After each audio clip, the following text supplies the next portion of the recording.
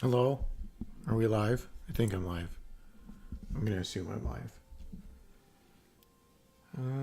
I'll just wait for folks to roll in, I suppose. Let's see, I have to familiarize myself with this. I haven't played in so long. What was the last thing that happened here? I became a teenager. What's boyfriend doing? Does this interest you? No, can't give him a gift. Have my pets. Here's mom. Tell her what I learned. I'm not smart enough to tell her what I did. There's Cal. Can't give him a gift. I'm not smart enough to do that.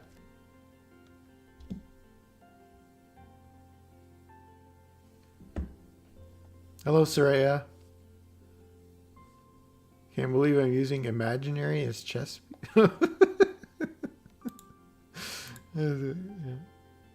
Help him with the animals? No, I don't want to help him with the animals. Let's see what's outside. No, it's not. It's my second highest of my brain stat, of my charisma stats. Look, I'm super brave and I have 11 empathy. I'm good. Let's see, is there anything to do outside? Explore nearby. All events have respawned. All events have respawned. Okay, let's head outside. We're going to survey the plains. I think, yeah, I just hit a new year. Okay.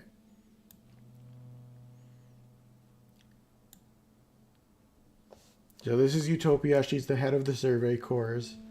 She's searching through the shit. She says, hey, sweets, you heading out? You and your boyfriend take care of each other. I gotta get through all this day's work on my end. It'll take me a day. Unless you're hiring to help. Do I want to help her? No, I don't want to help her. Alright, but you know I've been on the lookout. Let me know if you want to apply later. Yeah, I'm not helping you, lady. I want to hang out with boyfriend.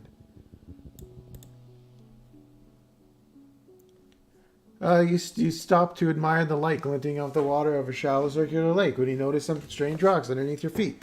They're pink and red, bobbing in the shallow water. The rocks are flashing gold and yellow. This time the one, then that one, then the pause, then that one, and then the first one again. You thought it was a reflection of the sun, but the rocks are glowing themselves. Let's touch a random one. 1 second, folks.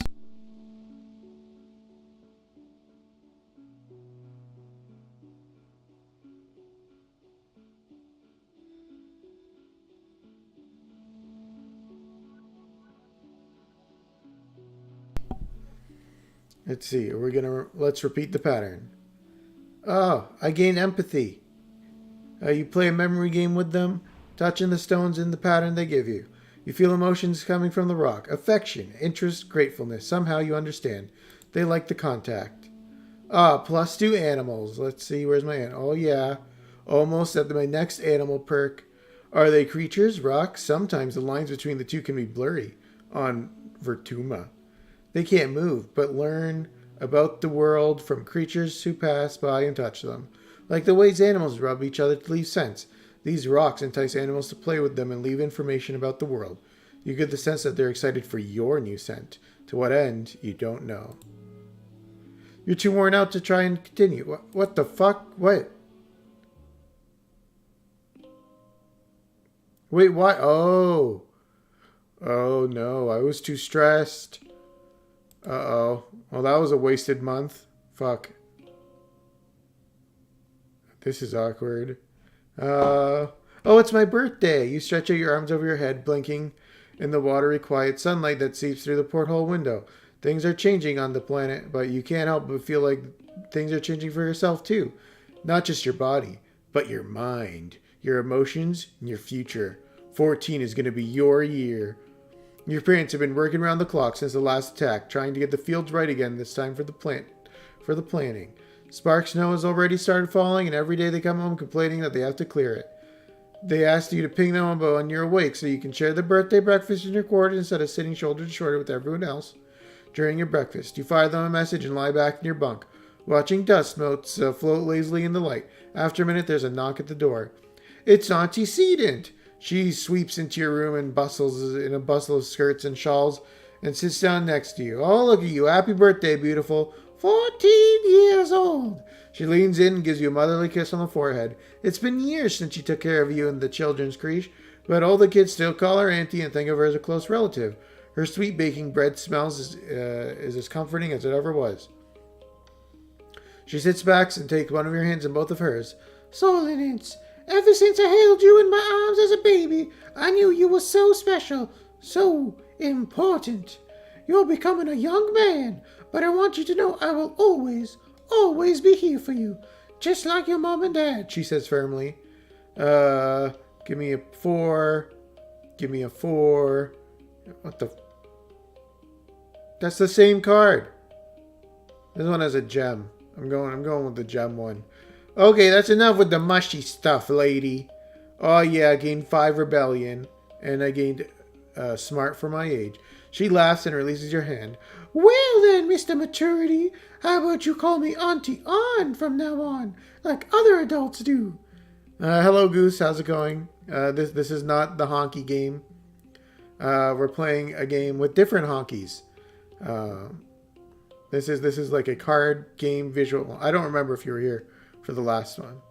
Yeah. Oh, you will not stop me, Goose. So we're going on. I'm hanging out with my boyfriend and my future boyfriend and my current boyfriend's boyfriend. Oh, hello, Mark. How's it going? Let me switch this just to live chat so I don't miss anything. You were on fire with that voice. She skips into your quarters. Happy birthday, bud, she says, bouncing on your bunk. Way to get older. Enjoy being 2 years older than me for a few months. Oh, yes, this is Nem. Right, Nem is Auntie's daughter. I don't like Nem too much. She's a cop. I thought you were on your way to the med bay, Anne tells her, and Nem shrugs. Anne turns to you. Annie is supposed to get her menstruation cessation implanted. I don't know. Okay. Is there a re-ask? What does that mean? Oh, look, it's a CG. It's a CG of Nem. Mom, gross. Solis doesn't want to hear about my period. Anne smiles fondly at her daughter. It's nothing to be ashamed of, Annie. Getting your period is a beautiful thing. It reminds us that we have the ability to make life. It's a sign you're growing up and becoming an adult, and ready to take on the responsibility of taking care of that life. Nem wrinkles her nose and throws her head on your bed. I'm never making life. Ew, pass. Eek. Gross of Rooney. What's the matter, scared or... What the fuck? No. What? No.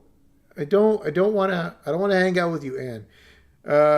What's the matter, scared?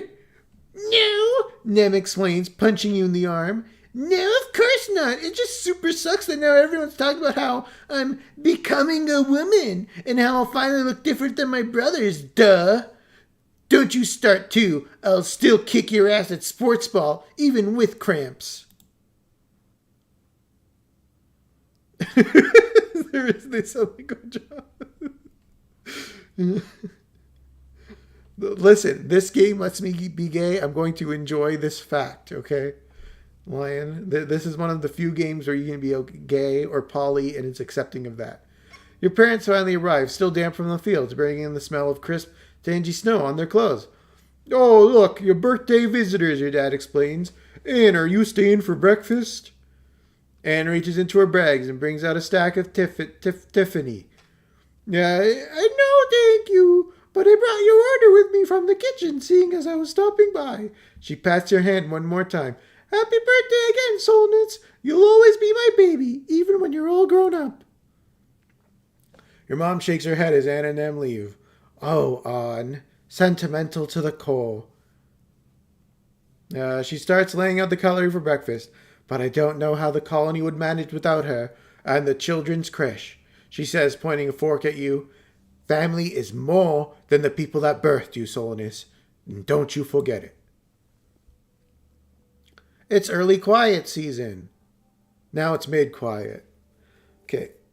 So I didn't realize I was stressed as fuck from the end of last month. So I can't do anything this month, unfortunately. I need to chill the fuck out. So I'm going to hang out with boyfriend on the roof. Let's relax on the walls with boyfriend. You entertain yourself by throwing snowballs down at the people from your hideaway on top of the wall. It's a ton of fun to watch them whip around, uncertain where the snowballs are coming from. You hope your laughter doesn't give it away. Relaxing. You took the month off. Which one do I want to forget? I'm going to get rid of the baby card. And I got +1 friendship with boyfriend.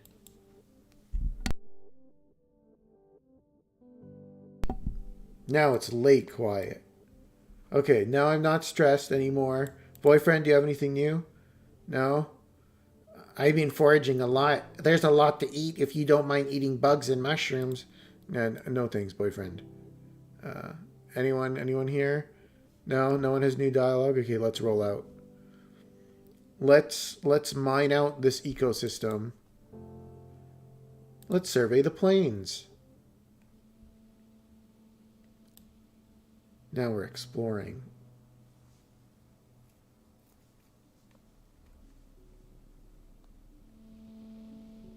What's this turtle doing here?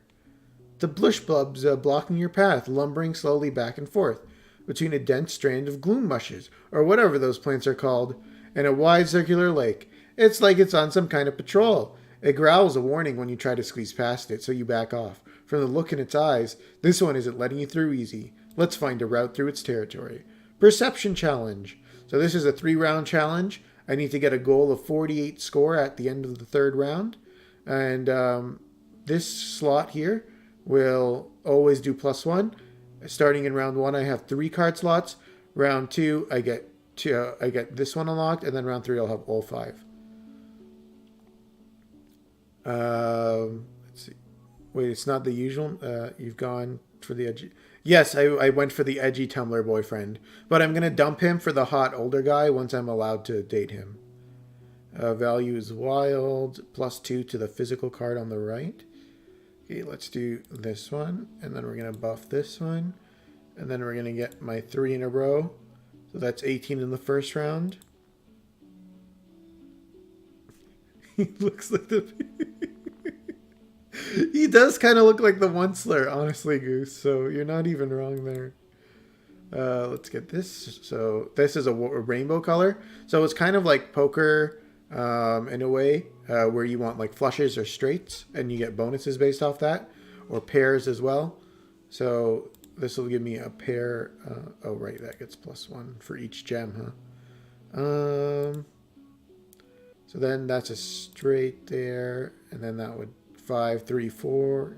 So 3, 4, 5 gives me a straight of 3, and then I have 4 of a kind. Yeah, he's a means to an end. I am not going to be using the stressful event card because I do not want to deal with that right now. Let's see. So unfortunately, that means I'm not. Oh yeah, I hit my super goal. So the way it works is if you exceed the current the mission goal by a certain amount, you'll get a bonus stat. And if you get the maximum score possible in the final hand, you'll get an additional bonus stat. But I would need to use these stressful event cards to do that, which add 10 stress, which is like the energy system of this game. So I'm not going to do that because I'm just starting my forage. If this was like the last mission before I was going to end it, then I would use it. But I don't, because then I'd overcap on stress. But at this point, it's too much. Victorious. Yeah, I did not get a very high score there on that final round. But that's okay because I got even more perception on my already capped perception. You sneak through the gloom bushes, crawling under them so Bush Bob doesn't see you. You nearly get stuck at one point and wonder, what if this had come to rescue you? Fuck, I should have failed this. That would be embarrassing. You find a route through and continue on your way.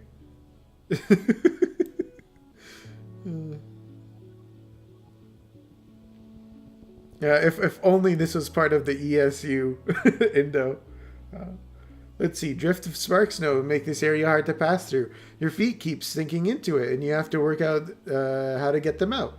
There's only one way forward through here, and it's an especially deep area.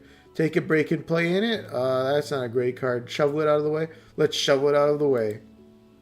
I gain 10 stress and 2 toughness. I am the toughest badass ever. You actually don't have a shovel with you, but you find a bush that you can sort of use like a broom to sweep through the snow. The spark snow is lighter and fluffier than you were expecting. Vacuuming with the bush causes the shower of sparks and tiny popping noises. It takes ages to clear the path, but it's oddly satisfying. Hopefully the next surveyor appreciates your hard work. +1 to physical cards. Red cards gain +1 in physical challenges. Yo, that's sick. Okay, I just got the toughness perk for hitting 30 toughness. So now whenever I do physical challenges, all my red cards get +1. That's massive.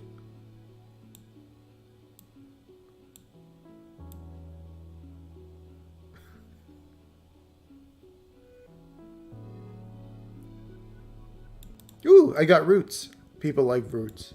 That's a gift I can give people. It's a cloudy day. You hear the crash of thunder somewhere nearby. Loud. Sounds like it's getting closer. Suddenly, a massive, impossibly tall something punctures the clouds and slams into the ground ahead of you. It's as tall as a skyscraper and a meter wide, covered with a chitinous bone, like an insect. You think it might be a leg. And then another crashes down. Then another. The creature's body must be up in the clouds, so high you can't see anything but the legs. The first leg lifts again and moves towards you. You're in shock. Your body simultaneously screams at you to stand still and run. Stand still, run, or stay calm and analyze its movement like a Chad. Need 50 perception? Well, I am a fucking genius perceptionist. So I'm gonna stay calm, and I'm gonna get this sick-ass Rainbow 5 gem card. Broken. You watch the clouds, and as the next leg breaks through, you dodge it. It slams down where you've been with enough force to crush a boulder to dust. This creature is so unbelievably massive, you're like an ant to it. Chitinous? Okay, thank you, Goose. He's not reading out loud the chat because I can't read everything that's being said. I have to multitask here. Okay, chitinous. Okay, thank you, Goose. I hope it doesn't come up because I will forget by the next time it comes up. +2 animals. Okay. +10 stress, -5. Oh yeah. So I think one of my perks, I think it's like a combat perk or my bravery, makes it so that whenever I'm exploring, normally when you do an event you get +15 stress, but because of my perk it only is +10. So boyfriend wants to talk, so let's see what boyfriend's doing. Diz and you are surveying together, though he's mostly just throwing rocks at things and seeing what happens. Ugh, this is so boring, he complains. We've seen everything here already. The other surveyors are going to cool places like the Valley of Vertigo or the subaqueous swamp, which is like real dangerous. Oh, if we just have to wait until we're older. I don't want to get hurt. Yeah, the plains are boring. Oh yeah, boyfriend liked that. And I gained rebellion. It's not bad, Diz says, suddenly defensive. I mean, it's really pretty. It's just, I want to go somewhere I can have adventures. You know what I mean, Solanus? This guy looks like that one emo. Yeah, the Onceler. Yeah. Diz is my boyfriend. He doesn't know it yet, but he's my boyfriend. I'm gonna leave him though once the hot older brother character becomes dateable. So Diz goes back to chucking rocks and complaining. We're just here all the time, even though we know everything about it. Utopia says we need to come back every year and take new readings. In quiet here and in pollen in the valley. And we have to be patient because we can't just take stuff without letting nature replenish itself. He sighs. And I mean, I get it, but it's still so boring. I want to explore other places.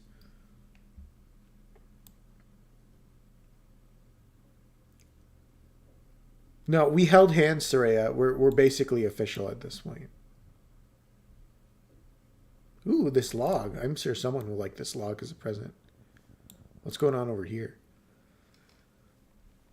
One of your jobs as a surveyor is to document the flora and fauna. You see a thing, a skittish flock of really long insects. Each one has 10 to 20 sets of wings, like long rods with knobbly bits and at regular points. They're moving so fast they're almost a blur. You've got a camera built into your hollow palm, but it's not equipped to capture difficult shots like this. You need to put in the work. Let's try and get close, because I'm an animal wizard. Oh, it's another 3-part challenge, huh? That's kind of fucked up. Let's do this one, and then wait, what's a card becomes red? Yo, yeah, I'll take advantage of that later. I don't think you said that. What are you talking about, Soraya? Let's see. Set neighbors values to this. So I can do that. I don't have any gem cards right now. That's kind of annoying. So I'll put this, then I'll put this, and then I'll put this crying one, which will become red, and then I'll put this one. Yeah, this wasn't a great hand here. God, these fucking stressful events, man. They're really like bogging down my game here. So 4, 4, -1. This 6. That would lower my score, right? 24, 23. No, 24. Hey, let's win this shit. Nice. +2 animals. Cautiously, you cautiously crawl up beside your subject, raising your hollow palm to get the best possible picture. Uh-oh. +5 stress, +$5, +2 perception. The cards you don't use from your initial hand stay. Yeah. So everything you don't use stays in your hand, I think. Yeah. I don't think there's a hand size limit. At least as far as I've gotten so far. Ouch. Just as the camera takes the photo, your subject bites you on the finger. Ah! You hope it's not venomous. On the bright side, you got the shot. Animal level 2, extra gear slot. Equip an additional gear. Oh, yo, that's pretty sick. Let's go to gear. Okay, so now I can equip an animal here. Let's see. Gain 1 less stress, +1 bonus to pairs, +5 to animal, +1 skill on challenge win, +1 bonus to straights. And that's a pretty good card. Although maybe the +1 to challenges just in general is better. There's probably later abilities that I can pick up, Soraya, that would let me do that. Or different gear. At the edge of the circular pond, something sparkling catches your eye. Well, everything around here sparkles, but this thing really catches your eye. The water in the little lake is deep and milky, though, and you can't see the bottom. It's completely still. Almost too still. And so perfectly circular. You remember you've been warned about getting too close to these pools. Bravely approach the water. I'm brave as shit. I can handle it. 5 kudos if total equals goal. Let's see. So we're going to do... Oh, it's not a muscle challenge? Oh, that's good. Okay, so 3 and a 3. And a 4. I wonder if this is the Twilight version of vampires, Mark. Let's do this one. Oh, it'll be -2, but then this will give me a +1. And then +1 for each other gem. I'll do the stressful cry here. Okay, so I can do this. And then, so that would be a 3. It'll give +2 to my next right one. So this will become a 6. This will become a 5. I don't have any other gem cards, huh?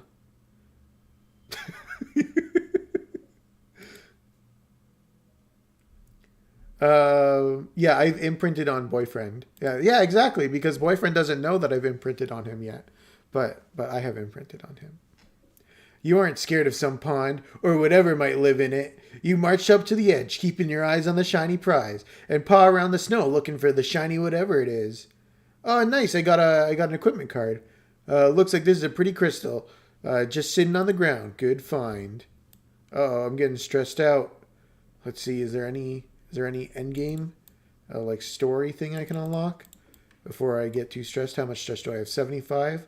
Okay, I can handle a couple more events. Let's see, I can skip that one. Anything new here? Oh, whoa, I can just walk through events? What the fuck? That's broken.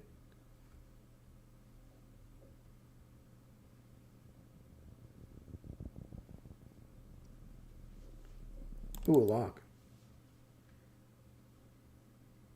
This place is a maze. Oh, shit. Okay. This is an important event. Let's see what it is. There's a deep, perfectly circular pond filled with clear, crystalline water. Small, transparent creatures like jellyfish bob around it, rippling with iridescence. Boyfriend is with you in a characteristically bad mood. Despite the jaw-dropping beauty of his surroundings, he plops grumpily down on the bluff to watch the water. Let's watch with him.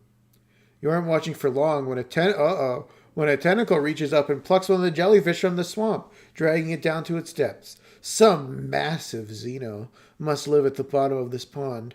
Fascinating. As you watch, it plucks two more. It seems to prefer the larger, older ones. Maybe it's like a farmer tending to this flock, or it's just a very sneaky predator. +2 strength. You take some notes, particularly that you should think twice about swimming in any of these ponds. Oh, on that note, let's go swimming. When you were very young, you learned to swim through the air in 0G. Swimming in the water is different, but some of the principles are the same, so you get the hang of it pretty quick. It's invigorating. You stay near the shore and let the jellyfish tickle your feet. It's going great until a tentacle grabs your ankle and everything goes terribly wrong. +10 stress. You flail your arms, fighting the gentle pull of the tentacle. Boyfriend watches from the shoreline. You think he's frozen in shock, but when you call out for help, he only frowns in thought. Help me, you nullhead, or boyfriend, help! Diz moves closer to the pool. Panic doesn't help, he mutters. Calm down. Just calm down, see? You stop flailing and the tentacle stops pulling. See, it's not pulling you under. It's just checking you out. What the fuck is going on? After a while, the tentacle releases you and disappears into the depths. Diz helps fish you out of your deceptively deep pool and helps wring out your clothes. I thought I was going to die, stupid? Or say nothing. Say nothing. Don't do that again, Diz says, sounding furious actually. If you drowned in there, it would have been my fault. Don't ever do that again. Yeah, I don't like what that tentacle was doing. You realize he was upset because he cares about you. Aww, in his own way. You mumble a thank you and get a towel to dry off. Let's keep exploring. Okay, I can do one more event before I'm too stressed out. So let's do this one. There's nothing much out to find out here, but the peaceful atmosphere is great for contemplation. You find a particularly beautiful little plateau where you can see the plain spreading out before you, like a picnic blanket. Round lakes dotting the land like glimmering mirrors into the sky. Diz is scouting further ahead. He was eager to find some adventure. Let's catch up with boyfriend. There's no adventure where Diz is either. There's some peaceful territory right there. Boring. You're too worn out. Time to go home.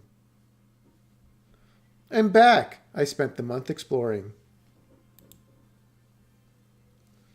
It's no longer quiet. It's now pollen season. Yo, boyfriend, what's going on? You got new dialogue? You leave the front gates and see boyfriend talking to one of the senior surveyors. He listens intently to their instructions, and the surveyors hands him a satchel of instruments and claps him on the shoulder before walking away. Diz turns to you. Hey, Solonins, he says. He hikes the satchel on the soldiers and gives you a shy smile. It's still kind of weird to be allowed to be outside the walls. Remember when we used to sneak out? What's the weirdest thing you've seen? Why do you like exploring? Or let him fuck off. Remember when we used to sneak out? Diz's eyes crinkle in the corner of his eyes. It was so easy to avoid Chief Surveyor Tonin, he says wistfully. What's the weirdest thing you've seen? Diz looks up in the sky with a thoughtful look. There's this big rock in the western ridges that's almost totally flat on top. When I get near it, it makes me feel happy. He smiles. It's so strange, and it's really hard to leave. The first time I went there, I laid on top of it for so long that I almost missed the transport back. I know it's my job, but I haven't told anyone about it yet. I don't know how to explain it, but it's almost like it wants to be kept a secret. Sounds kind of romantic. An isolated place that makes you feel good? Yeah. Diz blinks at you, like the thought truly hadn't crossed his mind. He frowns. I guess, he says as if the words taste bad in his mouth. Upgraded Diz's memory. Diz's secret too. Diz looks pretty busy, so you say goodbye and let him get back to his work. You'll have to let him keep some of his secrets. For now. Learn Diz more. What the fuck? That's so ominous. What does that mean? Does this interest you? Do you want this root?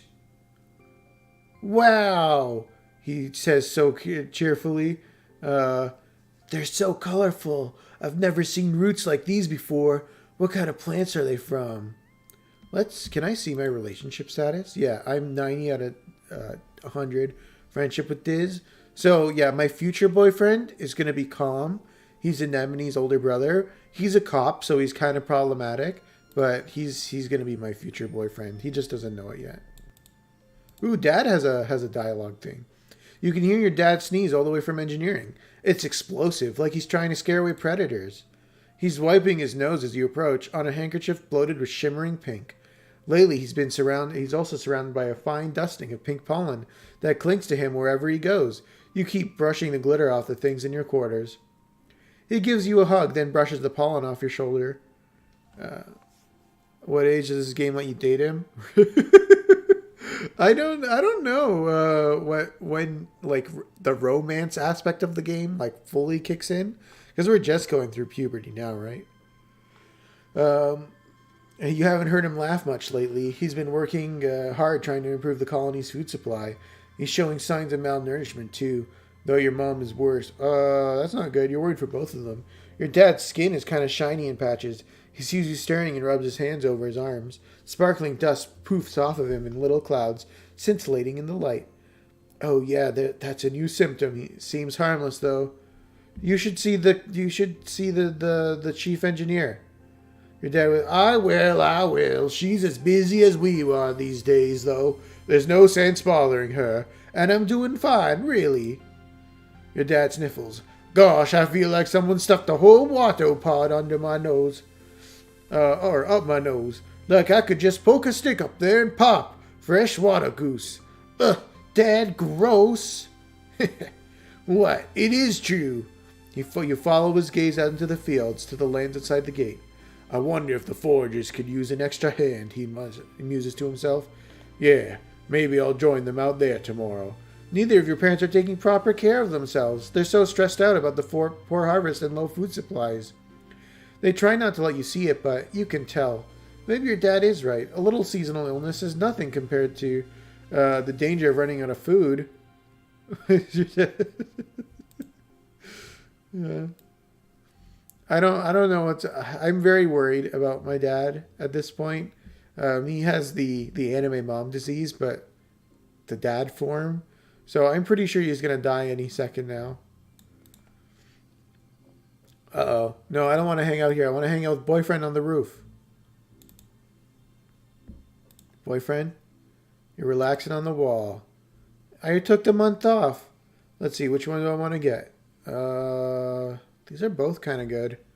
I guess I'll get rid of the fart harvesting mushwood. You're at lunch with your parents. Sliced soy cakes and watery broth again. Great. When they put down their cutlery and look at each other, then you. Souliness, your mom says. There's something we should tell you. We've tried to shelter you from some things, but we think you should know why we've been working so hard in geoponics. There's a meeting after lunch. I want you to come with us. Okay. You follow your parents to the council room. Mars is fucking Mars is the worst. Mars is also tagged along with you, and they take a seat near your mom and Anton at the start of the. You talk to the council. After Eudicott's the old lady. She's the head of the council. Officially calls the meeting. She gestures you to your mom. I'm not going to mince word, your mom says firmly. All our efforts to increase food production in geoponics have failed, especially given the failure of the pixie beans. The destruction of the fields during the last attack put the nail in our coffin. By the end of the year, the colony will run out of food. The rest of the council murmurs in concern. You and Mars exchange horrified looks. You've been doomsdaying about food supply for 2 years, Flu. Rhett's the big guy here. Questions. Do you mean to say we're past the point of no return? Your mother nods grimly. I'm afraid so. Even with rationing, without securing a vermouth food source, our supplies will run out by wet season. She gestures to Anne, whose face is grave. Anne and I have gone over the supplies and come up with food plans. We've crunched the numbers. Your mom sighs and spreads her hands. I'm sorry. Geoponics should have been producing better by now. We should have been able to wean ourselves off of soy rations. During a whole worm transit, when we lost our hydroponics in the hull breach, she sighs again. I know I've said it so many times, but our crops just don't grow here. We needed those algae tanks. We needed the microbial soil from Earth. Weren't we told earlier? Adults screw everything up. It's not Mom's fault. Adults screw everything up! The council looks at you with surprise and then contempt. Euclidot chuckles weakly. Imagine being carried for so long and being upset that your feet could not be cut off by the rocks. She waves one shaking hand. Seeing the future is the privilege of youth. Thank goodness we have them to point out our flaws. So what do we do now? Instant says. Starving to death is not an option. No, it's not. We need to secure a food source this year, before our rations run out. We're working double shifts in geoponics, but it's not enough. We need more people planting, tending, turning the soil. We need more hands. I can pull back the surveyors and focus on foraging native plants, Utopia offers. Even the young folks can help. If they've proven themselves around the survey equipment, I'll send out a holo message later. Unlocked forage in the valley in expeditions. Gain status starving. This is great. Oh, what is the proposal, Mark? This has been the burden of geoponics for too long, Euclidot says.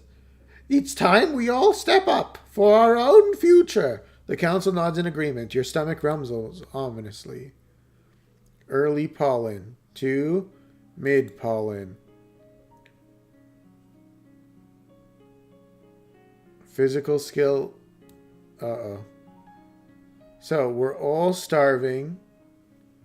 So let's start foraging. We should be able to forage in the valley now. Forage in the valley. It gives me +2 perception, which I don't have. And +2 biology.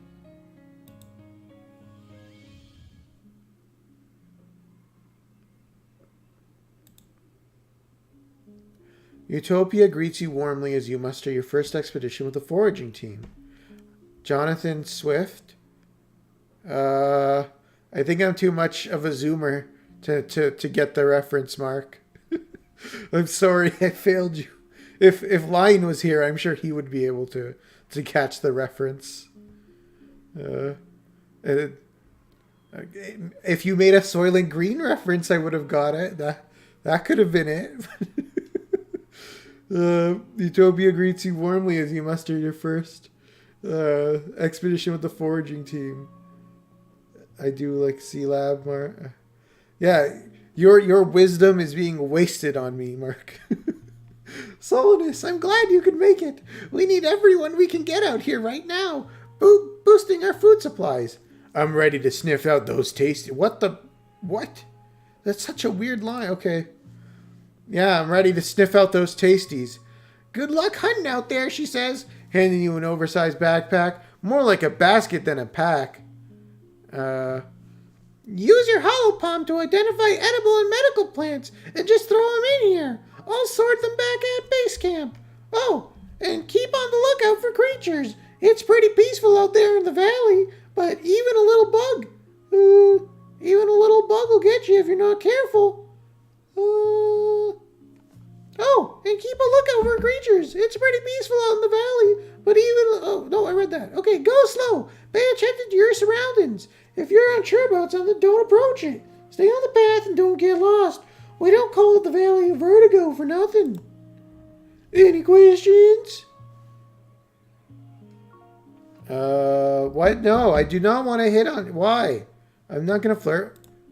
She's also 13 years older than me? I'm 14. This is a problematic dialogue option. Will boyfriend be with me? She looks like she's trying not to smile. What? No, This is good at finding new things. Just not so much of the same thing over and over. You'll be okay though. You won't be alone out there. You're doing important work. You're about to leave when Solonus when Utopia snaps your fingers. Hold up, Solonus. We're also investigating some species we might domesticate. Those we'll want to tag and capture. Ideally, we're looking for herbivorous creatures what already live in herds and either produce something edible or reproduce quick enough we can slaughter them for meat. If you see anything that fits the bill, take him and bring him back.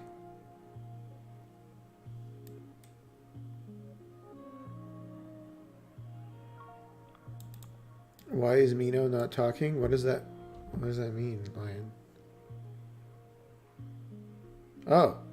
When did Mino come in voice? Okay. I don't know why Mino isn't talking. I didn't even know he was here. Okay.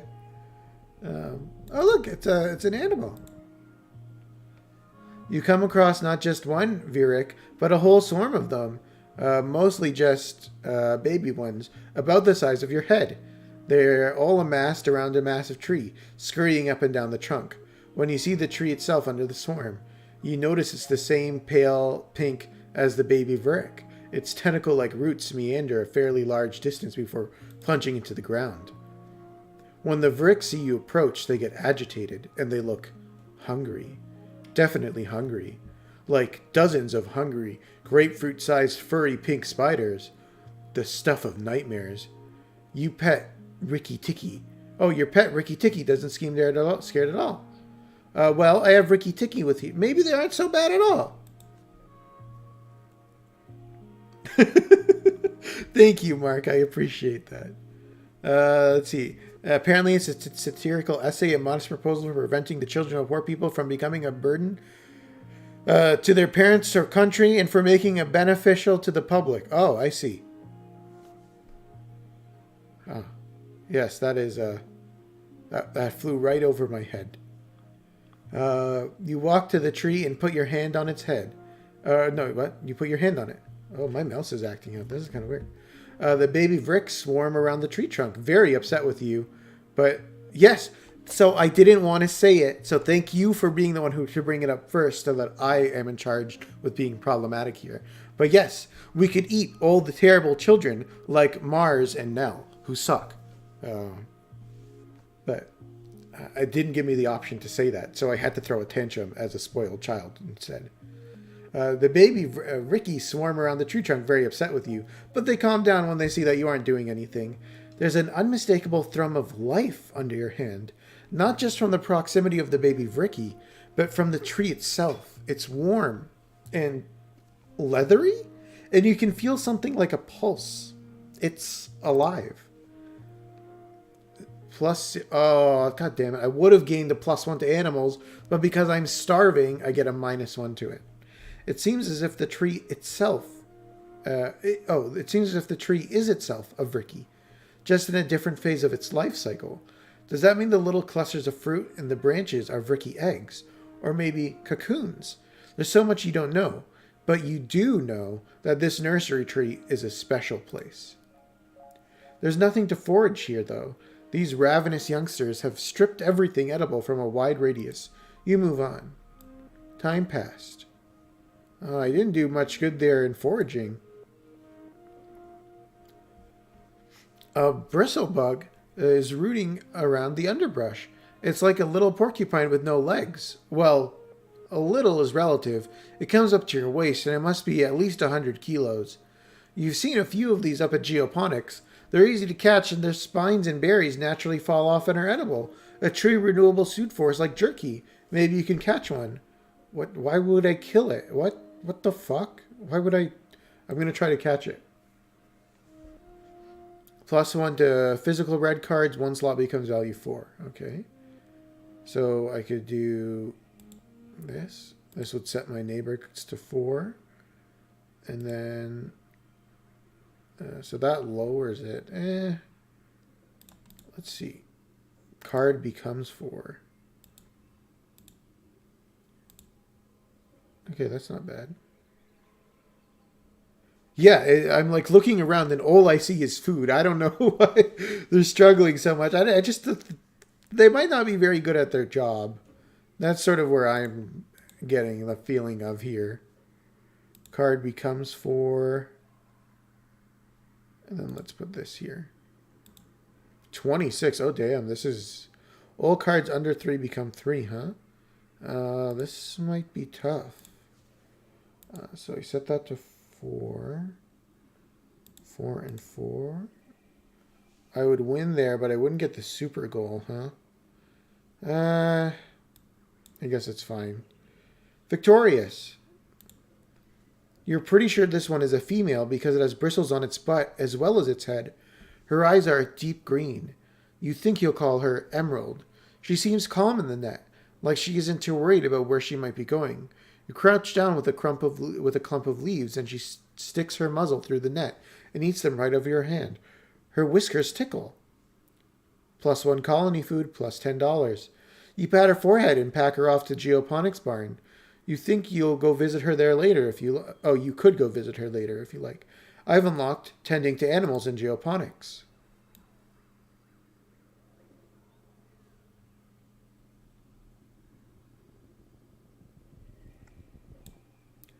Yeah, it feels like a bad time to be a picky eater, Soraya.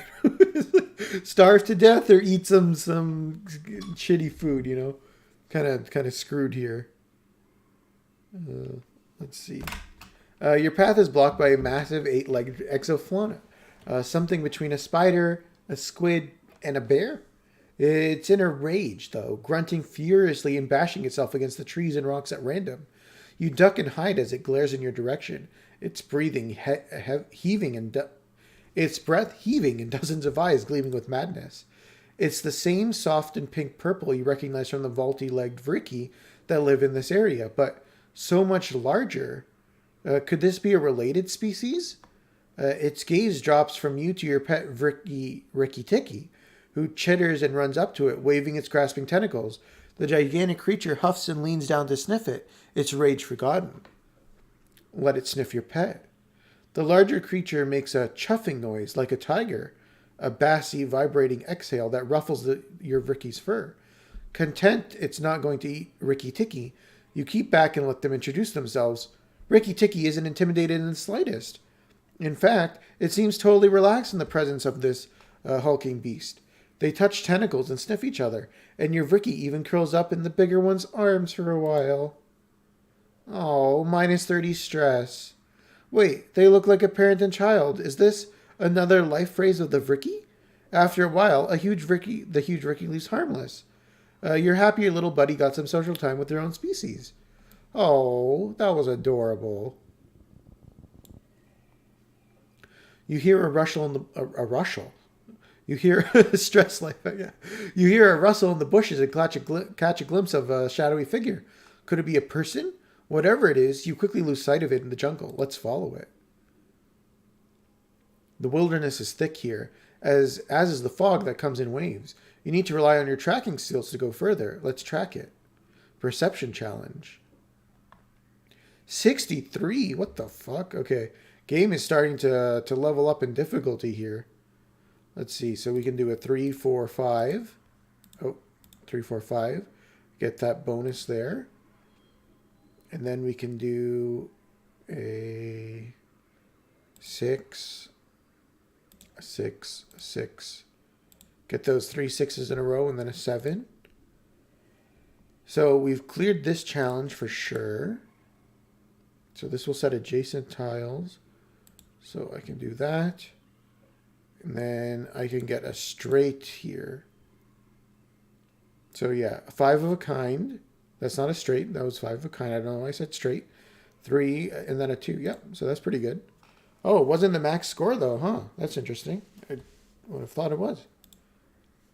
You're looking for a person, so it surprises you when you come face to face with a weird looking creature.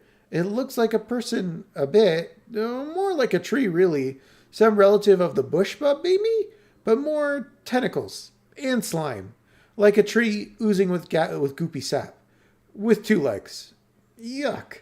It makes a sort of baroo noise as you at you as you back away, though. Okay, that was interesting.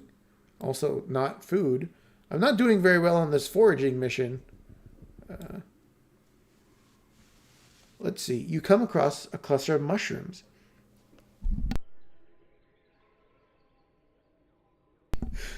Yeah, I feel like everything in this game is very predatory, Mark. I don't know what to say. I want to avoid everything here. Yeah, there's only one way to find out. Well, there are a few ways if you're not a coward. Let's identify the mushrooms. I don't have a very good biology score. I'm sure this will be fine. Random card locked in slot. Okay. Is that going to be for all the rounds? Well, let's do this. That's 3 in a row. Yep, it's going to be for all the rounds. This will be interesting. So I can do a 5, 4. Oh, that won't be a 4 anymore, huh? That'll become a 6. Oh, it's not a physical challenge, right? 5, 4, 3. I can't get a 2, though, unfortunately.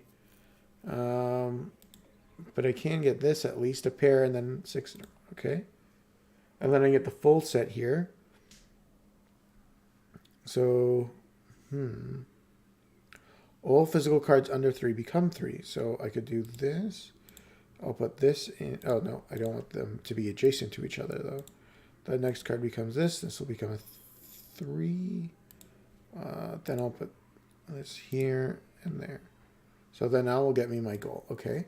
Victorious. So I was only 3 off. Plus 2 biology. That's good. You determine these... Wow. Okay. You determine these mushrooms aren't only poisonous, but explosive as well.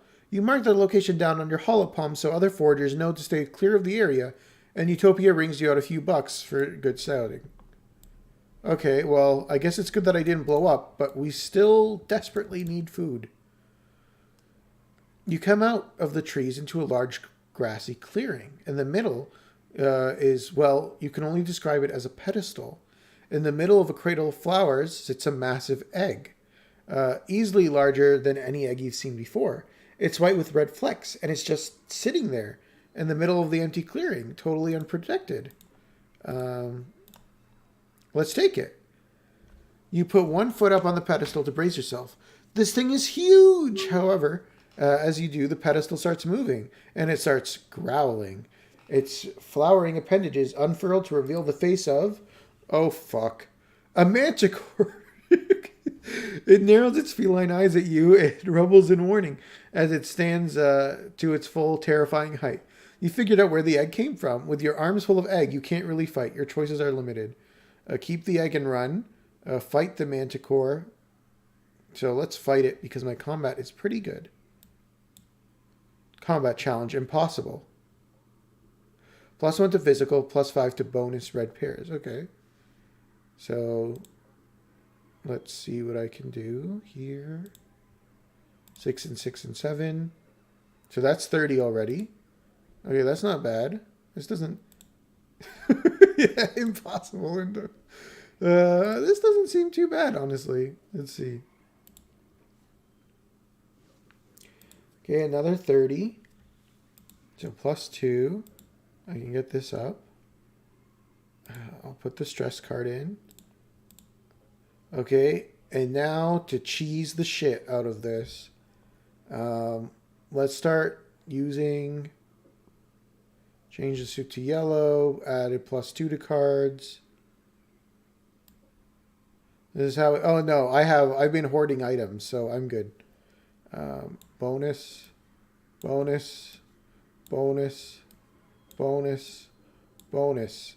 I did it. Impossible my ass. Oh, yeah. 41 to 41. +10 stress. +1 buck. You're equipped with only a utility plaza cutter, but the manticore is hesitant to really attack you for fear of harming its egg.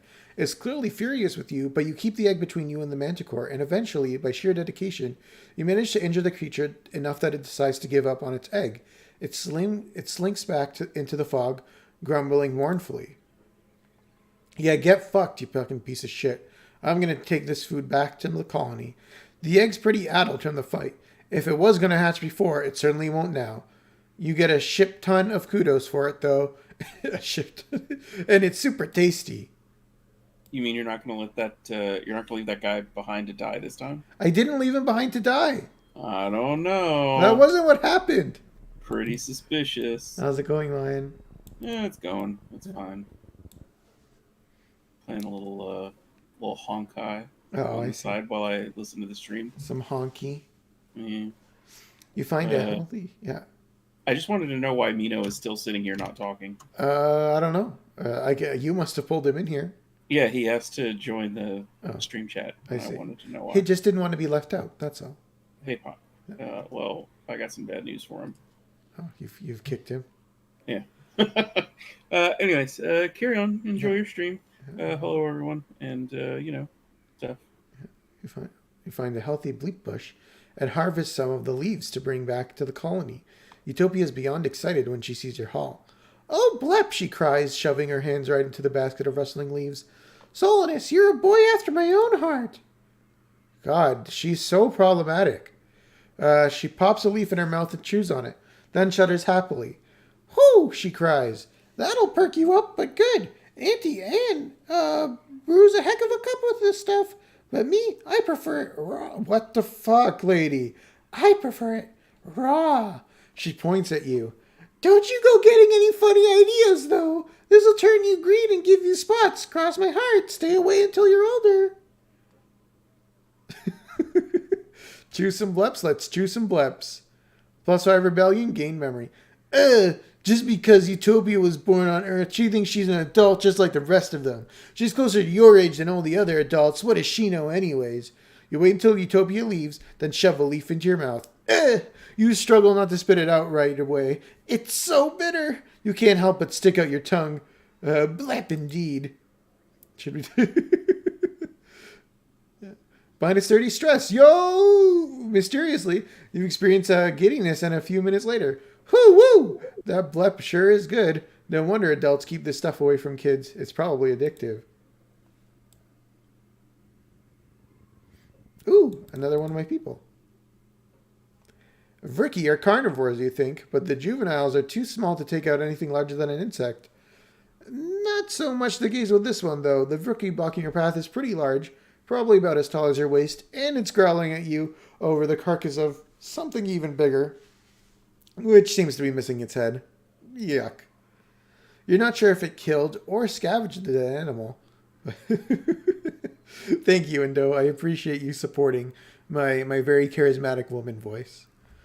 But it's dragged it onto the path and looks ready to fight you. Fight it, wait for it, or find another route. Let's fight it. We could maybe harvest some of its body stuff. So let's do a 6 and a 6 and 4 here. Okay. 23, not bad, not bad. So then we'll do a 6 and a 3. So this, oh, +1 there. And then a 3. So that's a pair of 3s. And then I'll do this gem card too. So now, playing in the snow, why does this have +1? So I could do 4, 5, 5. Okay, so I've hit the goal. And then Stressful Cry. And +1 for the other gems. 25. Nice. Victorious. I gained 2 biology. You chase Frickery off and claim ownership of the dead animal. It's no prize. It's completely rotten. Not even worth calling the retrieval team. What a waste. Fucking hell. God, this foraging mission has not gone very well. I've only gotten 2 items so far. Oh no. You're alone, exploring an unmapped area of the Valley of Vertigo. The pollen is thick here, and your air filter is overworked. A warning light has been flashing orange for the last 10 minutes. But there are plants here you've never seen before. Flowers with intense rainbow hues and strange lumps of fungal matter which pulse as if they're breathing. You cut some samples. Utopia will totally give you extra kudos for these. The pollen is especially thick up ahead, deep fuchsia and shimmering with color. Everything here seems to dance with tiny flecks of reflected light. It's kind of magical. Let's press forward. Well, this doesn't seem good. You push forward into the suffocating pink fog. It's so thick you can only see a few meters ahead. You follow the glimmering towards where it's densest. You come upon a glade filled with what seems to be strange topiaries. They loom out of the glittering fog, each in the shape of an animal. They're all formed from the same spongy, glittering pink substance and dotted with finger-length fungal growths. You're so distracted you almost fall into a large hole in the center of the glade. Check for danger. You've seen plant-like animals before. Are these topiaries actually predators, waiting for you to get close? You've watched them carefully from the edge of the glade. They're completely still, not breathing. There's no signs of life. Good. Your envirosuit beeps a warning. Let's take a sample of the fungus. +1 shimmer cure. As you bend down to take a sample, you realize the dense, shining haze is coming from the topiaries. The fog is seeping out of the holes at the end of each fungal growth. You break off a few of the growths into a collection vial. You remember helping Tang for extra credit in biology class. She said that the shimmer, the seasonal illness that affects your dad in pollen, is some kind of colonizing fungal growth. Could this be related? Your envirosuit beeps a louder warning. Let's inspect the topiaries. The topiary you choose is a large, dog-sized quadruped, which appears to be kneeling. It's far too lifelike? As you get close, you realize with growing revulsion that this was once a living creature, now encased or transformed entirely into the sparkling pink fungus. It's dead. The more you think about it, the more you're sure this is related to the shimmer. Look into the hole. At the bottom of the hole is a cave. It slopes down gradually towards the cave floor, only about 4 meters below, then disappears underground. You aren't sure how far the cave continues past that point. It's dark down there, obviously, but not silent. There's some kind of strange, rhythmic whirring coming from farther inside the cave. You hold up your palm and shine your hollow palm's light. The cave floor glitters with pink fungus, and the air is ominously choked with it. Climb into the hole. You make your way down the gentle slope towards the cave. The thick, shimmering pollen makes it hard to see further than your hand. You see... What the fuck? You see 3 glowing vats set into the floor, like neon hot tubs, and an old-fashioned mechanical interface set into the cave wall. The reflected glow from the vats flickers on the cave ceiling, ghost-like and beautiful. You feel a strong urge to take off your mask and stay a while.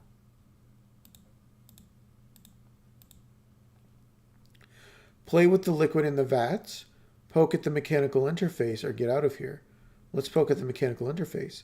Unmasked, you cross the cave and lay your hand on the interface. It feels spongy, almost alive. Okay, instantly you can feel your mind blasted open by everything, all at once, as if 1,000 pairs of eyes will turn their terrible gaze on you. You're thrown back by the shock, which brings you to your senses with a terrible snap. The pollen, the sparkling dusk, feels like tiny knives in your sinuses and a heavy choking pain in your lungs. Why did you take your mask off? You slap your suit helmet back on to see its light flashing red, indicating filter overload. You lurch out of the cave and back towards a checkpoint, barely able to breathe. You know you need to get out of here, but a small part of you wants to go back down there, to stay in this glade forever. As you near the checkpoint, Utopia runs out to help you. You instinctively turn back, unthinking, wanting to return to the fog. Those strange statues. You collapse in her arms. Escape the shimmering glade. Several days later, you wake. You don't remember much, just a great choking heaviness in your lungs, and the world swallowing you up and closing over your head. You have snippets of consciousness. You have snippets of conscious thought from the last few days, but it's hard to tell if it was a dream or not. -5 toughness. Gain status injured. You remembered Tammy sitting by your bedside, her cool hand on your forehead. But she's dead. That part must have been a dream. It feels like you had a fever, once, hot and sticky, achy all over, like you've been boiled alive. You're still terribly weak, and there is a pain in your chest like someone has been sitting on it. It takes all your energy just to breathe. You live, but your body took a serious hit, and you may never be quite the same. What the oh. You're back. You spent the month exploring. Mid pollen, late pollen. Okay, so just to see what the other thing was, I'm going to reload the save. So I'm not save scumming, but I'm just curious to see what would happen if I touch the liquid. Oh, nope, never mind. Not doing that whole instance again. Okay, I guess that's how they let you avoid save scumming. Boyfriend, I got fucked up in there. You're not gonna help out? No? Okay, let's start foraging again. Oh. I'm injured and should rest. How do I get rid of it? Oh, you're injured and should rest. Okay, well, I guess my decision has been made for me. Well, could I help out in cultivating the food? Tend to the animals? Shovel dirt. No, plus food, huh? Let's see, +3 animals, +2 empathy. Friendship with Cal I don't really care for, but I don't mind getting. You meet your dad by the animal pens, fresh and ready for your first day at your new job. Your dad laughs at your clean clothes and your scrubbed face.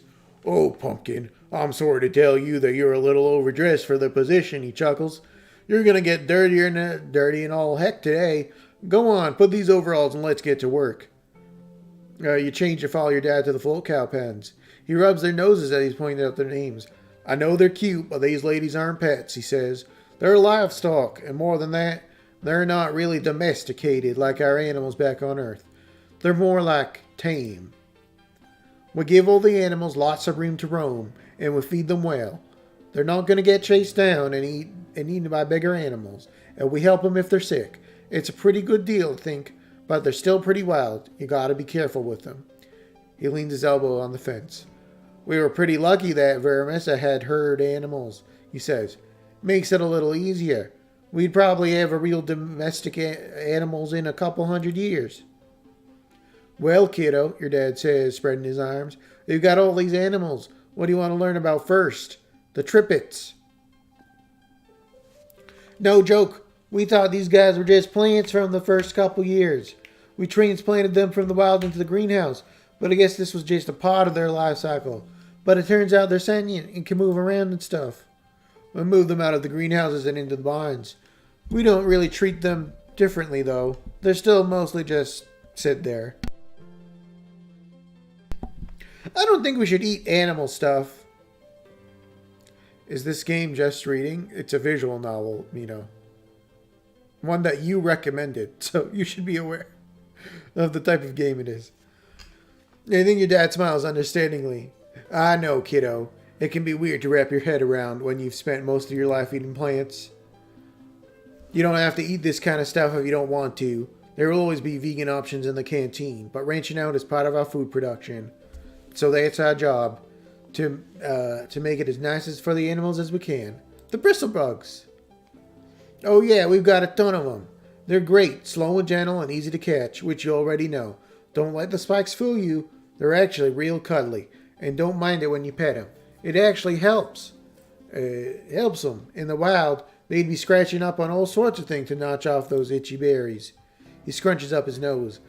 They're not really berries. They're more like eggs. Well, they're like berries, though, because they're sweet, and you know what? Never mind.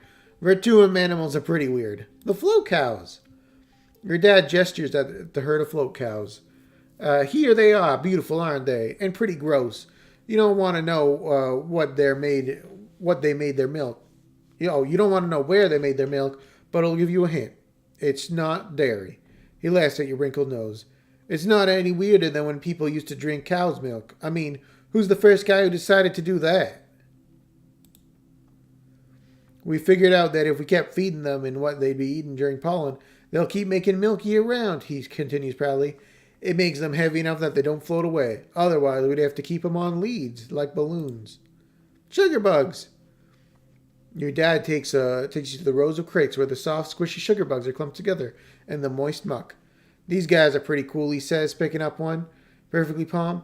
They're a colony just like us, and if you tickle them, you get sugar bug syrup. Pretty neat, huh? Let's get started. Great, that's the kind of energy I wanted to see around here. We need someone to muck out the float cow stables. They might float, but their poop sure doesn't. Hey, have fun. Tending to the animals. Oh, this is a challenge. I didn't realize that. Okay, let's do this, and then +2 for each other gem. Let's get this gem.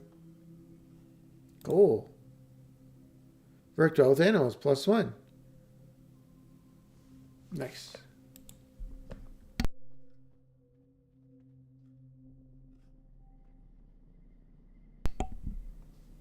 Early dust.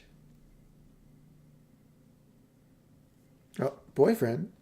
Where are you, boyfriend? Uh-oh. Where did boyfriend go? Hello? Hello? Can you hear me? I can hear you. Was I muted this whole time? Yes. How's it going, Mino? Oh, you're gone again? Okay. Going to... Thank you, Goose. Have a good one. Boyfriend gives you a short nod and climbs with the wall. He's good company if you're looking for the kind of company that leaves you alone. Doesn't bother you very much. He's looking for the same. You're a good match for each other that way. I get rid of this too. It's time for the Vermitulia, the yearly midsummer celebration where the colony thanks you for its good fortune.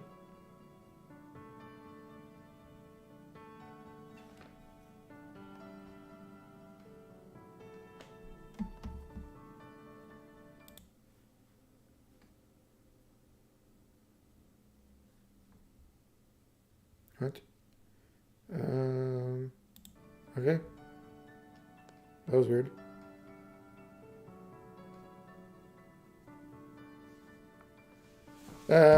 Let's see. Well, it would be, but you file into the main square. You can't help but notice the feast table is nearly empty. What Anne lacked in resources, she made up with care. The dishes are lovingly plated. Soy cakes glisten, steam rises from buns stuffed with mince, and there are great pitchers of vegetable broth rendered out from even the most inedible food scraps. There's a neat stack of sugar cubes for dessert. Whole sugar, what a luxury! In an underwhelming feast, that'll be the highlight.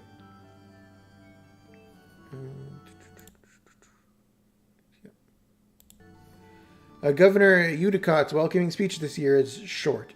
Her frail body trembles as she welcomes you to the Vermintilla with a dry, whispered voice. Then has to be helped off stage. Like all of you, she has been feeling the effects of the famine. Everyone clears away from the annual competition. Which one do you participate in? Hell no. Participation is for joiners. Let's do the bot biathlon. Plus your friendship with Cal, plus your friendship with Anemone. Com adds some new energy, adds something new every year, but no one's really at their best given the rationing. Running around sweating in the hot sun seems like a luxury nobody can afford, even you energetic kids. The spectators listlessly wave fans as Com announces this year's edition will be thumb wrestling. Last 30 seconds against Com or get a time penalty. Nem's face falls. No fair, she exclaims. Com's the shipwide thumb wrestling champion. He talks about it all the time. He's the worst. Com just shrugs and blows his whistle for you to get into position. 59. Oh, that's not too bad if my starting hand was in complete dog shit. Let's get this. 20. Okay, here we go. Here's some good cards. So 6, 6, 6, and that should be a 6. Nope, that's not how numbers work. +3 in the last pane, so that's a 6. There we go. Okay, this was easy. So 6, 6, 4, and 4. And that should be a 4. Yeah, perfect. Super goal. 31 under 35. What? What the fuck? You don't beat Com at thumb wrestle. Nobody can. He's the best. But you do manage to hold out for 30 seconds of maneuvering and fake outs. And double fake outs. The man is a monster. In fact, the things you learn from Com in those 30 seconds can be applied to the bot you have to wrestle at the end of the contest. You wonder how you never noticed before how much bot wrestling is finesse. Not just brawn. You win handily. Nem whines at Com for being unfair, but she still takes second place. After the minus 50 stars. After the festivities, the whole colony takes a few days off for break. Well, except geoponics and the foragers and the kitchens and everyone who uses the break from the usual work to help out in the places that didn't close. Okay, it's not really a break, but you try to take it easy anyways. Oh, I'm not injured anymore. Okay, cool. So we are now in mid-dust. So I'm clear-minded, no stress, and I'm popular, and we're still starving. So back to foraging, I guess. Okay, where did boyfriend... Oh, there's boyfriend. You scared me. You disappeared. Here, you like these roots, right? Take this root. Wow, so colorful. Thanks, my friend.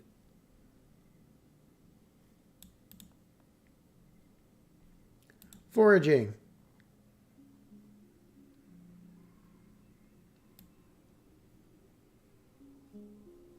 The Valley of Vertigo.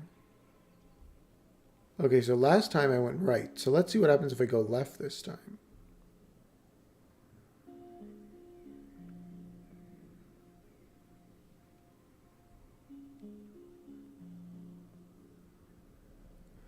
Okay, something here. Oh, this was a dead end. You come across a curious sponge-like hive, pockmarked with holes containing wriggling grubs and oozing a sweet-smelling syrup. Atop the hive was what appears to be the hive queen, looking like... Oh, wait. Her swollen abdomen is the hive. She's rooted here, probably drawing nutrients from the soil like a plant, while she tends to her larvae. Utopia mentioned these. It's a squeaker hive. Sneak up and harvest the honey. Animal challenge. 65? What the fuck? Okay, so 6. So 4 plus 2. So that'll give me a pair of 6s at least. This will be a 6. This will be a 6.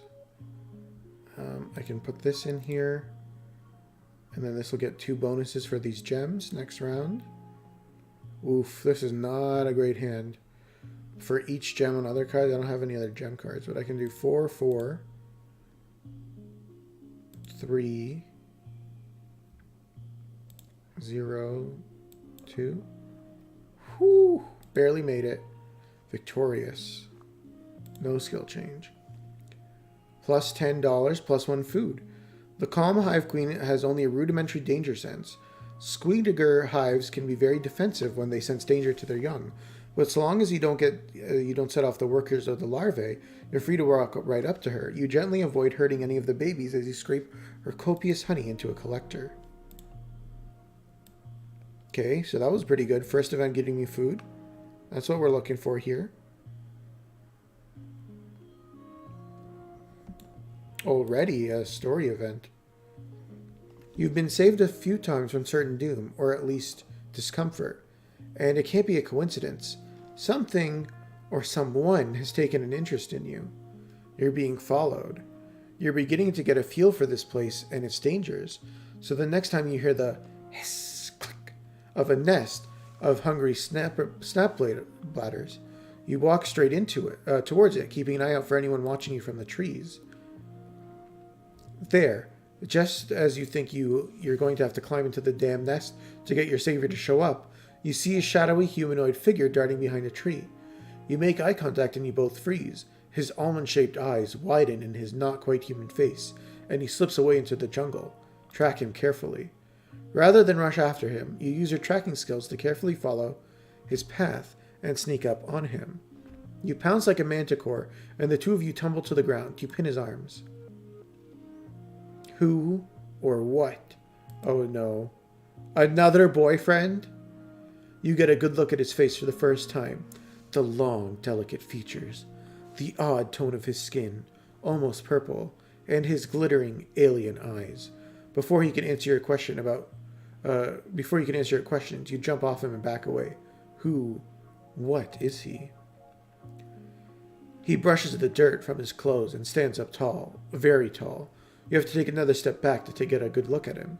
You catch a glimpse of his pale purple wrist under his tattered black sleeves. Delicate, like bird bones. I am a gardener, and you're trespassing on my planet. Now you can see all of him. You confirm he's definitely not human. Besides the purple tint to his skin, he's also just constructed differently. Human, but not. And taken as a whole, those little discrepancies add up to something that's decidedly alien. You're an alien. He laughs, a little infectious chuckle that sounds more animal than human. It goes on for a bit too long. You think he might be poking fun of you. Actually, you're the alien here. If you think about it. You do think about it. He's right. He jumps up onto a large rock and crouches, eyeing you thoughtfully. Let's make a deal, he says. He speaks with an odd inflection, putting the wrong stress on things, but the words themselves come easily through to him. I'm not supposed to talk to you, he says. It's against the rules, but since you've caught me, I can grant you one wish. He smiles mischievously. Is this a joke? I wish to know more about you. I wish for 1,000 kudos. I wish you'd stop laughing at me. I wish to know more about you. He gives you a long, sly look. In time, sullenness. I hope we... He pauses, his eyes unfocused for a moment. He stares straight ahead, unblinking. Then he slowly stretches like a cat and stands up. Well, this has been fun, but I'm afraid duty calls. He doves off an invisible hat towards you. My name is Symbiosis, by the way, or Sim if you like. He jumps behind the rock and disappears. Literally, he disappeared. You search all around and can find no trace of where he might have gone, or how. Stars! You just met an alien! Oh, that was weird. Done.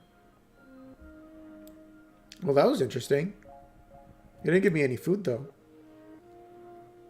An absolutely enormous tree forms part of the path here. Its roots cut natural stairs into the path, and its magnificent canopy of large flat leaves completely blocks out the sky. They arch overhead almost to the ground on the other side.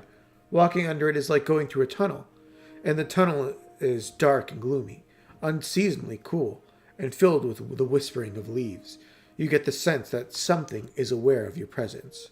Whisper back. 65 again, huh? God, these red cards. I really need to get rid of this. Play sports ball is just not cutting it anymore at this point.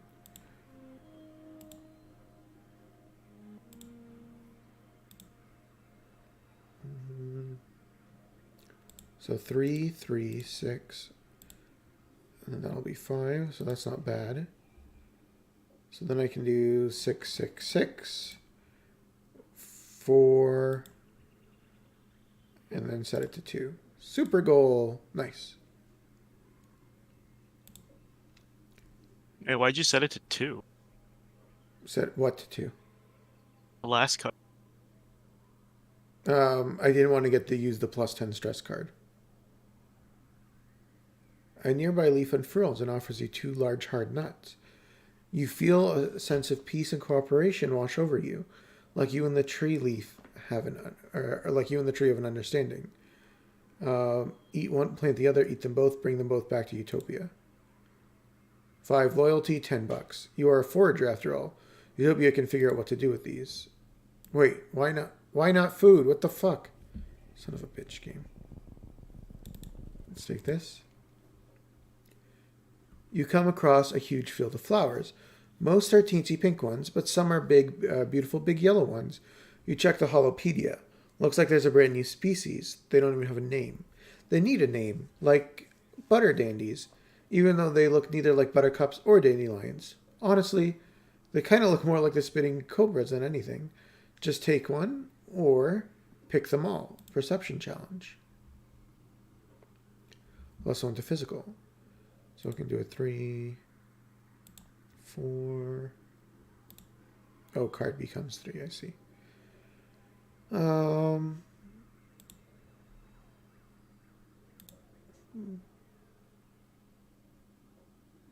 Value is wild. Might as well. Next round. +2 for each gem.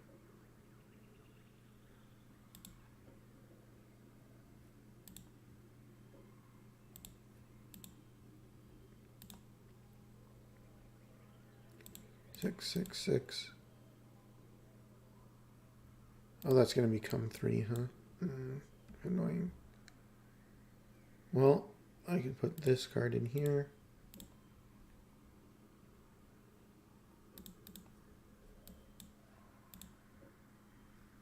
Why do you have Fluttershy's dad deck? Why do I have him? Because I saved his life? Oh, he didn't die? No. Well, so he died later, but Oh. yeah. But when I saved his life originally, I was able to get his card. So you didn't save it enough. No. Thank you for stopping by, Indo. You notice? Well, I don't know how this game works long term, right? I just know that there's cycles. So maybe I'll be able to save him fully, but at this point, I was able to save him once, and then he died during the raids. You notice there's a distinct difference between the blooms. As you watch the insects buzz from flower to flower, you notice they leave a trail of slightly more pinched-looking specimens. The pollinated ones will likely close up and shrivel by morning. With this knowledge, you pick 3 healthy, unpollinated beauties. This foraging mission is going really poorly. I've only found 3 usable items so far. You've spent some time in geoponics, so you know your way around a plant or two. Walking through this area, you notice something different about it. The bare ground feels bouncy, like a trampoline, and the plants all look weirdly stunted. Not a lot can stifle nature here, so it's honestly a little weird that there's no grasses or mosses growing here. Notice the strange spongy soil. You peer down at the odd bouncy ground. It's pink and fleshy, and wait, is it even ground? You kneel and take a closer look, more like a kind of dense moss, or coral maybe. You press a hand into the moist, squashy substance. It smells sweet and starchy, like cake. It blankets the ground here in a thick, sponge-like layer, swallowing up everything it touches. Gross. But it smells so good. You dig a large chunk of sponge cake up to bring back to geoponics. Further analysis is needed, but you have a good feeling about this one.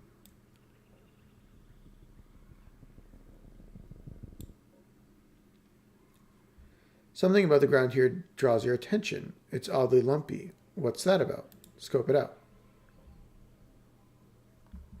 5. This will become a 7. I don't have anything else to really go with it.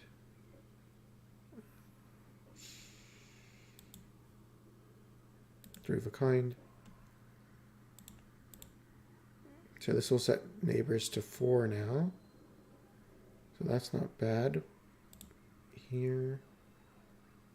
And then 4 of a kind. Okay, very good. So then I can put 2 4s. Get this gem out. So I have 2 gems, so those are 5 each. Can I structure that differently? 2 pairs? I don't think so. Perception +1. Nice. Whoa, it's a Watato minefield. Underground, the recent rain has swelled the young melons to burst. You better watch your step, or you'll end up knee-deep in Watato juice. The good news is they're tasty. Forage one. +$10, +1 colony food. They're so dang heavy, the calorie-to-weight ratio isn't optimal. Most are too young, but you find a ripe one. Take it up and roll it back to the depot. What year is this? How old are you? I am 14? I am 14. And I know the game goes up to 19. Oh, is it 19? I thought it was 18. Yeah, I think at the either when you become 19 or the end of 19. That's what it said in the game's like tutorial, but I don't remember which one it was. So it could be the end of your 18th year. You decide to take a shortcut through the jungle to a path you were sure was just up ahead, and now you're lost. Everything looks the same here. The plants are too high to see any landmarks, and you swear some of them move around when you aren't looking. You try checking your position with your hollow palm, but the damn thing isn't working. You won't connect, and it won't connect to long-range communications either. Typical. Utopia did warn you that the comms are flaky out here. You think you can tell north from the position of the 2 suns, but that's it. Let's orient a way out of here.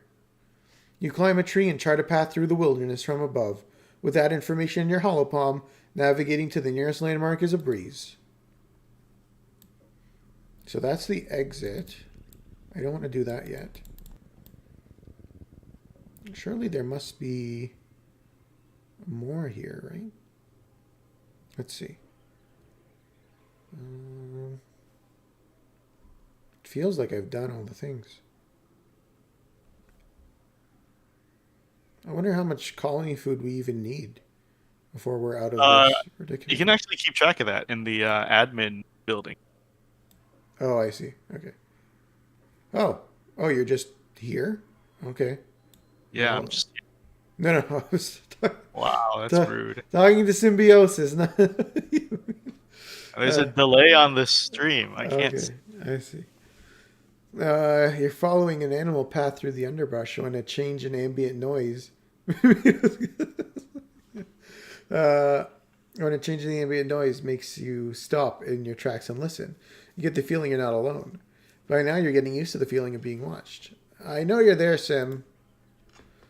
You're answered with silence, and you have the fleeting thought that if you're right, you probably sound pretty cool. And if you're not, you're talking to yourself in the jungle like an idiot, and no one else is around to see it. A tall form steps out casually from behind a rock. "Why, hello there," says Sim, smiling. He bows to you like a courier.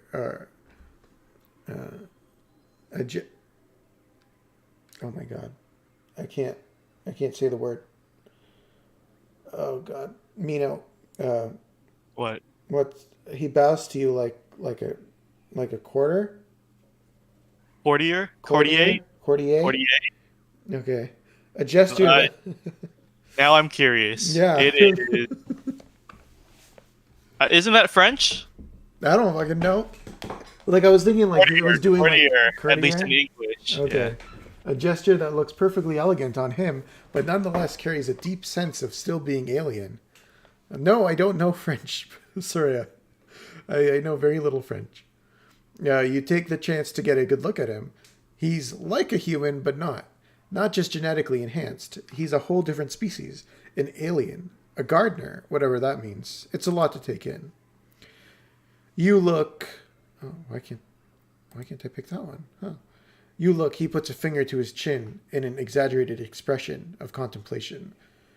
Like a wide-eyed sugar bug. His hair slithers around the sides of his head, like it's trying to get a better look at you. He looks like a anime Snape. He really does. He looks like a twink anime snake. He looks like what does his black coat and long black hair remind me? I was gonna say like a Kingdom Hearts character, but I don't think so. Yeah, I mean, like the robe is kind of like an organization coat, but yeah, it's definitely very, very Severus Snapey. Why do you keep following me? Because, my sugar bug, you're about to stumble into a nest of young snap bladders. I thought you might need rescuing again. Sure enough, you realize you can hear the mewling ahead. Even the nestlings can be deadly in numbers. And with that warning, I believe my job is done here. He purrs and turns to leave. Wait! You call out to him, but he disappears without a trace.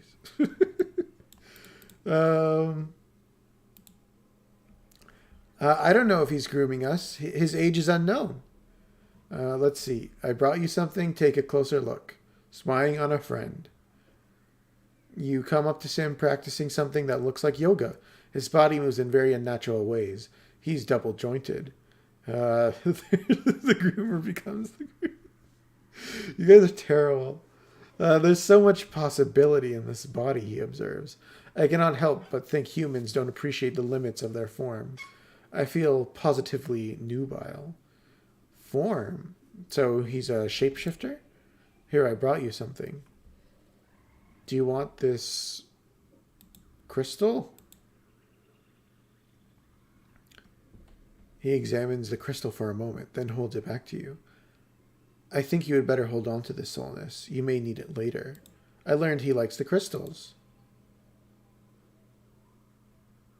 Let's take a look at him. It's only fair that you observe Sim in the same manner that he often observes you. intently, and while hidden behind a tree, you pretend to leave, then double back, and watch him from a short distance away. You hope you'll see what he does when you aren't around. Sim looks like a human, if an alien had to draw a human entirely from written description. Too tall, too long, his eyes too black, his whole posture too weirdly attentive. His hair's the most interesting part, so perfectly kept for someone who seems to live in the wilderness, and sometimes you swear it moves in ways hair shouldn't, like the first time you saw a time-lapse video of a flower turning towards the sun. No perception bonus because I'm starving. You watch in silence for nearly 10 minutes, but Sim does absolutely nothing. He tilts his head like he's listening to the wind. Then he leans over to stare at a random patch of grass for too long. Eventually, he turns straight at the spot you're hiding. He purrs. Do you like what you're seeing, Sugarbug? You know I do. He smiles coyly. Good. He tosses his long hair over his shoulder and extends his hand. Hello, Cosgrove. He tosses his long hair over his shoulder and extends his hand, baring himself for your inspection. It's not a crime to be curious, he says. Why, I find myself very curious about you. You look your fill, now that he's offered. You find yourself constantly drawn back to his deep silver eyes and the hypnotic motion of his hair. And within moments, you find yourself more relaxed. Sim's faint smile fills your vision, blanking out the rest of your senses. Don't be alarmed, he says. His voice sounds like it's coming from the bottom of a well. I have the ability to induce a mild sedative effect on organic creatures. I find it useful in reducing their cholesterol levels so that I may tend to them more easily. If you find it soothing, I would be happy to use it on you, at your request. You simply have to ask. Who the fuck are you? Wait, I can just do this. Take an even closer look at Sim. +6 if the card to your left is... What? This is broken. This time you catch Sim doing something weird, an alien. You send a survey drone to follow him and watch through the holopalm as he heads into the forest. He comes to a still pond and crouches by it, staring intently into the water. Then, with a flick of his wrist, he snatches an eel from the depths and bites its head clean off. Then he looks up at the drone and gives you a jaunty wave, as if he knew you were there all along. Wait, does Sim usually eat raw, living animals? Or was he just doing it because he knew you were trying to catch him do something weird?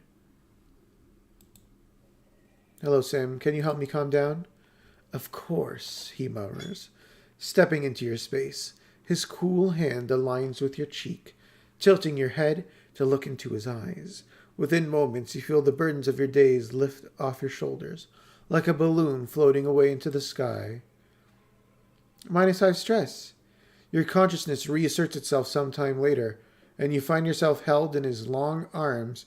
You blink away the brain fog and pull yourself together, thanking him for the experience. It was my pleasure, Solon. Stay safe out there. Okay, I don't want to talk to him anymore. Bye, Sim. Yeah, Sim is problematic. I don't think I want to hang out with him very much.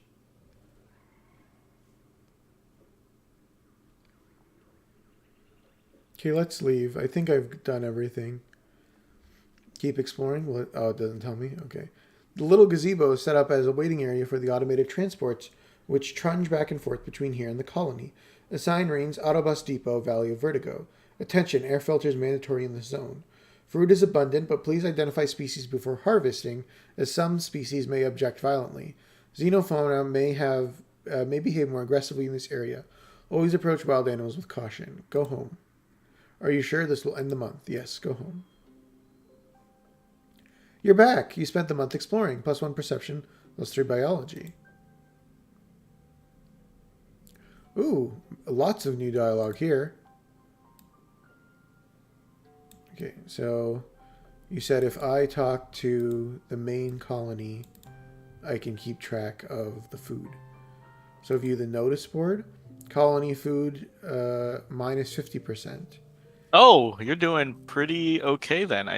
Because I think if you remember in the beginning of the game, that's already at minus 100%. Yeah. So you just have to break even, I think. Yeah. Well, now we're starving. They said that we're gonna run out of food by year's end. So I don't know. Like I did all the events in the foraging area, so I need to figure out what's another way to get food.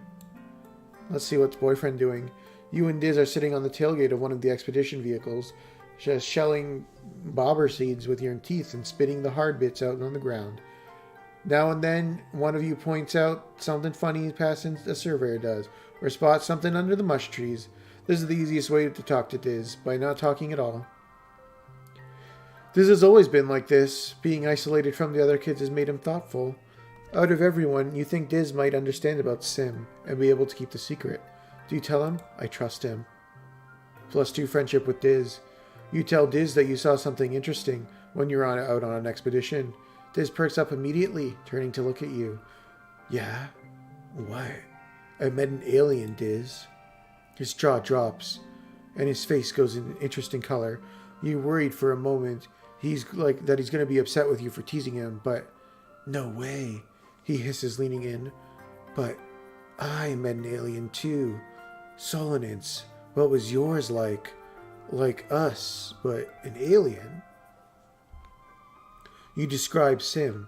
Long dark hair, big eyes, faint purply skin. The way he never seems to answer any questions. Diz stares at your face. Wait, you met Sim too? You nod, and Diz's hands fly into his hair. He said he met with another human boy, but he didn't say who it was. It was you this whole time? Dude, never mind. He's not Snape. He's Michael Jackson. Jesus Christ. Even the whole body shifting thing, yeah, it's making all the sense now. He made me swear I wouldn't tell anyone else. Oh God.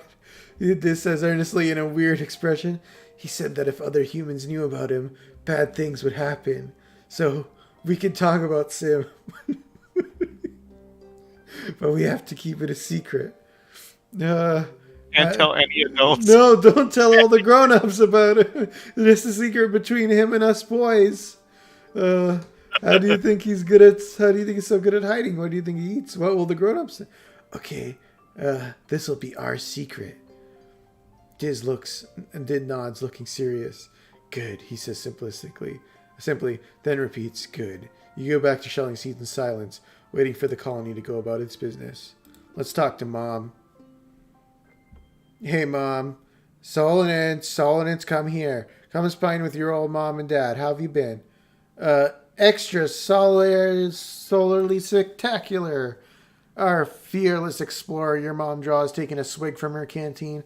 She wipes her mouth with the back of her head and passes. Made friends with any alien life forms yet? Your face goes on a journey. Friends with any... Well, what? Do they know about Sim? How could they? Your parents chuckle at the expression. Wow, Solonus. You know, like the little hop eyes that sneak in, or a blip bug? Oh, those aliens. You thought for sure they were talking about Sim. But hey, while they're asking... Nope, just boring old humans. -5 stress. Your mom and dad nod and go back to the conversation. You sit with them for a while and share the canteen. It's ice bleep tea. You're not supposed to drink it because it makes you feel kind of buzzy, but it makes the rest of the afternoon fly by. Our parents got us drunk. Let's see. We need more food.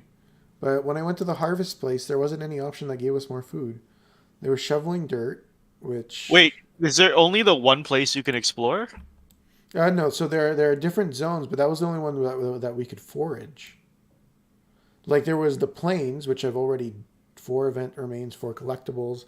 There's nearby, which has all the events. But the foraging I did completely.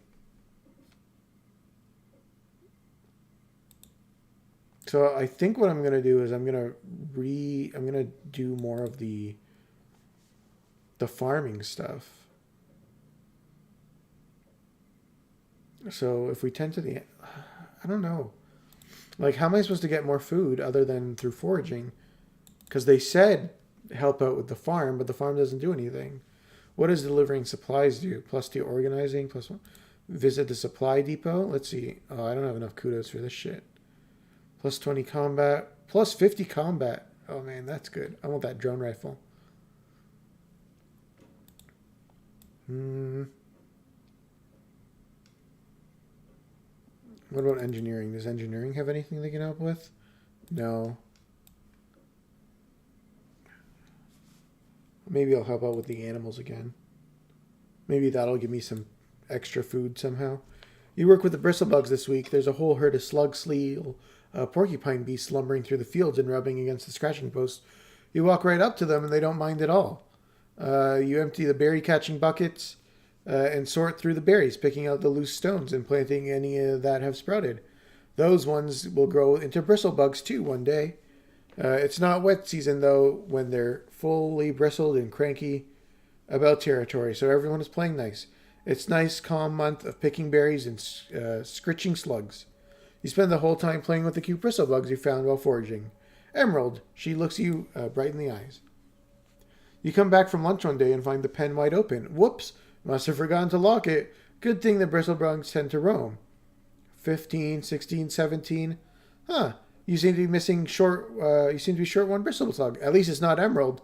She's still in her pen, snoring away. Luckily, bristlebugs aren't very stealthy. There's a glistening slime trail leading towards the stratosphere, decorated with little clusters of berries. You lock the gate and set off along the trail to find your way to the bristlebug. +10 kudos. You easily find the bristlebug. It's gotten itself wedged between two panels, scratching back and forth on the most perfect scratching situation possible. You laugh and fill your shirt with berries like a bowl, then gently nudge it back towards the herd. It's slow going, but eventually everyone's back together again. Good work, Rancher. Tending to the animals. Oh, this is just a one-time mission?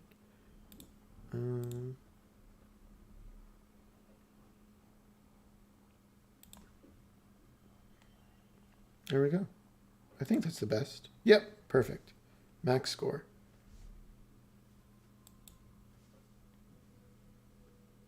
So now we are in the wet season.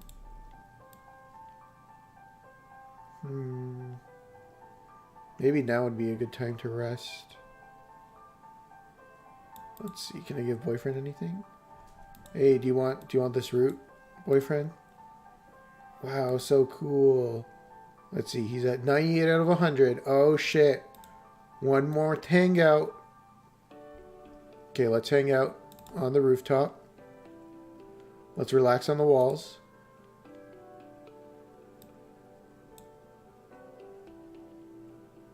Okay, what do I want to forget? Playing in the snow or a beautiful vista? Only one more point for rainbow. Yeah, let's get rid of that. Rainbow's worth more. Early wet, mid wet. Okay, let's try exploring the local area. Explore nearby. Hopefully there will be some food out here. Oh, Utopia and Tonin are talking logistics and the expedition office. Really more of a garage just off the Autobus docking station. They're going over equipment sign-out policies. Now that the area is safe enough for more people to go hiking in the nearby jungle. People will just have to get used to keeping better track of things, Tonin explains patiently. I have faith in you to be able to manage this. Don't let the people get you down, Pia. You're the boss now. Utopia smiles down and ducks her head. She was born on Earth, but barely. At first, and for a while, the only kid in the creche. She and Uncle Tonin are really close. Utopia doesn't complain, not usually. But it's been hard for her to step into Uncle Tonin's shoes. She loves exploring, flying fast and stalking xenofauna. But there's more to being chief of expeditions than this. It must be hard being somewhere between the adults and the kids to you. She's fully grown up, but to the adults she'll always be little baby Pia, even though she's 27 years old. Wait, he's alive. Oh yeah, I guess he is alive. So you lied. I was wrong. Why can't I go over there? What the fuck is...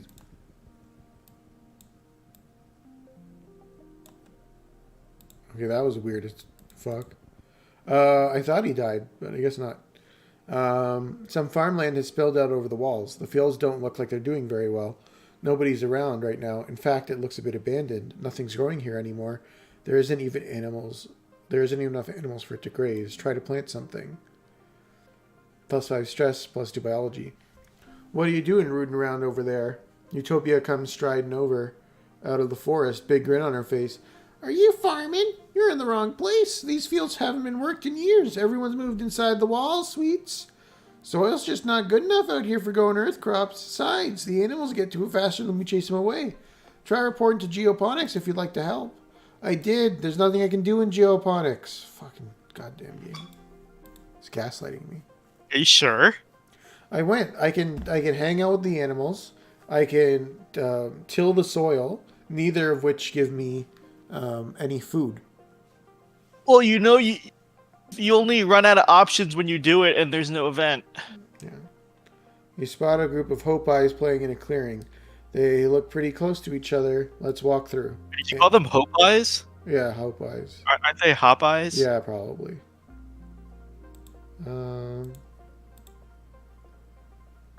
Next round. +6 if the next card beside it is a brain. So that'll be 6, and then it'll become 12. Oh, this one gets the 6. Oh, okay, I get it now. And then this. 6 and 6 and this and this. And I'm not going to put another card in. Victorious, super goal hit. +1 animals. The Hop Eyes are wary at first, but you crouch down and copy their cute little squeaking noises. You bounce towards them, and amazingly, they don't hop away. You play with the Hop Eyes for a few minutes before moving on. Cute little guys. Let's get this eggplant.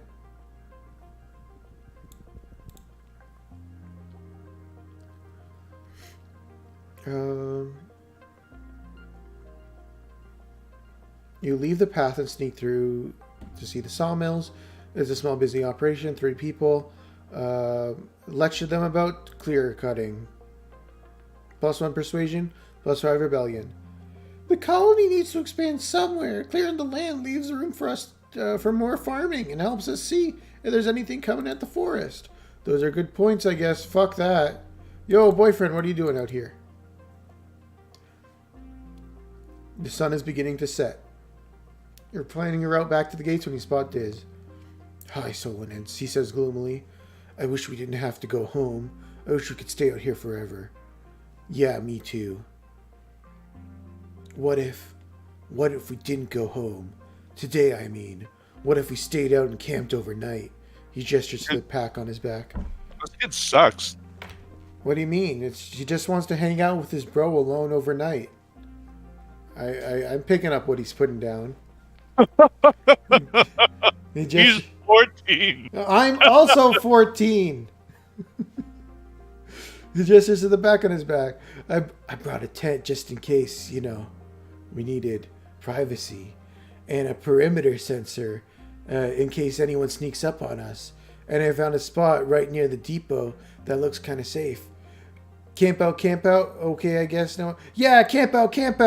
+5 rebellion. Diz sets up the tent while you place the perimeter post around the edge of the clearing. If anything trips this invisible wall around your campsite, at least you'll know about it. +1 bravery. Without even saying goodnight, Diz crawls into the tent, takes off his jacket and stuffs it behind his head, then curls up into a ball facing the wall. He falls asleep almost immediately. You crawl in beside him and put a thermal blanket over yourself. You're exhausted from a long day of hiking in the jungle, so desperate for excitement, for the excitement of being out in the wild at night. You quickly fall asleep as well. You both wake up to the blaring alarm and bright lights filling the campsite. It's the perimeter alert. Something must have triggered it. Diz sits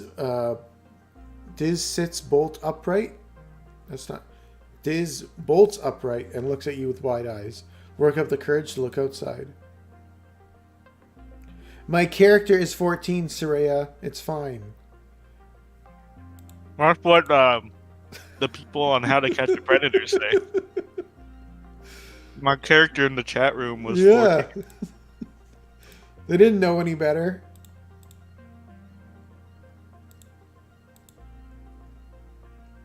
Super goal unlocked.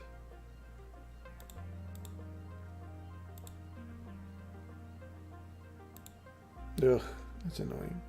Breaks my flow. Well then, let me do this.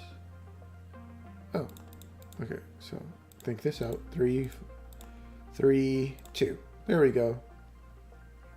Why did that become 2? Oh, all cards under 3 become 3. And this is +2. Okay, I see. Well, 4. Why did this one? Oh, it's not a physical challenge. Right? 4. Oh. Awkward. Well, then let me swap these two. Like this and this. And then that will become a 4. Yeah, I can't adjust.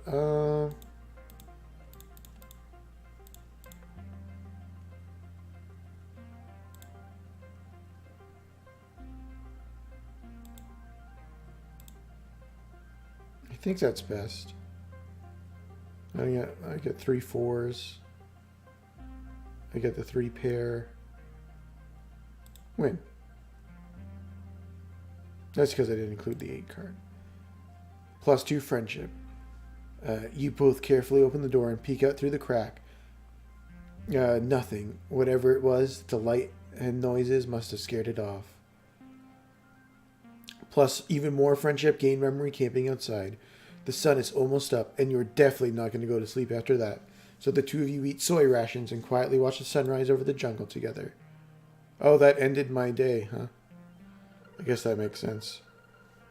When the surveyors open the gates and start prepping for the day, you pack up your gear and go home. You expect the worst, but nobody even noticed you were gone. You left the privacy curtain on your bedclothes, and your parents must have come in late and left early, thinking you were asleep the whole time.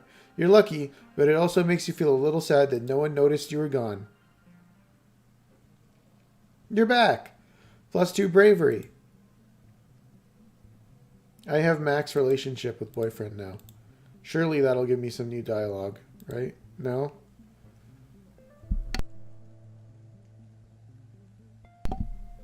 Fuck. No, I'm not giving you any gifts then, boyfriend. So I can view the map. What if I do here? Oh, this is just a description of each zone? Okay. So let's continue exploring nearby. Let's see if I can forage any food this time. You do all the events in the other zones? I have. I don't believe. The game said so. You know, every season there's new events, right? I hovered over it and it said zero events left.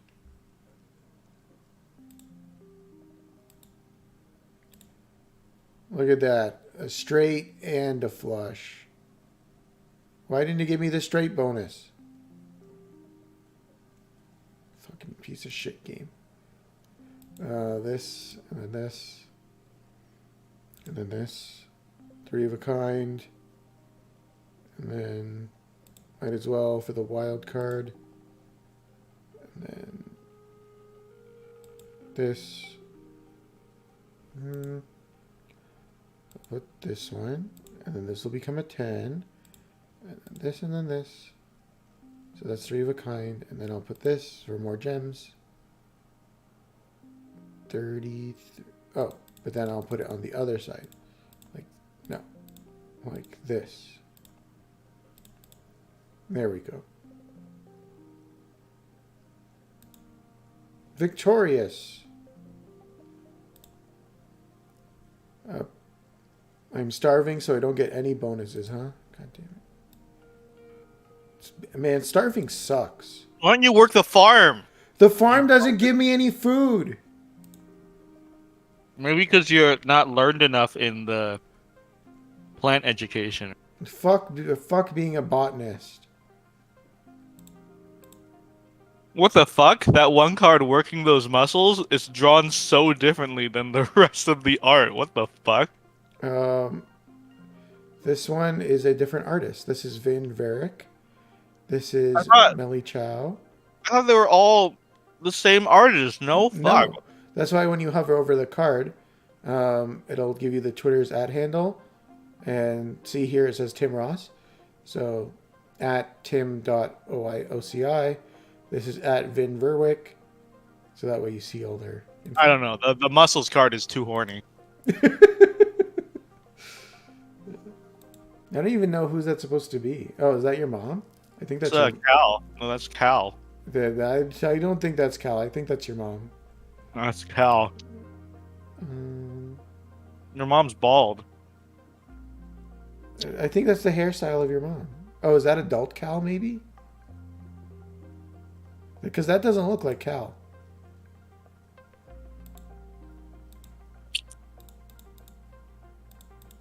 God, fuck this card becomes 2. That's bullshit.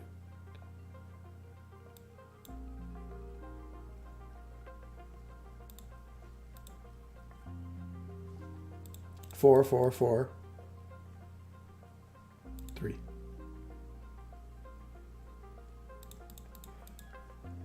This, and then this, and then... Sure. Victorious. I bravely fell in and got wet. Eggplant.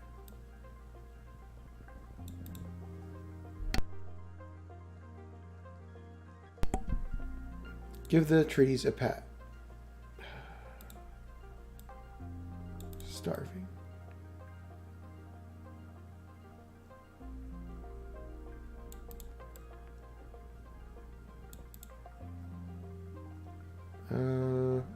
Walk through the muck.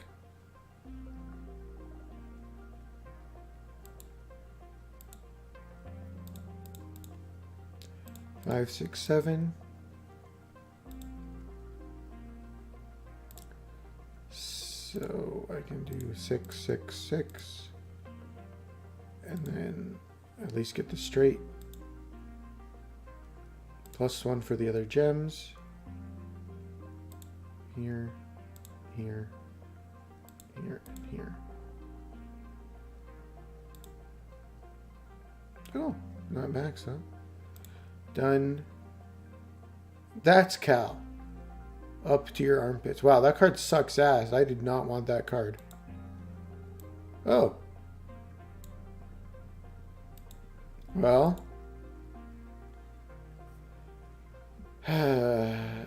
You're sitting on a hilltop eating a sandwich when Sim strolls up to you casually. He sits down close to you, crossing his elegant legs beneath you on the bare ground.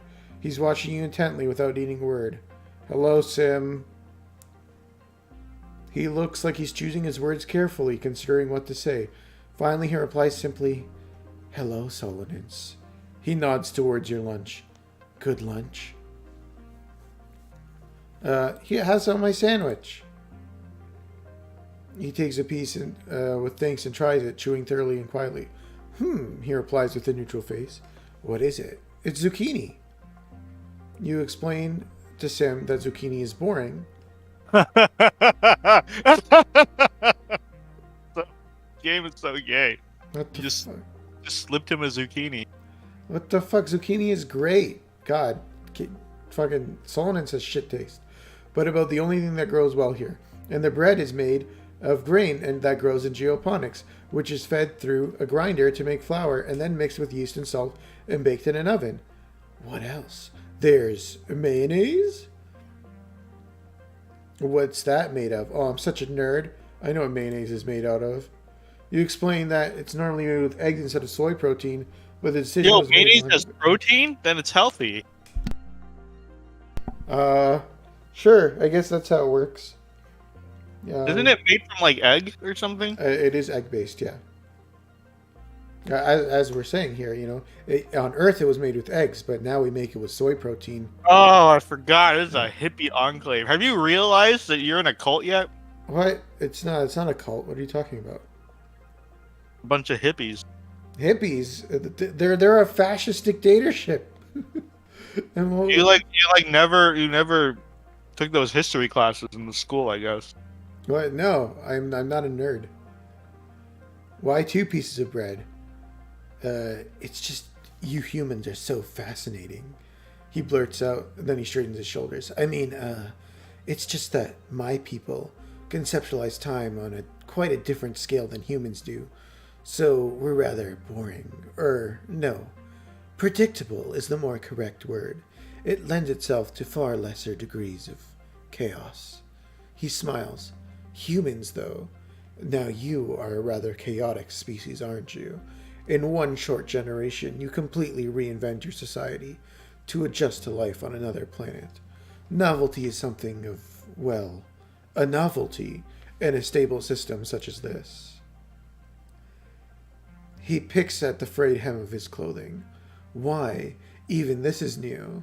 I have no need to cover my body for protection, and certainly feel no social or moral obligation. Sim extends his arm, preening. How did I do? Do you have anything that needs covering? Sim blinks rapidly and smiles. Well, that is an interesting phrasing. Regardless of what is under my clothing, the phrasing of your question implies that I would feel a need to cover it. And the answer to your question is no. I do not feel I need to cover anything on my body. He folds his hands in his lap. Perhaps it is not the answer you crave, but it is the one you deserve for the time being. See, he says he's waiting for us to get older. God, I want you to know. So based. I want you to know this is what happens when the far left woke wash our media. Yeah, like, this is literally what the politicians are talking about our children being corrupted by amoral values. Yeah, look at these alien groomers just saying, "Well, wait until you're older." You have a million questions for Sim. How does he speak your language? Where did he get these clothes? How did he know your name? Sim only holds up his hand with a wistful smile. I would answer your questions if I could. I'm afraid, however, that this is simply not the time. What is your earth saying? The trees have ears? He rises to his feet, not bothering to dust himself off. I like the feel of those words in my mouth. Your language is so beautifully complex. +4 if this is the only brain card. Oh, okay, that's not bad. I don't usually play brain cards. You watch Sim walk down the hill and disappear into the trees, as if he had never been here before, or never been here at all. Not even the grass is bent in the places he sat. Damn, dude is light as a feather. You walk into the clearing and immediately stop in his track. It's his Venusaur.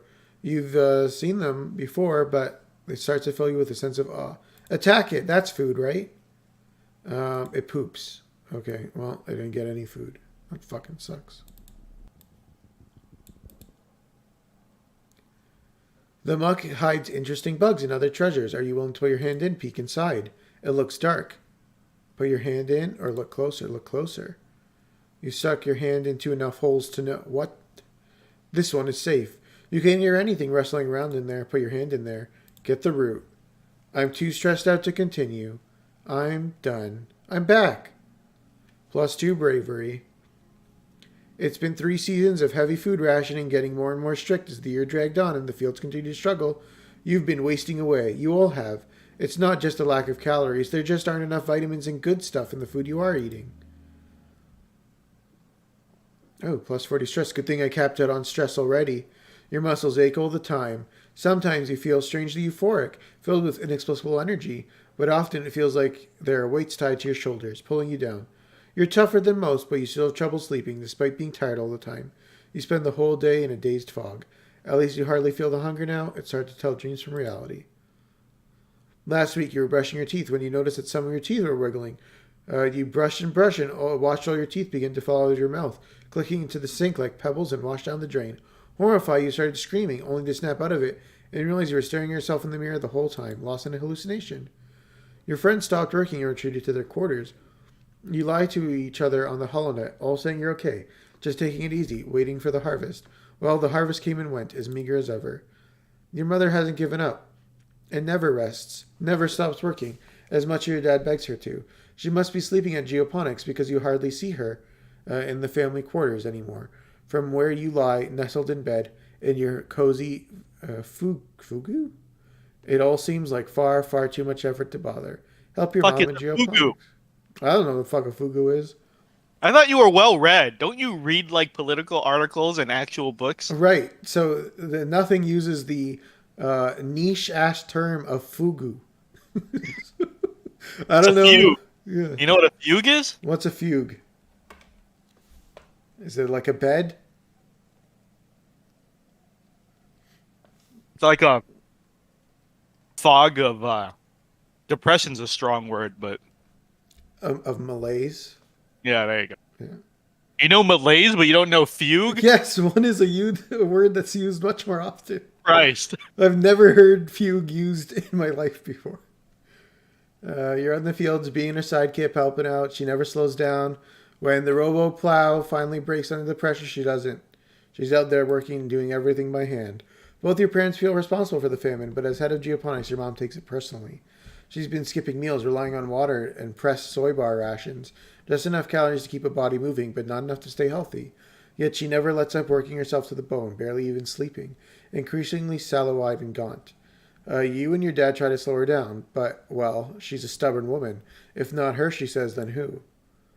You and your dad are in the lounge, slowly sipping your vegetable broth, but there's a commotion at the door, someone running in, gasping for breath, yelling for you and your father to come to geoponics. She's collapsed. You run over, knowing deep in the pit of your stomach that something terrible has happened. When you see the faces of the agriculturists, your mom people, you know that the feeling is real. Your dad sees the body first. He lets out a cry like something you've never heard before. A deep, unimaginable pain, dragged up from the darkest parts of where fear lives.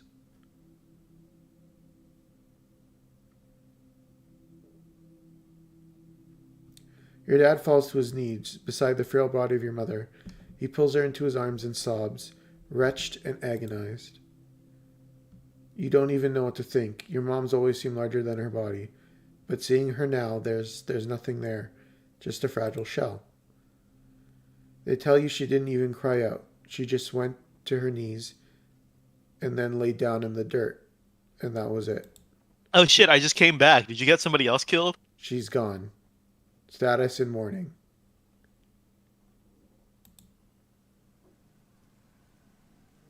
Dang, look how skinny she got.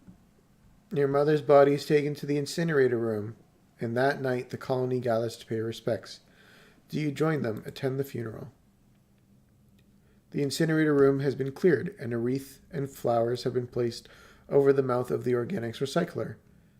They're white astronita, your mother's favorite flower, carefully carried from Earth, with the hopes of it flourishing on Vertumna, just like you.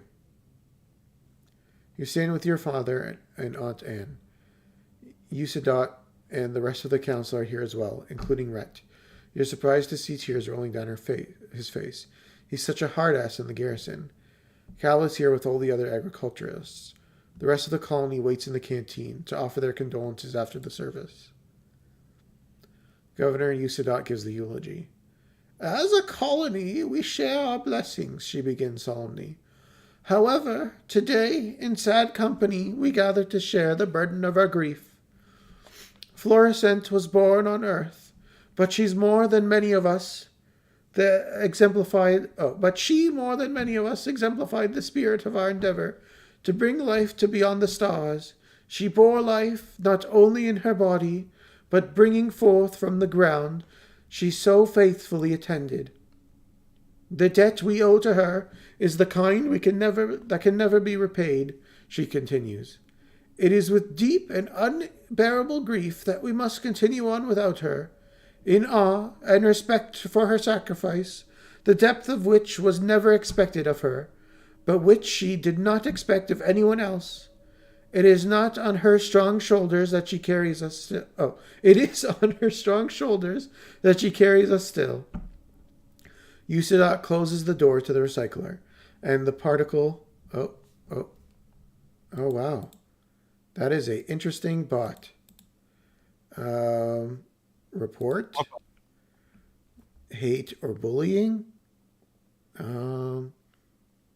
Choose one. Harassment, hate speech, report. And then hide user, remove. Oh, that's okay. I have to hide user. Hide user on this channel. Wow. Yep. That sure is a bot, Cell. Wow. What was the bot? I missed it. I can't repeat its username. Why?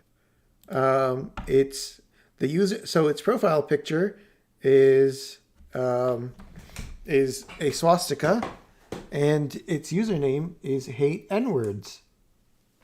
So that sure is a bot. Don't get demonetized by describing it. I need to be monetized in the first place to get demonetized, Sal.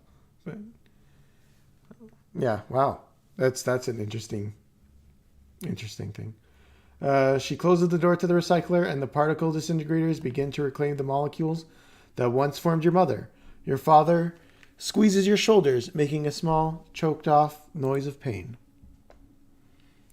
As a community, we remember Fluorescent. As a community, we return her body to the soil that nourishes us. In this way, her sacrifice is recognized in the manifest of the body of the colony. The ceremony is adjourned to the canteen, where a somber wake is held in your mother's memory. There isn't enough food to dull the emotions, and your empty stomach only reminds you of her unfinished work. Your father is the new head of geoponics. In a few hours, he receives your mother's remains so he can add them to the colony's precious supply of brown soil from Earth. You touch the cool lid of the container, marveling that your mother could fit in such a small box. You don't have to be okay, your dad says quietly. His voice is thick with emotion. I know I can't. I have to keep going where she left off, but if you can, you should take some time off. Okay, let's take the month off. Next month, it is Glow. I rested. The prospect of going back to work like everything is normal is just too much to handle. The sun dips below the horizon. We have too many channels. We have 2 channels, Wami. We have this YouTube channel, and then we have Lion's Twitch channel that he will stream on when he does his own thing. So we have our own personal channels, but in terms of what I'm using now anyways, I don't know about Lion, but I mainly just use this channel. I don't really use my own channel anymore. So if you're ever looking for us, it'll either be here on this YouTube channel, and if Lion's doing a solo thing, it's probably on his Twitch. Yeah, to take a... Yeah, we'll see if we can get this network going so that we can fill in the void and all the gaps here. The sun dips below the horizon and the glow begins. You end up spending the whole month alternating between sleeping, scrolling through the holonet, and staring into space. It's restful, at least. A few days after the funeral, surveyors return with an unexpected bounty from the Valley of Vertigo. It's enough to survive for another month, until the next year maybe, if you keep rationing. The continue will continue to limp along, but without your mother. The roar wakes you. It would wake the dead. It shakes the walls, rumbles through the ship's hulls, and makes your heart skip a beat. You're paralyzed by a sudden clench of fear in your gut. Through the porthole window you hear a metal screeching and people shouting. Then another roar, guttural and rumbling like the sounds of a mountain collapsing. Something enormous is out there. Run out and face it. Gained, heroic. You don't know what gives you the courage, but you run out of the fields to face the horrific creature face to... Oh. We're fucked. It has no face. In the place of a face, or even a head, its body just unzips, revealing a mess of writhing pink tentacles and blinking eyes, pocketed with jagged, asymmetrical teeth. It stands on 4 enormous, powerful legs, each as wide across as tree trunks. Clinging to its back and its thick, slug-like tail are clumps of lichen that glow faintly in the night. The creature is nearly twice the height of a greenhouse. It's standing on top of a flattened one, the wreckage of lattice and plants all around. Flickers of light from plas rifles and stun gloves light it from underneath, and the stench of ozone is thick in the air. You see Nem and her brother Calm darting in and around its legs with their twin stalks of red hair. The faceless creature lurches into another greenhouse. Obviously, the soldiers are trying to herd it away. The monster left a trail of destruction from where it smashed through the walls. Smaller creatures are pouring through the gap and heading towards. They're heading straight towards command. You watch helplessly as hordes of animals storm command, sneering through torn away panels and smashing through windows. It's too far away to hear the screams, but Governor Usadot is inside. We have to do something. Nem and Com are fucked. There's no way we're gonna do it. Fighting the monster won't do anything. Let's save the governor. The smaller creatures are making a beeline for command, slipping into the heart of the colony while the defense squad is distracted. The line of slinking, many-legged beasts pass by much easier targets, moving with eerie, almost tactical purpose. Whatever's happening, you have to stop them. The scene in command is chaos.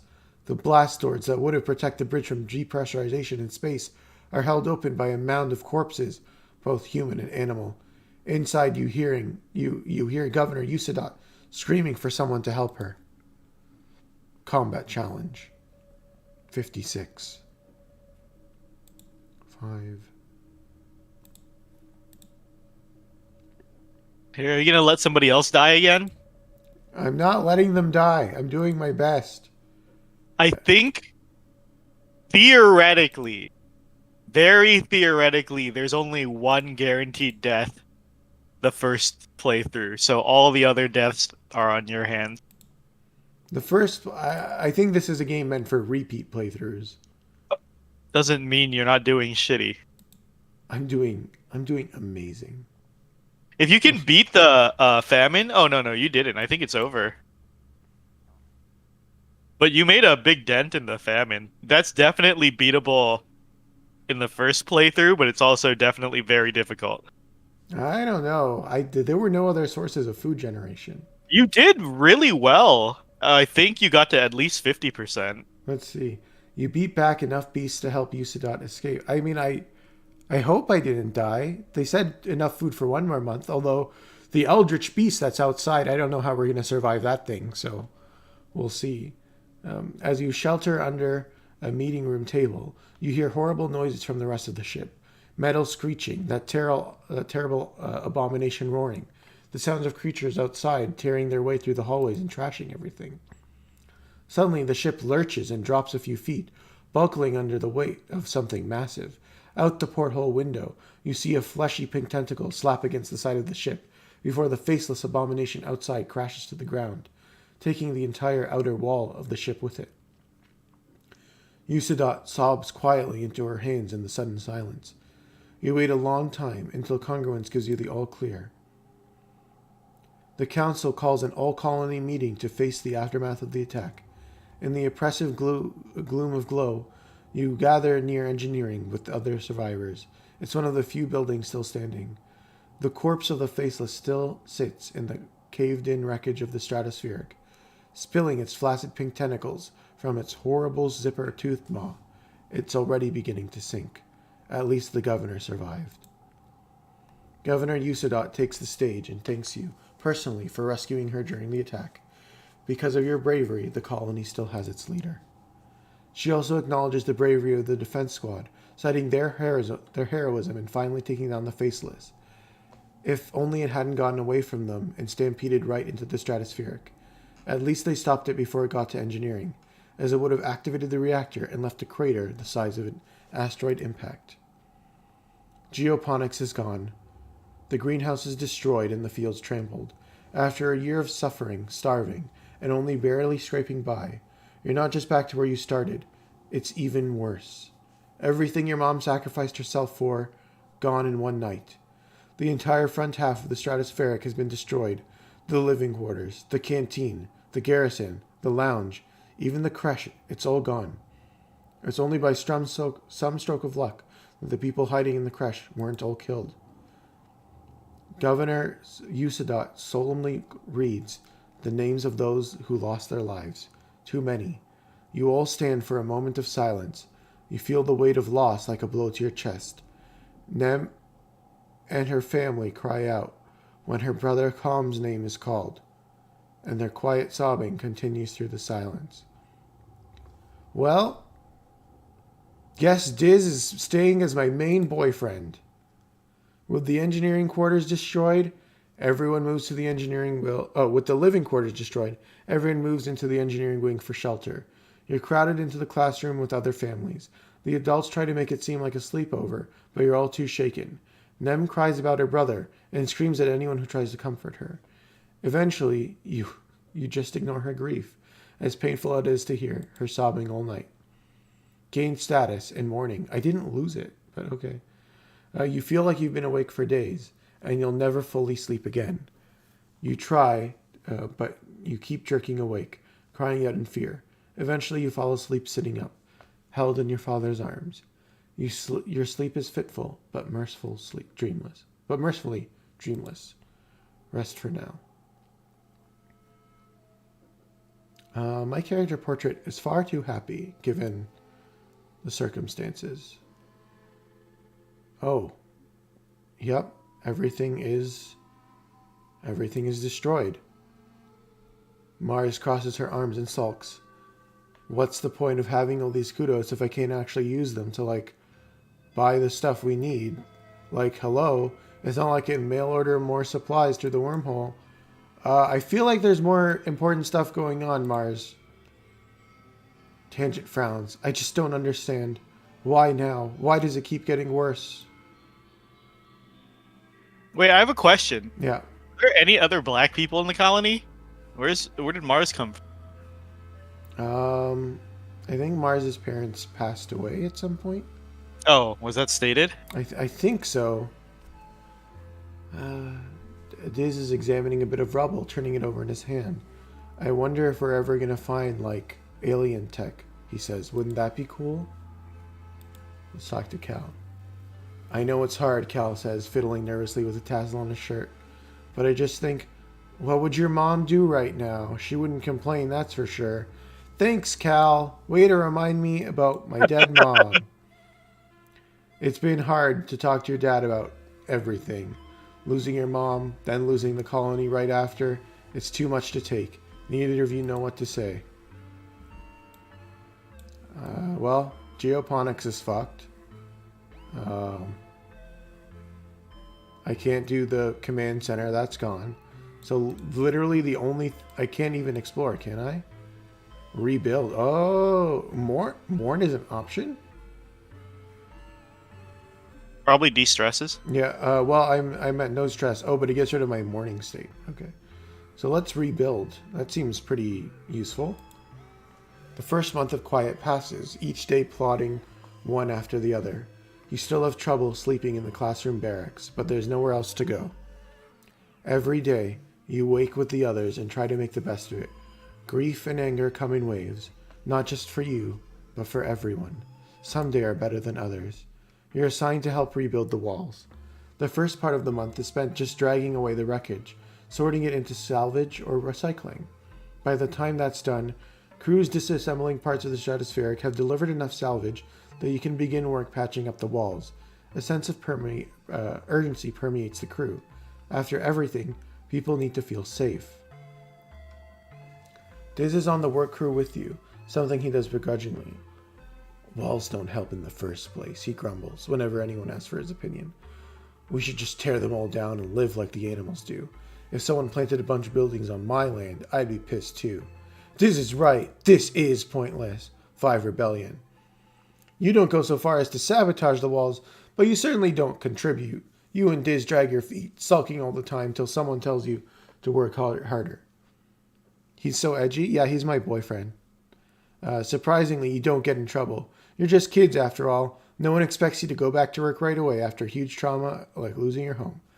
He was my temporary boyfriend, but my future boyfriend just died, so he's my permanent boyfriend now. What about Snape? Snape is problematic, and I don't trust him. 6, 5, 4, 3. Super win! Wait, really? He reminds me of V. Yeah, he is kind of V-like for sure. He has that edgy, I read too much Shakespeare vibe. Who's V? V from Devil May Cry 5. I thought there were only Dante, Virgil, and the kid Nero. Nero. Yeah. So V is one of the main 3 playable characters in Devil May Cry 5. The sun finally dawns and it's your birthday. You wake up early and climb to the top of engineering to watch the sun's watery rays break the horizon as the wormhole recedes across the sky.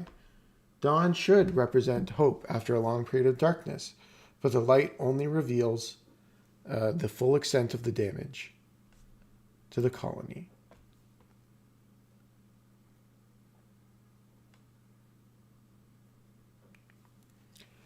You've been having trouble sleeping, like most people. It's hard to find, crammed into the classroom with all the other kids and their families. And every time you close your eyes, you see.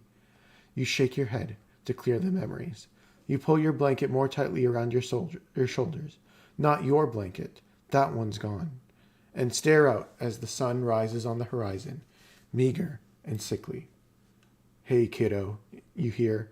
Then your dad sits down beside you. I was looking for you. Nice view, huh? At least we get a rooftop patio out of the deal. He laughs a little at his own joke, then just sort of trails off with a sigh afterwards. He puts his arms around your shoulders and you sit in silence for a while, watching the sunrise pick out all the broken glass littering the fields, glimmering like a field of stars. Neither of you really knows what to say. It's clear your dad feels like he has to give you a pep talk, but there's an oppressive nature to the silence that makes it feel impossible for either of you to start. Eventually, he just sighs and his shoulders slump. I know things seem pretty bad right now, he says, squinting into the sunrise. It sounds like he's taking all his effort to not cry. But it'll get better. It has to, right? You're not so sure. At least your mom wasn't here to see this, he mutters. That's the silver lining, I guess. You watch the sunrise together for a few more minutes. After a bit, your dad musters up a brave smile, pulls out a little box tied with a piece of gardening twine. Happy birthday, my little Rutabaga, he says. You know what it is before you open it, your old medallion, the one your dad made, which represented it with the one your dad made with the sun on it to represent Earth, was broken during the attack. In all the chaos you didn't even notice, but your dad did, and he made a new one. It's just like you remembered, a similar design with a wormhole this time, to represent Vertumna. You thank him and squint out at the swirling wormhole still barely visible in the brightening sky. It's so massive and awe-inspiring this time of year, but it always seems to herald disaster. You're happy to watch it fade away into the daylight. Your dad slaps you on the back. What a birthday, huh? Here's hoping they all get better from here. You both head back downstairs to the wreckage of the canteen, where they've put up temporary roofing with whatever tarps and scraps could be found. The colony nanoprinters, the few that still run, have been working day and night to replace the necessities of life. But larger construction projects are going to take some time. Auntie Anne has coaxed the kitchen nanoprinters into making soy gruel and pressed bars. Life-sustaining, but depressing. You and the other colonists eat your breakfast in stony silence as you mentally prepare for the day. Governor Usadot looks more frail than you've ever seen her, but her eyes remain determined. Last week they held a mass funeral for everyone that died. There's talk of turning the Sasmaturic's destroyed front half into a memorial shrine after everything useful has been salvaged. There's still so much to do. Mid-quiet. Quiet season. Age 15.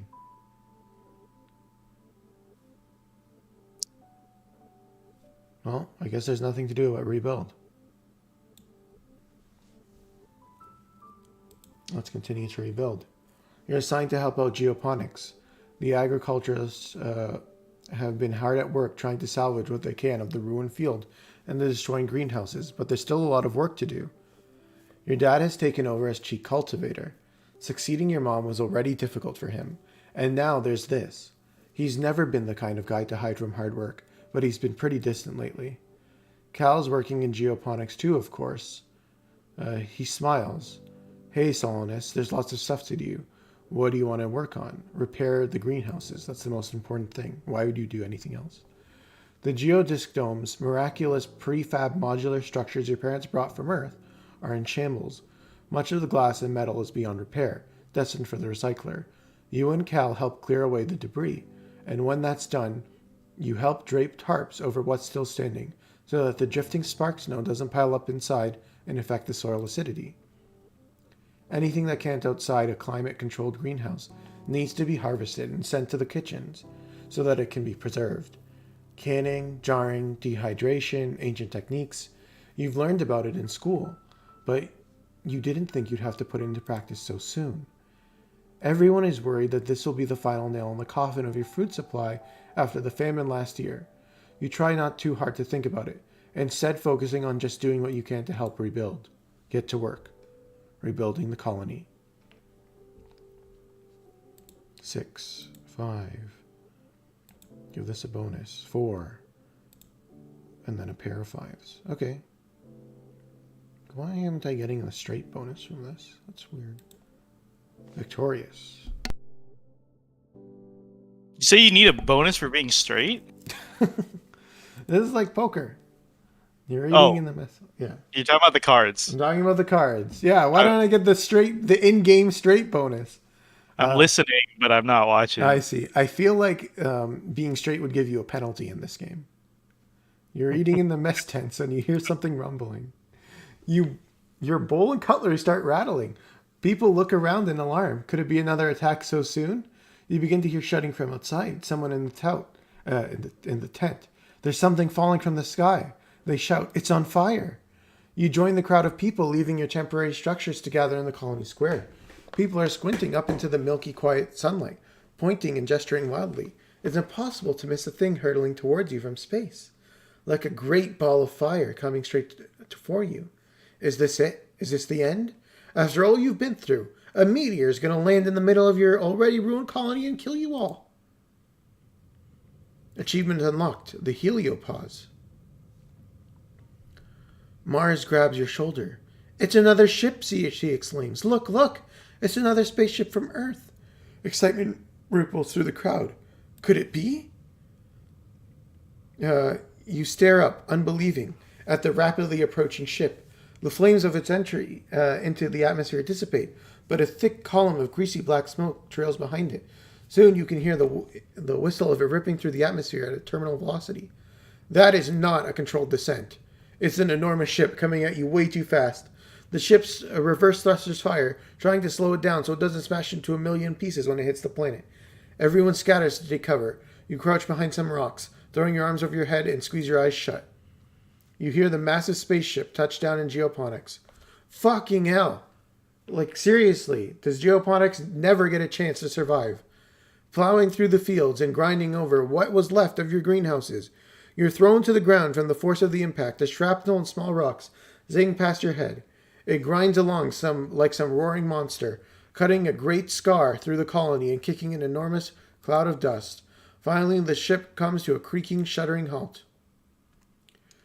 You and the other colonists carefully crawl out of your hiding places, coughing and rubbing your eyes. The new ship is half buried and obscured by dust, but you can tell it's from Earth. You squint to make out the stenciled letters. Heliopause. A hatch on its side opens, and silhouettes begin to emerge. Silhouettes with guns. Soldiers march out of the dust and quickly surround all the remaining colonists.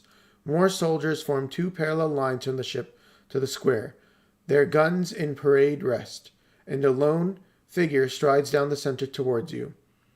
"Greetings, fugitives of Earth," the man says, spreading his hands wide. Uh-oh. We found a new boyfriend. A dismayed murmur rips through the crowd. The adults exchange significant looks. Chief Engineer Instance tries to slip out from the crowd, but she's stopped by the line of soldiers. The man smiles. He has a broad, easygoing smile that doesn't match the threatening aura of the soldiers, nor the smoking of ruin of the ship behind him. "I am Commander Loom," he says. As captain of the Heliopause, I have come to render aid and bring you to justice." "Why what, Meru? Listen with the others or try to sneak away."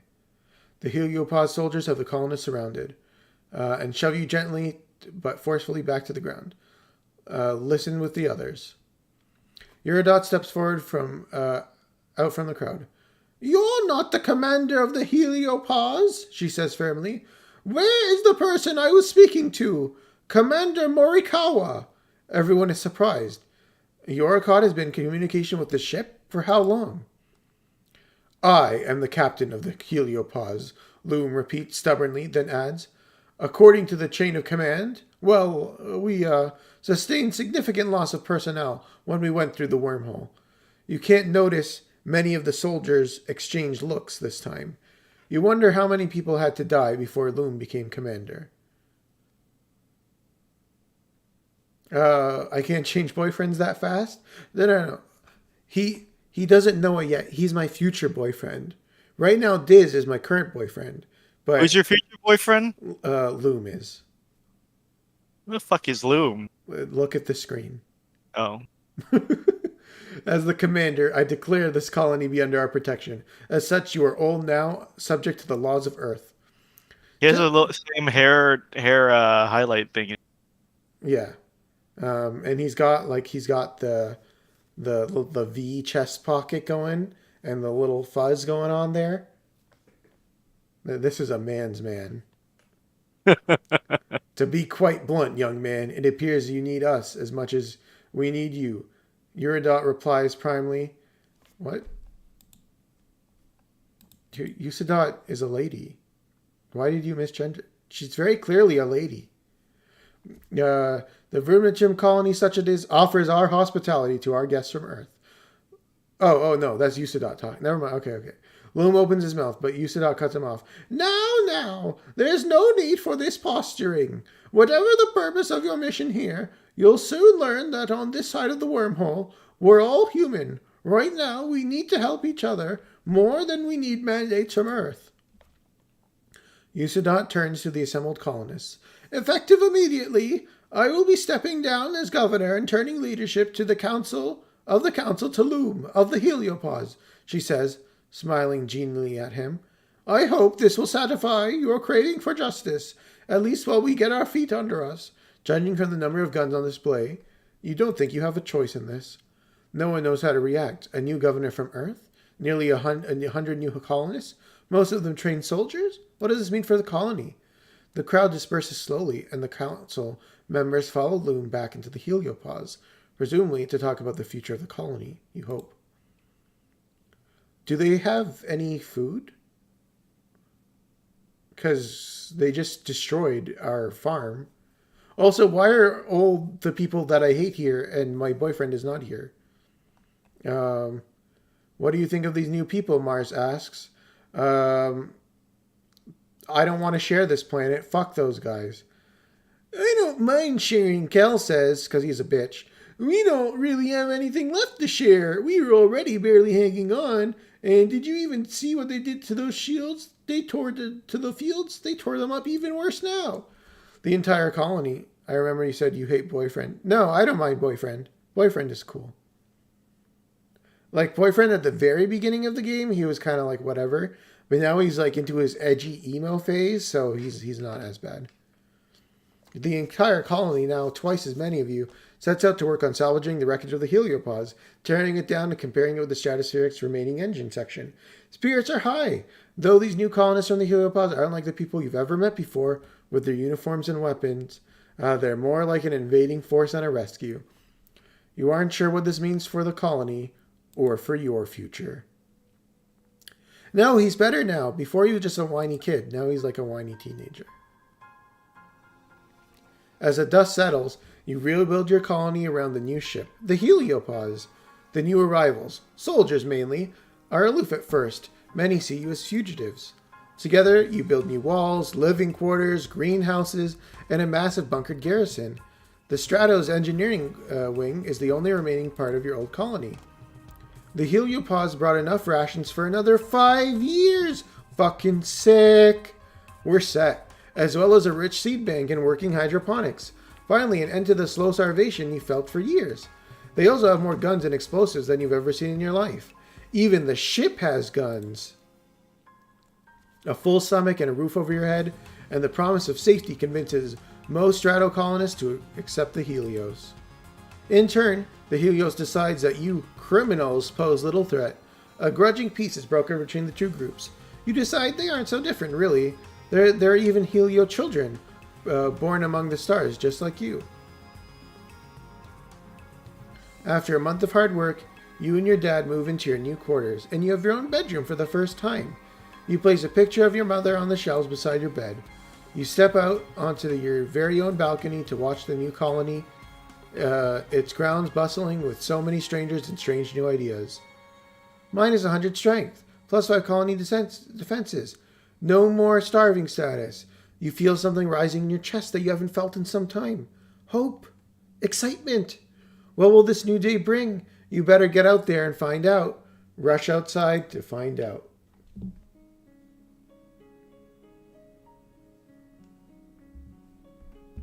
Wow, we got a whole new redesign, eh? That's pretty cool. This is like the second half.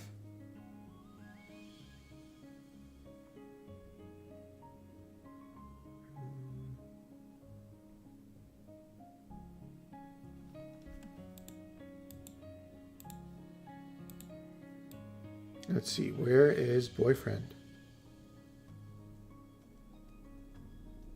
More logs, okay. I guess this is the new sports ball field? Who the fuck are you? Uh-oh. Also potential new boyfriend. Okay, Vase is here. This new boy from Heliospace. Oh. What? Yeah.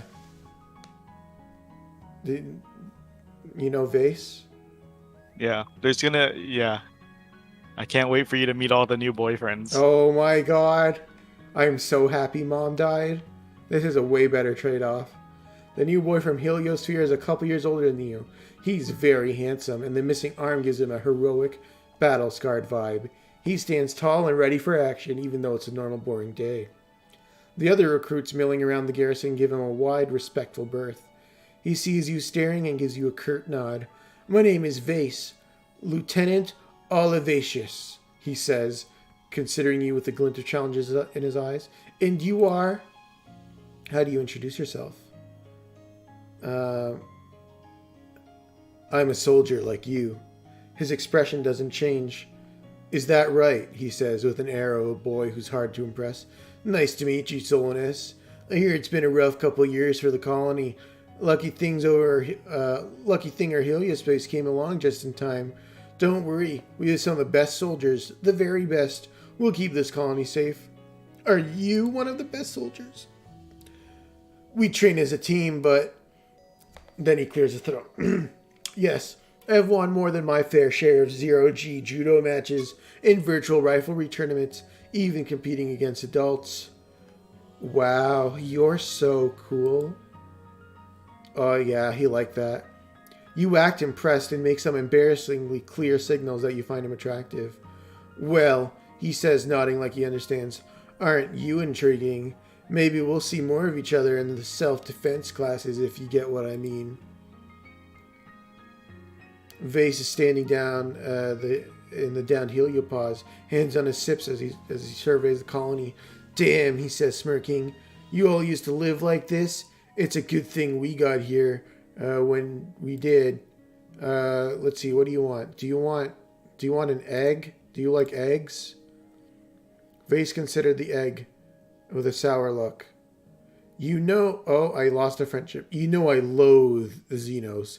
What am I supposed to do with this? Hatch it? Eat it? He arches his back and logs it as hard as he can against the walls.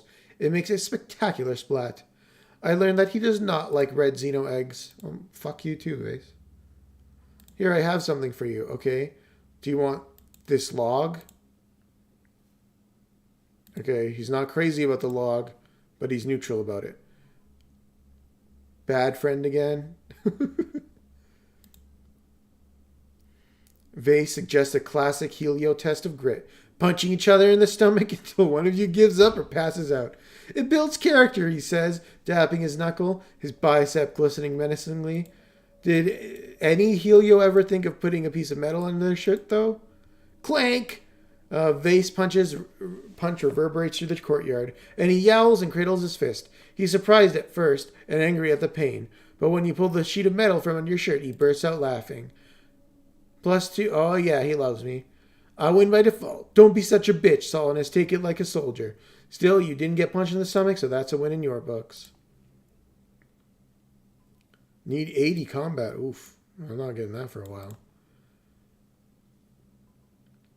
I don't know if I'm going to do anything for the Vilmatuna this year, Nem says, crossing her muscular arms.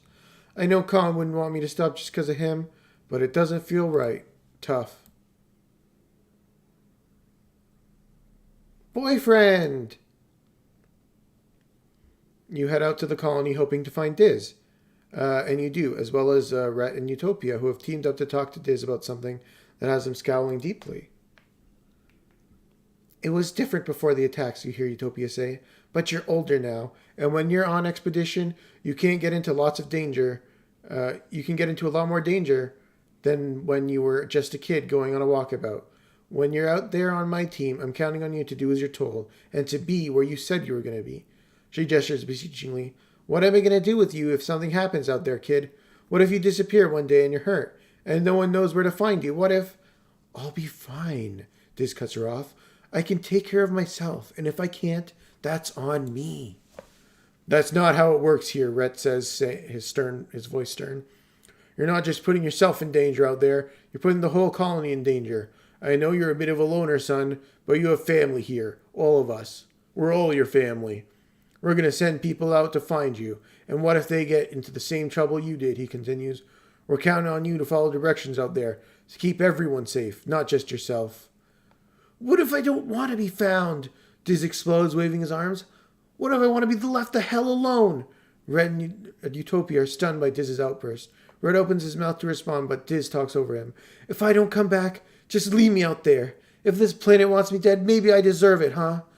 Don't you ever think about that? Maybe I deserve to die out there. Maybe we all do. With that, Diz stomps away. Red and Utopia look stunned. You follow Diz around the outer walls of the colony to where he's angrily pulling things out of the drain pipe, hiding hole he's long since outgrown. Stupid humans, he grumbles, stuffing what looks like a bedroll into his carrying bag. They never think of anything except... Oh, he continues, trailing off when he sees you. What do you want? Are you okay? I'm great. Just awesome, actually. Yeah, thanks for asking. You watch him pulling things from his hideaway and throws them into two piles. Screw this colony. I didn't ask to be a part of it. I don't need it. I don't need anyone. I'll be better off living in the woods like an animal. At least that's real. He reaches in far and pulls out a busted-up-looking mechanical device. His old alien communicator he made, using gear he stole from Command. Geez, he laughs. Guess I don't need this anymore. Take me with you. Diz takes a second to consider this before your meaning sets in. What? Why? Come on, Solinus. You have a whole, life here. A future. You have friends, people who love you. Don't throw it all away just to be with me. I'm not worth it. His face softens. Look, maybe once I'm set up, okay? I'll send you a message if you really mean it. Diz finishes packing up the stuff he's going to keep, which barely amounts to a full backpack. He straps it onto his back and nods at you, determined. Did I ever tell you my full name? He asked, seemingly randomly. No, you didn't. Diz smiles a little at that, and just with the corners of his mouth as he huffs a self-deprecating laugh. Yeah, I probably wouldn't have. It sucks, honestly. It's dysmethia. What does it mean? Does that mean... Diz takes a breath and lets it all out, his shoulders slumping. It means being sad. What a joke, right? Who names their kid that? He shakes his head. Aunt Anne always talked to me about how babies should make everyone happier.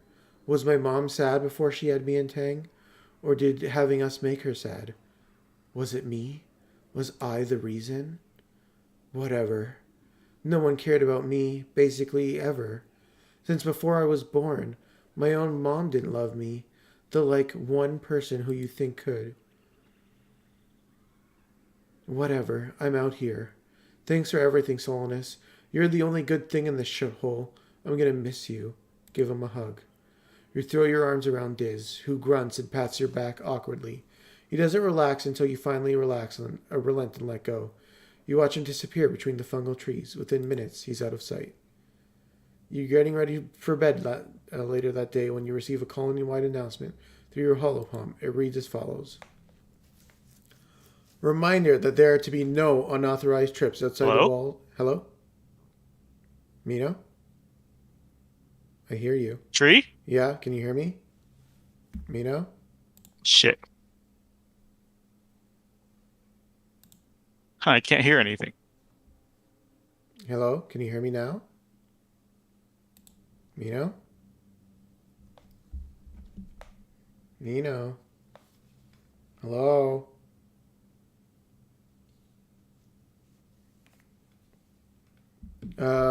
Want me to kick you out and oh, you can't hear me. Okay. Let me move. 1 second, folks. Mino. Hello? Can you hear?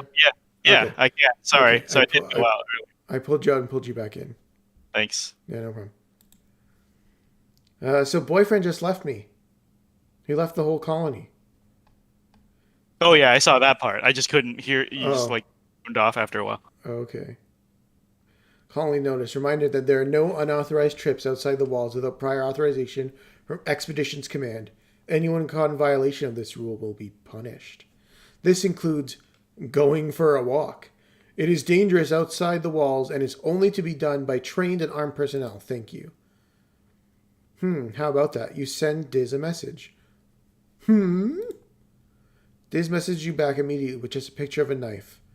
You're guessing he didn't get very far. Oh.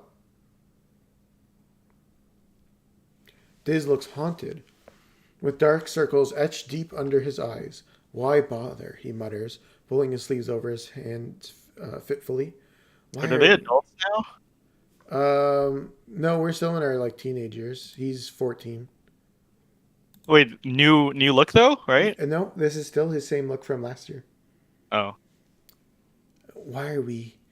They're just gonna come again. It's pointless. Living is pointless.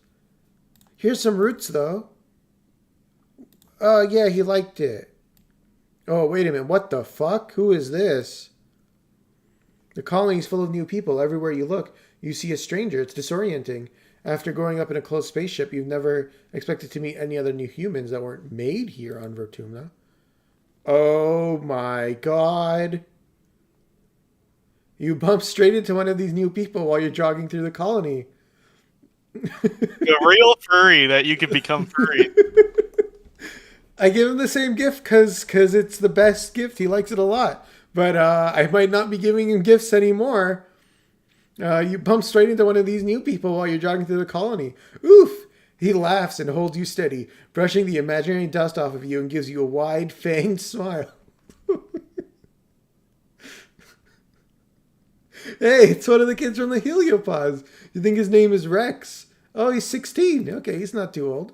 Hi, hello, what's up? Hey, I'm Solnus. Welcome to Vertumna. You sneak out your hand and shake his, and he laughs. You notice he's wiggling his dog. Oh my god. They can really move independently. Pleased to meet you, he says. I'm Rex, and I love to shake a paw. I know a ton of tricks, he winks. Rex puts his hands against his cheek, looking cute and lost. Hey, since I'm new here, do you think you could help me find the construction yard? I thought I might apply for a job there. Oh, for you? Anything. His eyes widen as you wink suggestively and he grins, wiggling his ears and lobbing his tongue out like a dog, so adorable. I might just take you up on that, he says.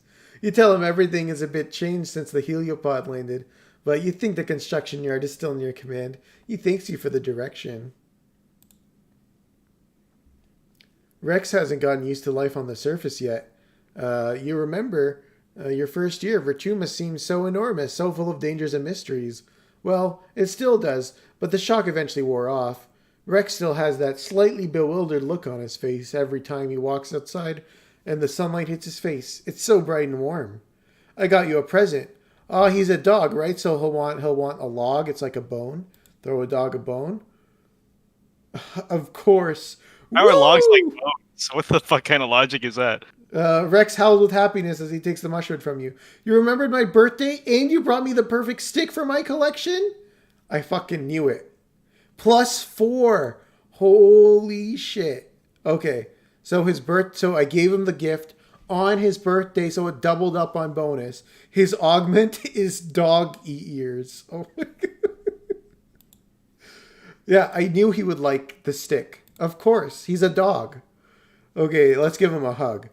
Aw, yeah, he explains, wrapping you in a strong bear hug. He even lifts you off the ground a little. It's a good hug, the kind that makes you instantly feel more relaxed. Okay, well, new boyfriend has been unlocked. Okay. Easily peak fiction here. Okay, but now I need to be an engineer for him to hang out with me. Oh, is there a new girl too? Oh, it's Nomi Nomi. You've seen Nomi Nomi around the Heliopause landed. They're okay. Sorry, I misgendered them. They're around your age and barely 1.5 meters tall. Wait, only coming up to your shoulder. You've never seen anyone dressed as strangely as them. Hi. Their voice is high pitched and quick. I'm Nomi Nomi. It's short for nomination. They do a little twirl and bow. You introduce yourself. Ask about their outfit.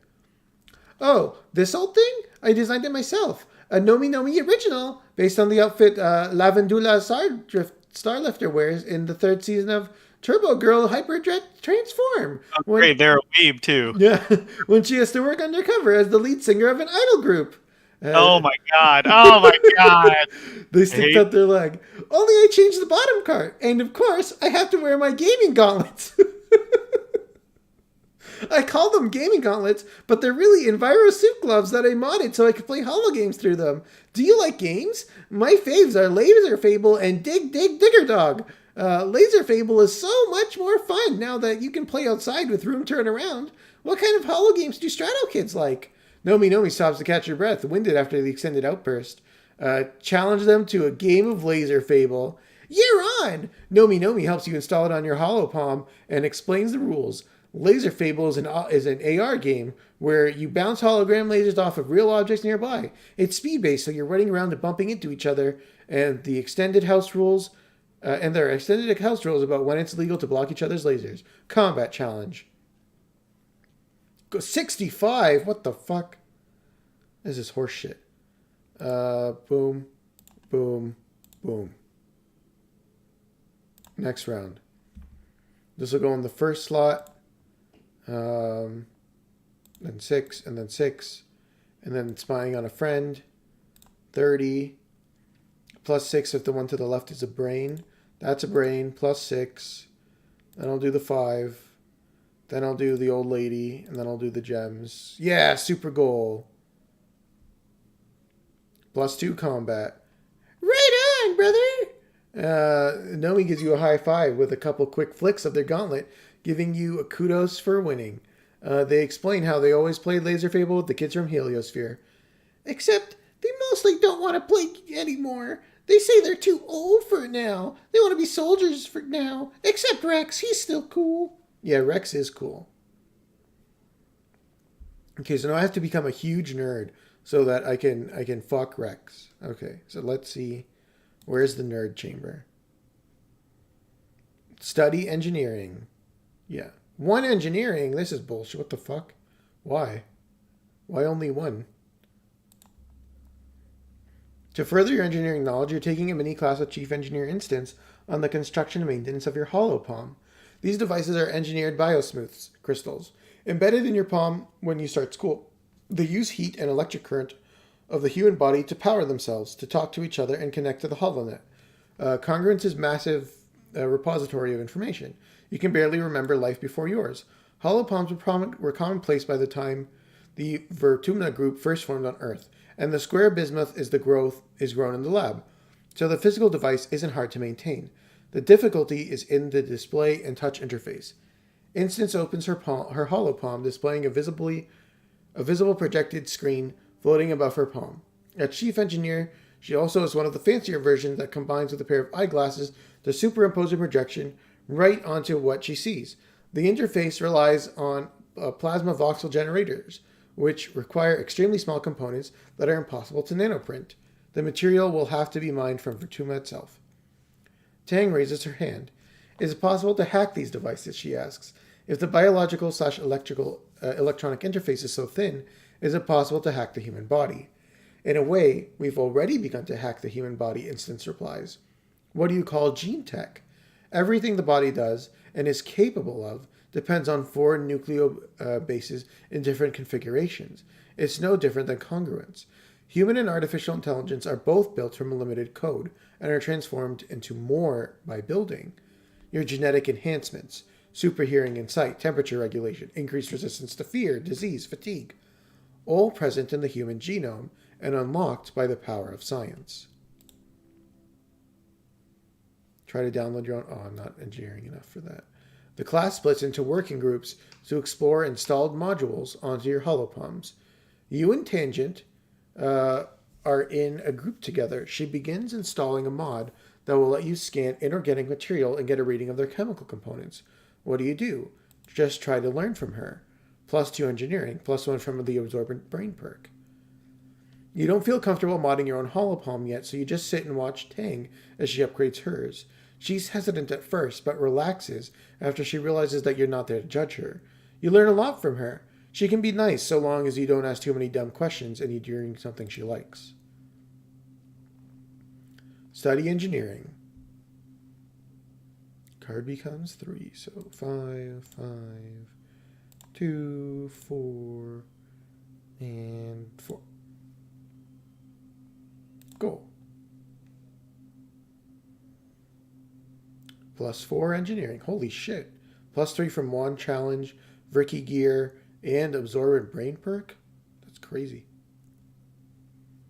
Ooh, and I gained friendship with Nomi Nomi as well. You're finally using your advanced brain perk after creating your character with it and never...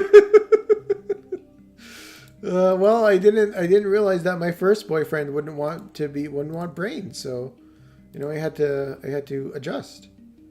+5 to challenges. So now let's see what my stats are. How do I check my stats? Character traits. So my engineering is 12. Good. I only need 40. Surely that won't be an issue. How's it going, boyfriend? Nope, can't do anything. Life is pointless, I know. Oh, Dad. Let's see what Dad's doing. Even though it hurts, you find yourself wandering over to geoponics. It feels not good to be here in the place your mom loved and ultimately gave her life to. But not good either.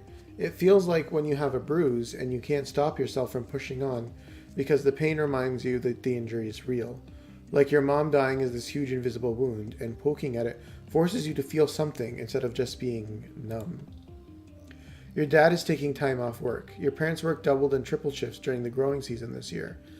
And now that it's over, it just feels so cruel.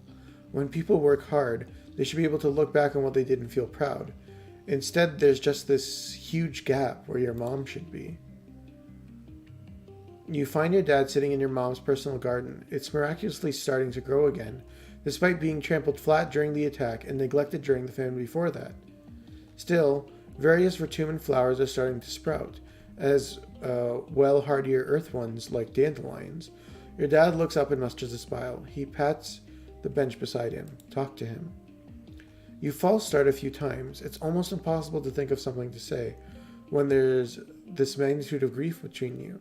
He gives you time. When it's obvious that you want to talk, but I don't know where to start, he takes your hand into his 2 larger ones. Did I ever tell you how your mom and I started dating? You shake your head. You don't know. You know they grew up together in the first colony on Earth, but nothing about their relationship. He smiles and looks at the garden as he remembers. I always thought she was too cool for me, he says, quietly. Things were, well, people didn't like us much on Earth. She was always kind of a bruiser, always ready to pop off, even when she was your age. She and Rhett were the same back then, he reminisces. I always thought they were going to end up together. Then your mom got injured when the colony was first attacked. I was working part-time in the clinic, and I guess that's when she realized I liked her. We had to apply to get to Stratospheric, he continues. We'd only been seeing each other a few weeks, so I was surprised when she said should apply as a couple. They wanted all the different kinds of family groups, single people, couples who could have kids, or couldn't, triads and quads, but we all had to be young. The fuck are tries and quads? I guess like poly groups. Oh my god, this fucking game. I Jesus know. Christ. But we all had to be young, and there weren't many teenagers willing to commit to being a, mated pair. It upped our chances of being picked. He laughs and scrubs his face with his hands. She wanted to get off that planet more than anything. I don't think she realized she'd fall in love with me until we were already in space. He says wryly, lucky for me, right? Your dad shakes his head fondly. There aren't many people like your mom, kiddo. You nod, surprised to feel a tear trickle down your cheek. There's so much that you don't know about her and what she was like, more than just being your mom. It's really hitting you that she was a person before you knew her, and now you'll never know her like that. There's a past you'll never know, just like there's a future that she never will. Your dad puts an arm around your shoulders, and you sit like that for a long, long while. Like every pollen season, your dad gets the shimmer. The pollen is bad this year. Thick, heavy clouds of pink. Even your eyes are a little itchy. And your dad's not the only colonist spending the week in bed. You can hear other people sneezing as you walk through their quarters, bringing him hot trippet soup. Thanks, kiddo, your dad rasps, as he's sitting up in bed now. Your mom never got sick, not ever, your dad reminisces. I'm not sure she missed a day of work from the day we landed until the day she... He stops and sighs. I miss your mom. I wish Instance would find a cure already, he grumbles, his hands shaking as he lifts a spoon. 3 years and all she can suggest is bed rest and fluids? What good is all her research if I can't fix my headache? Your dad must be feeling really sick. He never complains about stuff. You check his temperature with your hollow palm. Then dim the lights and bring him a cold pack from his forehead. He has a crust of glittery pink luck on his lips, looking cracked and gross, so you wipe it away. The glitter is just everywhere on him, like it's coming right out of his pores. He looks iridescent in the murky light filtering through the pollen outside. Hey, do you mind opening the window a little for some fresh air? Sounds like a sick person in here, he grumbles, pushing away his soup and rolling over the bed. Don't open the window. The pollen might be everywhere already, but there's no sense making it worse. You pretend to crack the window open, and by the time you look over, he's already asleep again.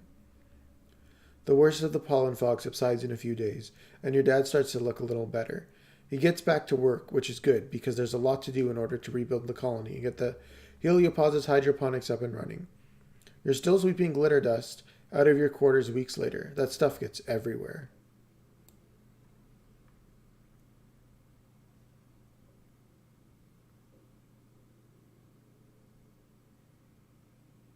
Oh, time to do more engineering, I guess. I'm going to be the best nerd. Study engineering. You notice on the engineering hollow web. Chief Engineer Instance needs some help with after-school tutoring. Literally anyone who isn't a complete idiot will do. Because she's desperate, please apply. Apply for job. You tell the doctor you're interested. She looks up from her hollow palm like she's just noticed you exist. Yeah, you'll do. The younger, slower kids have trouble keeping up with congruence sometimes. You mostly just have to pat them on the back now and then, and stop them from wandering off when they're supposed to be studying. No offense, but anyone with a pulse could do it.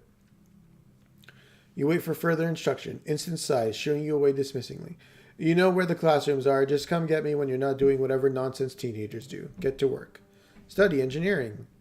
First collectible use is free. Oh, that's cool. Okay. So this is a nerd challenge.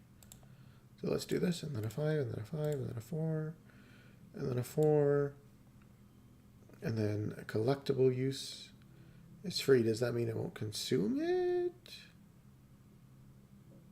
Yeah, it does mean it won't consume it. So I can convert this into a red. Win. Yeah, this is... Oh, then I want this like this. 5s in a row. Yeah, there we go. Win. Yeah, top rank. Perfect. +5 engineering. +4 from one challenge, super goal, gear, and observant brain. Wow, I'm gonna become an engineer so fast.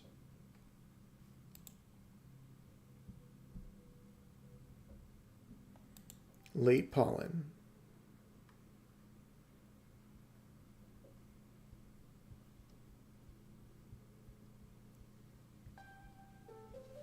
Nope, nothing I can do. Let's become even... Oh, wait, maybe I can give future boyfriend. No, I don't want to talk to you, Mars. Plus, I get all the free stuff for free. Supply depot. Wow, that's amazing. I'm going to ignore you. That's it? You're not impressed? OMG, what does it take? Yeah, I don't like you, Mars. God, you really hate all the women. No. Which of the girl characters you actually like?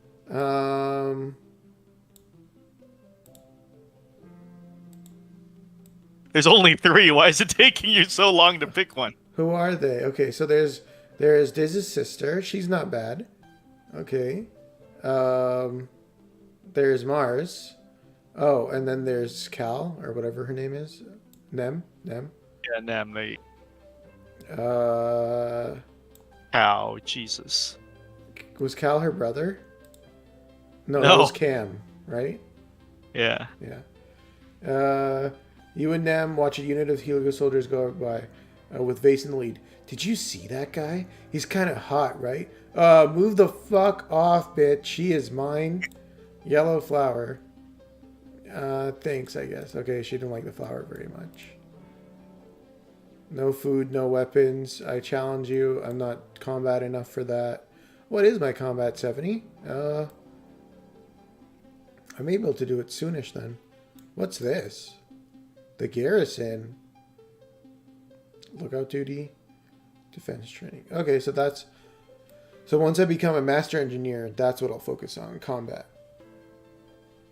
That way I can have my polycule with all the boys. So what does tutoring children do? Reasoning and empathy? I don't care. Yeah, study engineering. So you don't care about empathy? That makes sense. That checks out. Yeah.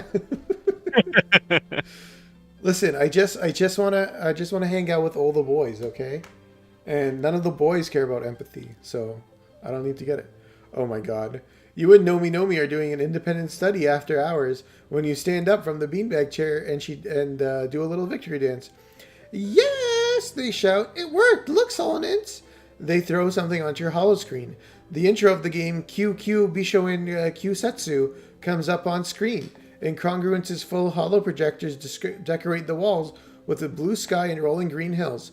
Peppy battle music plays. Nomi claps their hands proudly. I installed it on the classroom mainframe, they explain.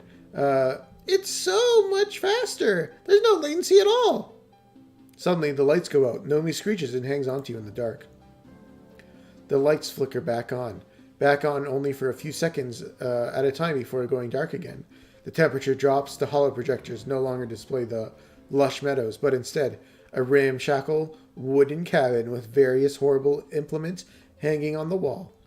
Hello, children.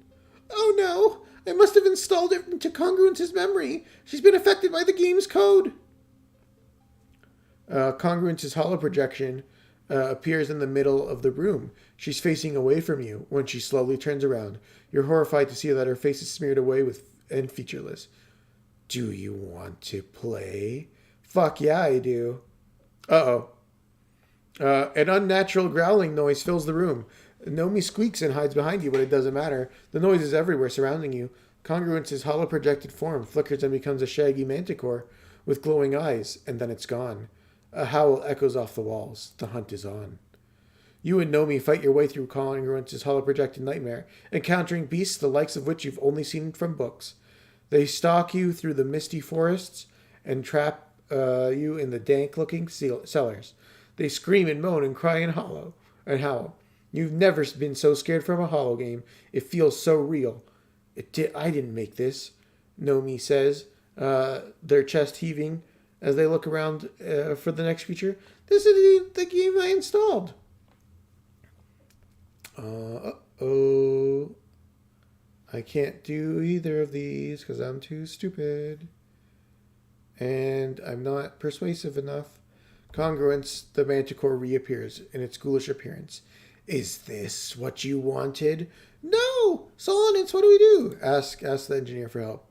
You and Omi run out of the room, asking. Congruence's chilling laughter echoes after you. You installed unapproved software on Congruence. Instance deadpans when you manage, through terrified chattering, to tell you what happened. I'm sorry, I find that hard to believe. Congruence status report, please.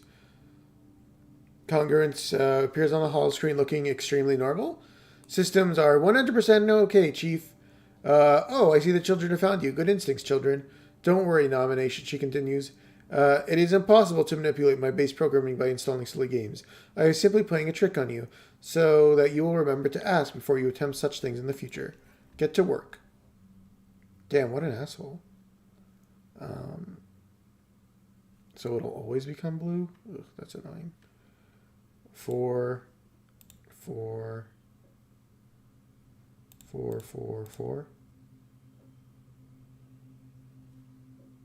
What is this normally? No, let me do this.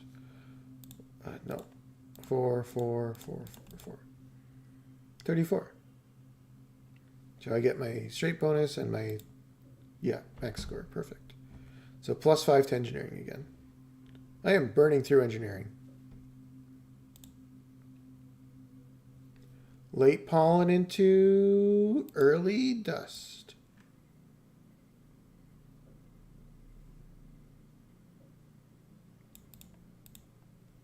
Hello, potential boyfriend.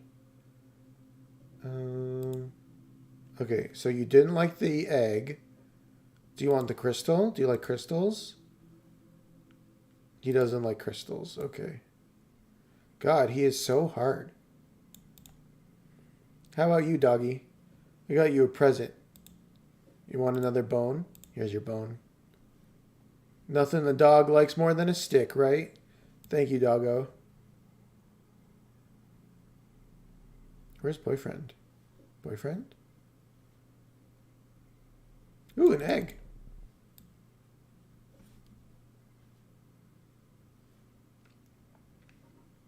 Boyfriend. I don't want to talk to you, Mars.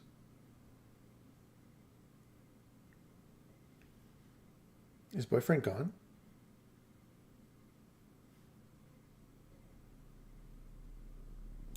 Plant. Okay.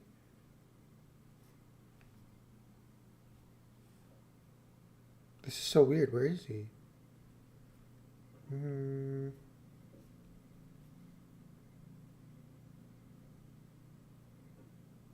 Back here? No. Actually, how do I even leave the gates? Now that I think about it. Is there leaving anymore? Oh, here they are. Okay. There's boyfriend. You spot Diz about to head out on an expedition. He's carrying a backpack with a second one at his feet, full of surveying equipment. As you approach, you realize he's writing in a notebook, an actual notebook, with paper and everything, braced on his knee with one foot on equipment. He looks up as you approach and closes his notebook, slipping into the jacket pocket over his heart. Oh, hey, Solonance. Are you coming too? That's cool. Maybe we'll be posted near each other. What were you writing? Just stuff. I like writing on paper. It feels more real, you know? And it's more private that way. You guys are so fucking obnoxious. Yeah. Jesus. It's more... Why do you like this guy? Oh my god. Don't you love it? The brooding? Isn't it great? And it's more private than having everything on your hollow palm where people could find it. You beg him for more details. Diz huffs through his nose but looks amused. Just stuff. How I'm feeling. What the weather is like. What people are doing around the colony. I like observing people. Sometimes I pretend I'm an alien and I'm studying how people act so I can blend in. Do you ever write about me? Diz goes red and ducked his head. Well, sure, he says. You're part of the colony, right? And you're my friend, So, of course I write about you. You're about to ask to see, but you're interrupted by Utopia calling for all hands to board the expedition vehicle. Diz stoops to pick up the surveying equipment, and then he's gone without another word. He must not want you to know what he's writing about. Curious. What does that mean? What does what mean? Why would he not want you to read it? Because he's writing his smutty fics about us. Did you you ever watch Bob's Burgers? No, but I have been told great things about Bob's Burgers. The friend fiction thing, where the teenage girl writes smutty fan fiction about her real life friends. That's great. Friend fiction is Yeah.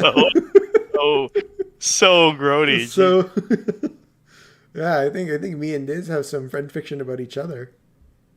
Are we gonna do some fraudage in the woods, or are we gonna survey the plains? Actually, I should finish engineering, and then rest, and then I will hang out in the woods. So that way I have max stamina when I get to the woods. So let's do some engineering. Fix the robot. Oh, I'm not smart enough to do that. You're scuttling of metallic legs. What's the heck? And a strange knee-high robot busts into your engineering lab, going full tilt on 6 spidey legs and slammed to the wall, easy enough to knock it down. Seems to be having trouble getting itself back up, and its flaying mechanical legs around dangerously. Put it back into the hall. Smash it before it hurts someone. -$5. Oh, the poor thing. You broke it, and I was so close to getting it its new movement algorithm online. Working with robots is just so hard with no hands. This was much easier when Hal was here. I miss him. +2 engineering. What? I can't. Well, if you know anyone with more sense of physics than you do, let them know. I need a helper. I got 2 engineering for smashing it. Okay. I don't have any. Okay, so let me do this then. Let me put this 5 there. I'll convert it to a brain, so I can get this bonus. 4 and 4. +2 for each other gem card. Wow, that's huge. And then 29. So let's see what happens if I do 3 and then 4, 30. Let's put some logs in here. I'm gonna hit that super goal, god damn it. There we go. Nice. Max goal +5. The festival is here.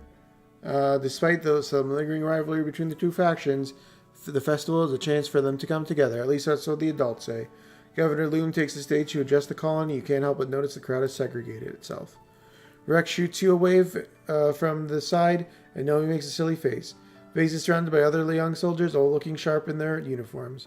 With Diz standing beside you, you wonder if the two ships will ever feel like a colony. As the fanfare over the announcement system, Loom's honor guard does a complex drill with the drone rifles. Greetings, people of Vertumna! We may be far away from our beautiful Earth, but we can still celebrate and be thankful for what we have here. We've worked hard to save this beleaguered little colony from the brink of destruction, and you should be proud of your work. The Helios cheer. Your side of the square is more quiet. I know some of you have been asking, Loom, how are you going to do it all by yourself? How are you going to run the colony, solve everyone's problems, turn this planet into paradise, and look this good? Loom strikes a pose to a smattering of polite applause. Well, I have the answer for you, he continues. The old council may have made bad choices, like illegally leaving Earth, but I believe in second chances, so I've appointed the original department head to my own council. Loom's Council 2.0. Better not disappoint me, he laughs, makes finger guns at the department heads at the foot of the podium. Stay on your toes, Stratos. I also want to promise everyone here today that we're going to make Vertumna safe for humans, Loom says.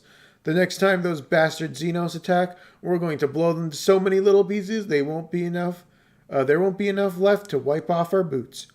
We've already got the defenses, he says, gesturing broadly to the newer, taller, thicker walls.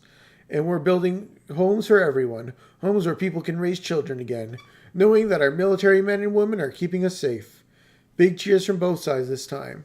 Some of the colonists around you have tears in their eyes, especially those who lost family in the last attack. Loom goes on for a while, lionizing the Heliopause's military strength and casting subtle digs at your failed colony experiment. Finally, the crowd disperses to set up the square for the afternoon festivals, some traditional and some new. At the tables, Auntie Anne and the kids are setting out the spread for dinner. There's an unimaginable amount of food, thanks to Heliopause's huge rations surplus and the piles upon piles of Xeno meat from the hunting parties, for those who can stomach it. Anne is all smiles, clearly making an effort to move on, as Loom mandated despite still mourning her lost son Calm. But not even the festive atmosphere can force a smile on Nem's face. Come on, it's party time. We should be mourning, not celebrating. What do those Helio jerks think they are? I miss my mom. Cal hugs me. Yeah, me too. She should have been here to see this. I think she'd be really proud of how hard we worked in geoponics. Let's do Xeno Wrestling, Talent Show Trivia, or Bake Off. So, Xeno Wrestling it is. Friendship with Vase, Anemone, and 5 Loyalty. Without Calm to run the obstacle course, the physical competition is replaced with a float cow rodeo. The bulls have had their air bladders emptied and weights attached to their grasshopper legs, keeping them low enough to wrangle. Nem joins the rodeo along with Vase. She fiercely dedicated to her participation to Calm's memory. This is cruel, Cal shouts from the sideline. Float cows are friends, not foes. He throws a ripe wad of potato at the participants. It lands at your feet, but all 3 of you are splattered with juice. Vase takes a few steps toward Cal with his fists raised, but Cal disappears in the crowd. Wrangle those Xenos. 88. Holy shit. That's fucking expensive. 6, 7. Card gets +3. Oh wow, that's huge. And then this 4. Next. More gem cards, okay. So 1, 3, 4. Here, 10. Next. Ooh, I'm not gonna fucking hit this one. 6, 6. 6, 6, 6. Oh, I did it. Nice. Win. Oh, that wasn't the max goal. I did it. Whoa, 8. Okay, that's huge. And I'm popular. Anemone fights hard, but you're the champ. You get a lasso around the ornery bull's neck, then haul yourself onto its woolly back. Its powerful grasshopper legs bounce you around the ring, but you manage to hold on and wrestle it down to the dirt. The crowd cheers so loud you can barely hear the float cow bleeding in discomfort. Yeehaw! Chiefs Utopia cheers from the stands. Nemos looks disappointed. Vase looks angry. Your performance has definitely put you on his radar as competition. -50. Oh, sick. I can go outside then. After the festivities, the mood in the colony is a lot lighter. You see people smiling easier and often seeing mixed groups of Helios and Stratos socializing together. Feels like the first time people have let themselves relax. Early dust to mid dust.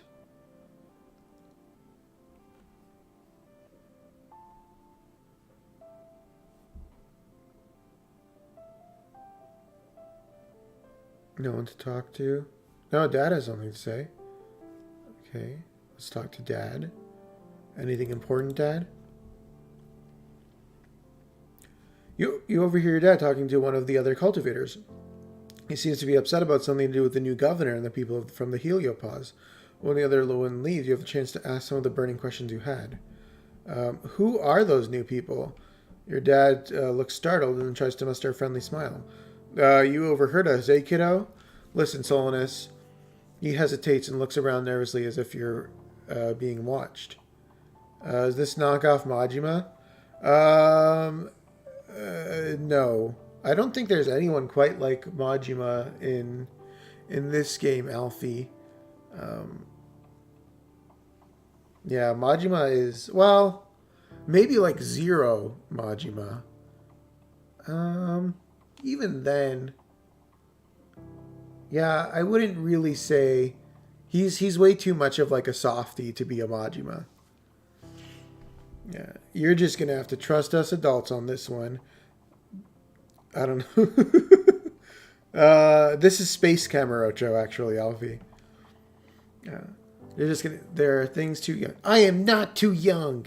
+5 rebellion. I thought the same about myself once. Your dad says gravely, I was wrong. The Helios came here just like us, looking for a better life. He tells you. Some of them have other reasons too, but now that they're here, they're going to learn to work together. When your mother and I were young on Earth, we learned a hard lesson. We learned a lot of hard lessons. One was that it's safer to be led by one dangerous person than to be attacked by an army of them. He lets that sink in. Another was that sometimes when adults tell you not to worry, you should listen to them. Go on, enjoy your youth. He gestures towards the heliopause. Go get to know some of the new kids. I'm sure you'll find they're a lot like you. Before you can say another word, your dad is called back to work, but there's still so much to be done to rebuild the farms and the geoponic greenhouses. And you can see that people from Helio are helping him. Maybe they aren't all that bad. Let's see if I can find my boyfriend. Boyfriend? The exit to the colony is so hard to find now. I do not like this redesigned colony.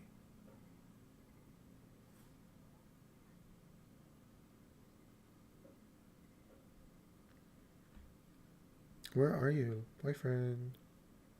Are you through here? No.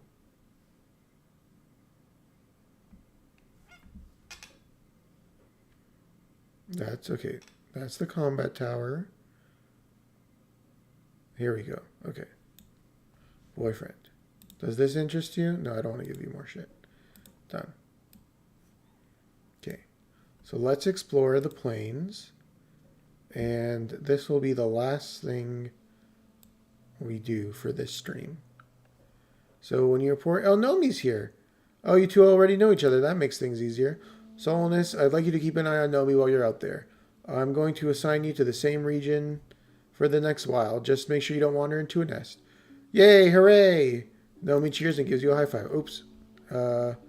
As Utopia explains to Nomi and some other new Helio surveyors about the tools, Nomi starts to get bored and wanders a little away from the group. You see it happening, but her powers to stop them from tripping and nearly landing into a nest of hot-eye eggs.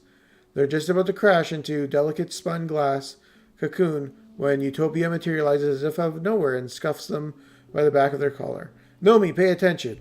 Nomi giggles like they don't even realize of the danger of being stampeded up by the upset hot-eyes beginning to gather around. Utopia ushers them back to the group before they can get tramply. Nomi asks a million questions about the eggs. Are they edible? Do they have hard shells or soft? What is the cocoon made of? How long until they hatch? Utopia sighs. Just get out of here, you two, she says, before the cute little varmints turn ugly. How's it going, Utopia? Oh, Utopia, why are you talking to Diz? Stops you and Diz near the depot. Feel that, she asks. You can feel an ominous, distant thumping, pulsing regularly through the ground. If you stand still, you can feel it vibrate into your own body, like a massive global pulse. I reckon it's naturally occurring, but it's giving me the willies all the same. You two better check it out. Mind you stick together and take readings on the way, in case it's dangerous. You and Diz look at each other excited. You follow the thumping, now an audible noise, growing louder, west, until you've roughly triangulated its location. You know you're getting close, but it sounds like it's coming from all around you, and your instruments aren't precise enough to help. Let's follow the sound. Perception check. So 5, 5, 6, 3, 3, 3, and 3. Oh, that becomes a 6 actually. Next. 6, 6. So a 4 to 3. Actually, so then this would become a 6. Oh, that would become an 8. So then like this. And that's an 8. Super cool. Is there anything better I could do? I don't think so. I think this is optimal. When? It was. Okay, perfect. +2 perception, which doesn't matter, and $2. You find a what the fuck is this? An ancient broken down machine, like a small pyramid shaped building made from some sort of dark stone or bone that looks almost like it grew that way. Except it isn't broken, it's just so very old and overgrown. It looks like a pile of rubble and roots that a building or engine or whatever it was. Still a thumping noise coming from inside it. The vibrations are strong here, making your guts feel weird. You don't... oh yeah, nice. My engineering paid off. You don't notice it at first, but there's a curious path on the ground moving away from the machine. A line half a meter wide, where the dirt is a little more worn and bare. It heads off in a straight line to the west. Or coming from the west. Could animals have made this path? Or the thumper itself? Analyze the thumper. +2 engineering, +20 kudos. It's definitely not natural. Or some part of the thumper, you can see what might have been writing once, carved deep into the not quite rock. It must be thousands of years old. Whatever part of it still works is deep down in its core. It has a funny smell too. Sweet, like something fermented. Puffs of air come from the vents near the top, in time to the thumping. You also know that the animals here are a lot more aggressive than usual. Even the insects buzz more annoyingly up ahead. Your scanners register higher levels of attack pheromones. Whatever's going on, the fauna don't like it either. Eventually, you head back to share your findings with Utopia. Totally an alien civilization, Diz insists. Utopia scratches her head. I suppose maybe, she says. You said it looked ancient, right? Perhaps there could have been another civ here long ago. We have found other signs, but not active like this. It seems to be pointing west or receiving something. She snaps her fingers. There's some right ugly ridge lines out there. We'll have to keep checking in that direction. But we got gliders and motivation. That's half the battle. I'll open up the western wrestling ridges for surveyors. Whew! Say that 3 times fast. Diz is right. It's definitely aliens. Diz gives you a knowing look, but says nothing. Okay, we've unlocked a new exploration zone as well. That's good. It's a cloudy day. You hear the crash nearby. Yes, it's the giant creature again. Let's analyze its movement. As it passes overhead, you marvel at how it could get so close to the colony. You hear Nomi shouting for help. Run over there. You sprint to the sound of the distress. Nomi stuck in a lyre flower. You know this beast well. It pretends to be a giant pretty flower that swallows your whole body and slowly digests you, oldest trick in the book. You could use your plasma cutter to cut them out of there, if you can figure out which part of the creature to cut without hurting Nomi. Nomi is struggling, and you hear muffled sounds of distress from inside. You have to hurry. Save Nomi. Animal challenge. 65.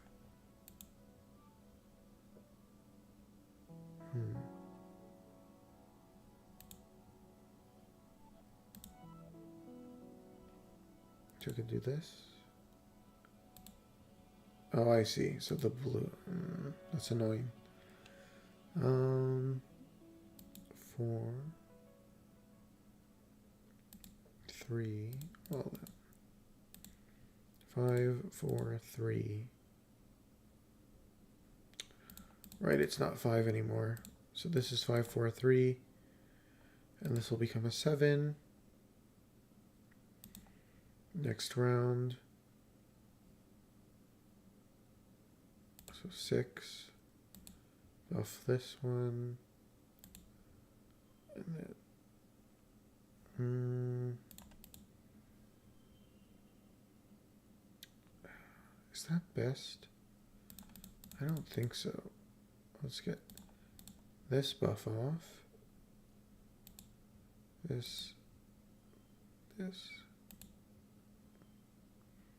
829. No, so that other one was better. Okay, so 6, 4, 4, buff, buff. 35. Oh, because the 4 of a kind. I see. Win. But still not the best, huh? +2 animals. You delicately slice the lyre flower at the underside of the base of the flower, which you guess is the creature's neck. Up close, it's actually more reptilian than plant-like. Just a little nick, and the creature coughs and convulses. +2 Nomi. Nomi spills forth in a flood of digestive fluid. Ew, ew, ew! Yuck! My outfit, stupid flower! And Nomi stomps and shakes her fist at the flower, which lurches away on a fat snake-like body. A bush blob blocks the way. Find her out through its territory.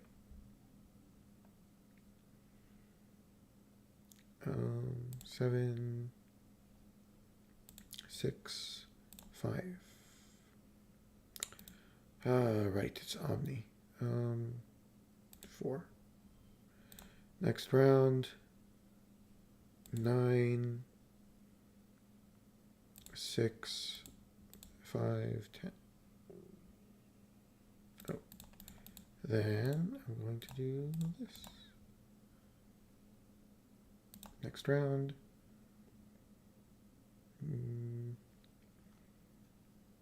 Gem card, gem card. So 4 gems. +2. So 4, 1. I wish I could date Utopia. Utopia, why? Hot. Oh, I fucked up. That wasn't great. Utopia, really?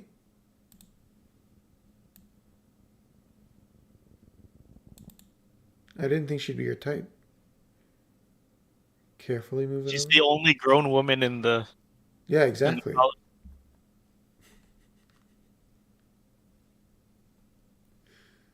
Card gets +1. Did I do something to offend you? I do something to personally offend you today? Like, I don't understand why you like this lately. What do you mean?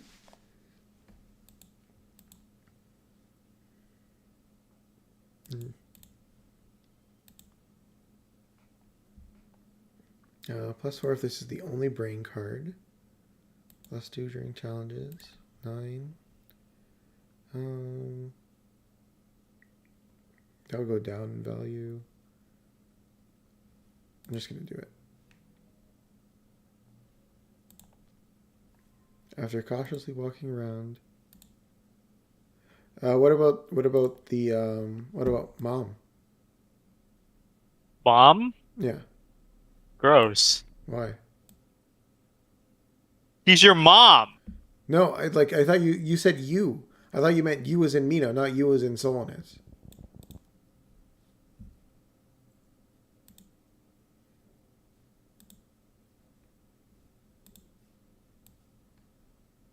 Oh, hey. How's it going, Sam? You walk up a trail and you're caught by surprise. It's Sim, and he's running. You're knocked to the side as he pushes past you, running the opposite direction with barely a glance. You shout and chase after him, but after a few seconds, it becomes clear you don't have a hope of finding Sim when he doesn't want to be found. You turn and continue along the path, and around the next bend you spot a familiar face. It's Utopia. Who the hell was that? She demands. Who? I didn't see anyone. +5 rebellion. The man who just ran past, the tall guy dressed in black. How did you not see him? She pikes her pickaxe off the shoulder. Whatever, just watch where you're running, okay? The gravel's loose around here. And maybe check in with Doc Instance, get your eyes looked at. You agree, happy to be out of the conversation without any trouble, and continue along the path before Utopia asks more questions. You walk a couple more minutes before you see Sim again. He seems to be in good humor despite the close call. Oh, he says, it's tiresome to be so secretive. It is such a pleasure to be around you and Diz, and to not have to hide myself. I do appreciate your discretion, he says. It's not really the right time for the gardeners to be formally introduced. To do so too early would cause a great degree of chaos. Yes, even the female surveyor, he continues. I do like her, but I have learned from my limited experience with your kind that adults of your species do not react well to surprises. It's good that you're here, though, as I do need something from you. Data. What? Please don't be alarmed. I don't mean any sensitive information, such as personnel or defenses. I mean only the contents of your digital cultural archive. Like the holovids? Yes, exactly. Your holographic records of movies, music, books. Cultural artifacts only, I promise. Why? Well, isn't it obvious? I wish to know more about your kind. I wish to learn how to... He struggles for the right phrasing. I wish to learn how to act in such a way that is not so discomforting to humans. Okay. Really? Oh, I thought you'd take more convincing. You are surprising. It's such a pleasure. Oh my god. You tell Sim you can find a mem drive in engineering and fill it with all the data he wants. But you request payment of another kind. Sim startles and laughs, his hand shooting up to cover his mouth. Oh, you're so bold, Solanus. That is a quality I genuinely admire about you. What a marvelous gift to be able to simply voice whatever it is on your mind, without the burden of forethought. He taps his lips thoughtfully. Perhaps watching your holovids will help me understand the nuance of your request. What the fuck, dude? Here, I brought you something. Oh, wait, cancel. What do you like again? You like crystals? Hey, you want this crystal? Here, take this crystal. I think you better hold on to it. You might need it. Oh. Could you help me calm down? Of course. Oh, thank you for making me blank out while you help me calm down, Sim. Appreciated. Let's see. I should probably try and find boyfriend before I stress out.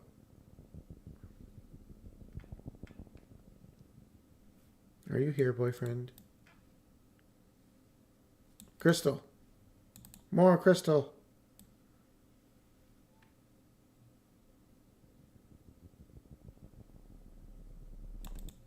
Why are there so many crystals here? What the fuck?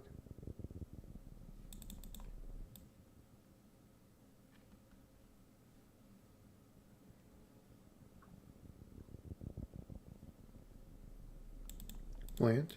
Oh, my pets. I forgot about my pets. Boyfriend, you here? Log. Okay. Let's see. You spot an enormous, unfamiliar flower. Large, waxy petals join to form a basin brimming with goopy yellow gunk. The entire thing has a sticky, melting look. The awful smell of the juice permeates the area. It's like something died in here. Drink the goop! Drink it! Plus 10 stress. Its smell is horrendous. The taste is indescribable. The moment it hits the back of your throat, you start gagging and salivating uncontrollably. Throwing up is a relief. Oh. Plus 1 perception. Despite your initial discomfort, what you've done emptying your stomach, you realize you feel incredible.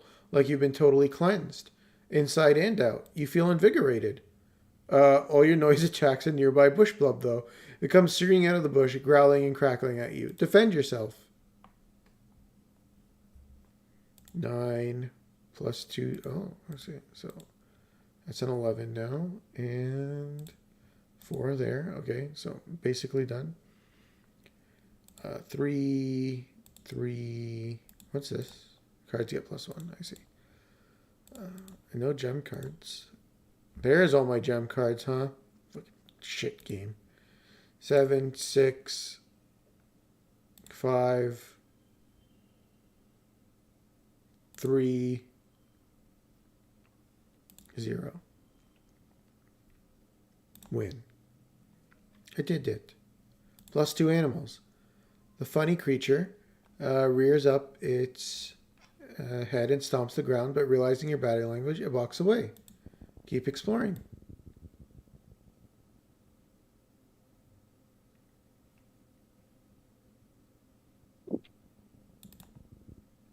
What's this one?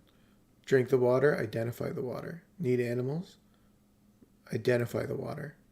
You collect the sample, and then hide yourself under the large mushrooms to watch the fauna come over. Plus 2 biology, plus 1 animals. Good thing you didn't drink it. It's a piss pool.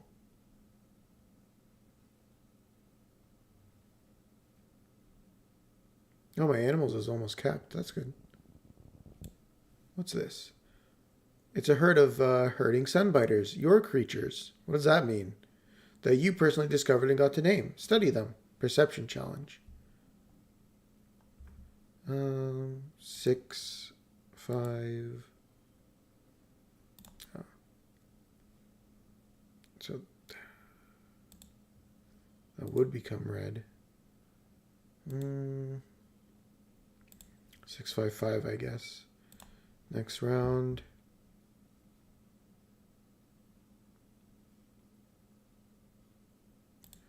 +2, +1. 6, 3. Next round. +4 if it's the only brain card. Yeah, that's not going to work. Yeah.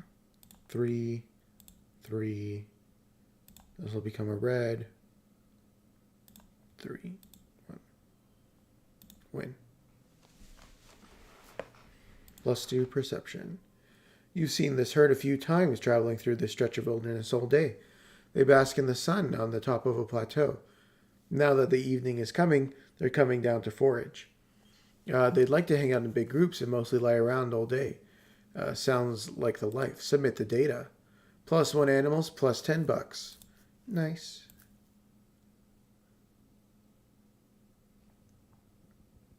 Let's see another one. Sparked snow is driving down and visibility is poor. You can barely see in front of your hand. Let's try to find a way through. Oh, this is locked in, huh? Interesting. Okay, so 6. And this will also be a 6, so that's straight. Do I want to save that for later, actually? This will also, yeah, this is better. So gem card, gem card. So that's huge, okay. And then we're going to do 6, 6, +4, 9. Win. Yeah, max score on that last one. Plus super victory. You keep one foot in front of the other, relying on your wayfaring and a fair bit of luck. But you see something inexplicable. What the heck is that? +1 animals. You squint into the driving snow, but all you see is white on white on white, and the slightest hint of movement. It doesn't even look corporeal, almost like a cloud, like the snow is coming from it. It's impossible to get a closer look. You pull your collar tighter against the storm and move on.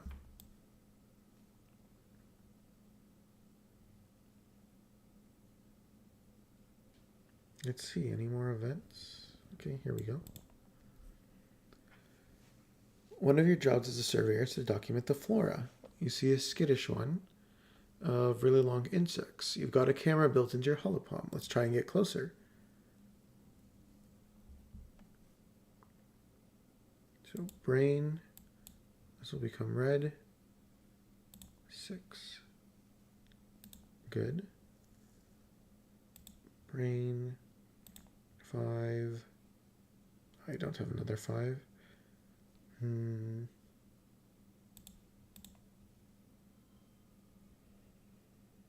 Oh, then I don't want that. Okay.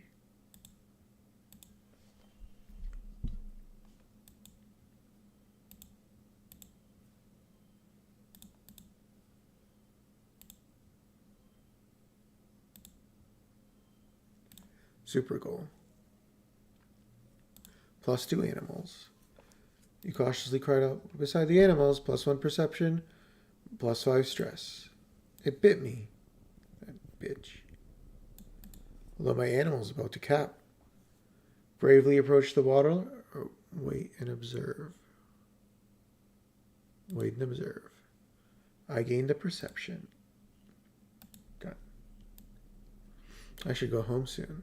Okay, here we go. This should be the last event. Something big bursts out of the jungle and scampers towards you. It's a bush bub. Combat challenge, get closer to watch. Get closer to watch. They seem to be playing tag. Keep watching. +1 animals. They're dancing. I reach out to grab the fruit and it bit me. I'm too worn out to continue. But I managed to get maximum animals. +3 perception, +1 animals, +1 friendship with boyfriend. Next month, late dust. Upgrade pet perks via relaxing in the park. Oh, cool. Anything new with boyfriend? No. Dog boyfriend? Anything new? No. Hugs? Oh, yeah. +2 for the hug. Let's see. What's your friendship at? 10? Oh, it's going to take a while. I need more. Oh, hey. You got dialogue. You find Rex playing cards by himself in the lounge with an actual physical deck of cards.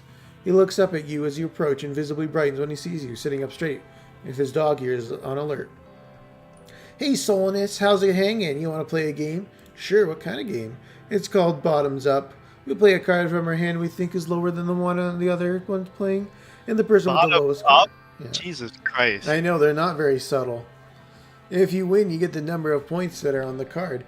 Plus, you get to take the loser's card and add it to your hand. So, you want to play a low card to win, but if you play your high cards at the right time, you get a lot of points. It's a game of compromise.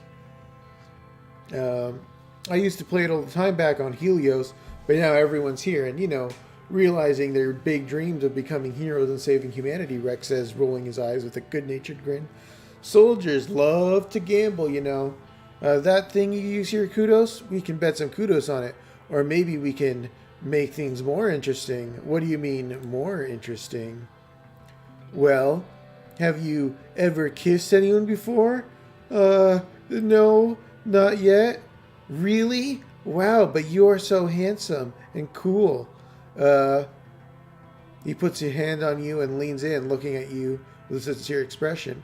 I'd love to be your first kiss, Solanus. Why are all furries gay? Right? Like it just confirms everything. Oh yeah, he's down bad as fuck. Fuck yeah, let's do it. Deal. The anticipation is the best part. Oh, look, they even give us the little graphic too. I don't think if you can show me one straight furry in media, I will stop saying that. But I'm not sure they exist. No, I'm not gonna push back on that. The best part about this game is that it's not very hard to play. It's all about how well you know the other person. And, well, we don't know each other very well yet, so what do you want to know? What do you like to do for fun? Talk to people mostly, Rex says, as he puts down a low card to win. I like to see what everyone's doing and help them with stuff I can.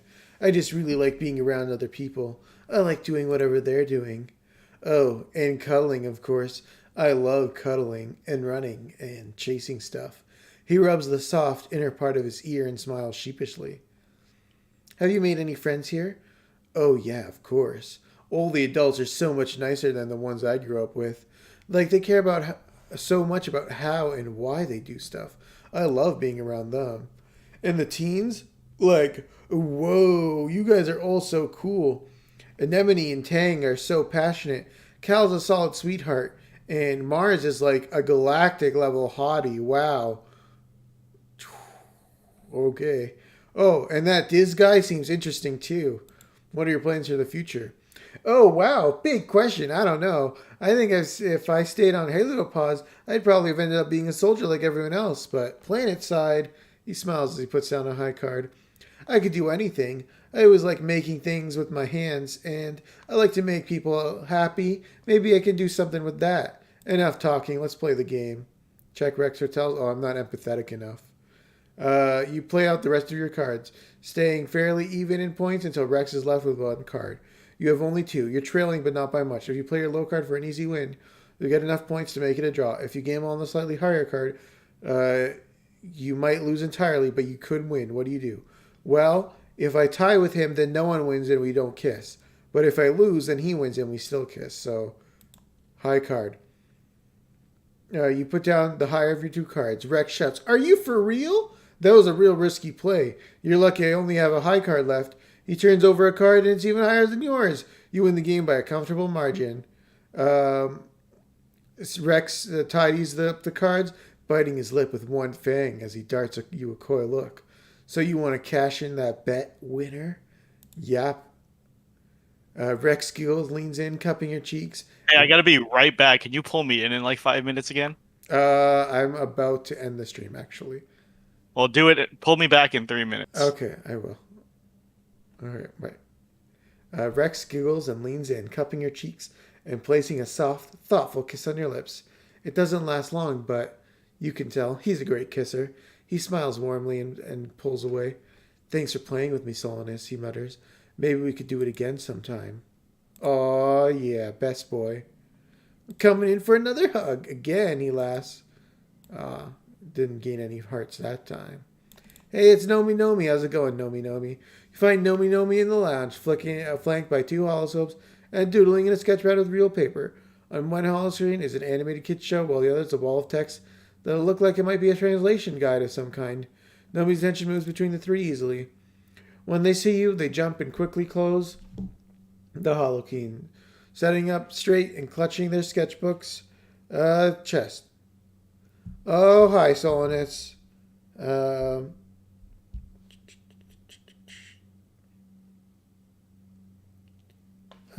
hi, Solanus. They giggle, rubbing the back of their head charmingly. How you doing? It's okay. You can watch cartoons here. Is that in a different language? Well, yeah. It's better in the original language, but the subtitles don't tell the whole story either. Oh, my fucking God. I thought you were going to bust me for jailbreaking my helipad, they say. All the Hello Kids have restrictions on what we can watch and for how long, but you guys have so many more cartoons here. Like the first season of Turbo Girl Hyperjet Transformation. What?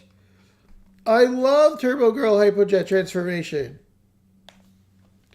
What? Really? It's the best cartoon ever made. What else has schoolgirls who look like aircrafts from the waist down battling evil aliens while dealing with the stresses of high school life?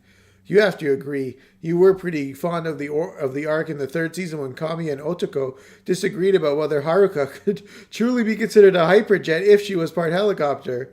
The Helio Media Archive only has season 2 through 9, and only 3 of the OVAs. Nomi says, puffing her cheeks out. I can't believe in the 4th OVA, Flight Captain Yumiko gets captured by the aliens and brainwashed into thinking that an alien sleeper agent the whole time. You hadn't seen the 1st season? Nomi shrugs and pokes one finger into her cheek. Spaceship kids make do. You don't have to know everything about something you like in order to call yourself a fan. Just liking with all your heart is good enough. Nomi laughs and flips over their sketchpad, showing off some of their drawings. I was drawing some fan art for the show. Well, it's kind of fan art, okay? It's really more like if I was a character in Hypergirl Turbojet Transformation. Will you be an artist when you grow up? I'm not empathetic enough. It looks great. Will you be an artist when you grow up? Solanus, I'm an artist now. And not just an artist, but a writer and an artist. I'm the whole package. She's a weeb. Okay, I need to relax. Gonna give you a gift? No. Asshole. Let's relax. You're sort of half-heartedly scouting by walking along the walls when you come across what looks like a little memorial shrine tucked into an alcove. And its drawings, in it are drawings and mementos of the people who passed away, including Tammy. You're struck once again by the senselessness of her death, letting the grief wash over you just as strong as the day she died. It's hard to believe that you've come this far, through space, only to lose a friend in such a sudden and pointless way. You leave the shrine as is. You took the month off. Lose under the hot summer sun. We are now into the early wet season. Do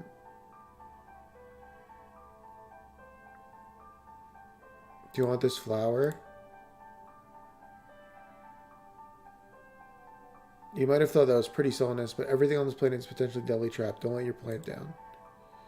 Dude is a fucking asshole. Do you want this eggplant? Yuck, I'm not eating it. It's probably poisonous. Do you want these roots? Thanks. You're impossible, dude.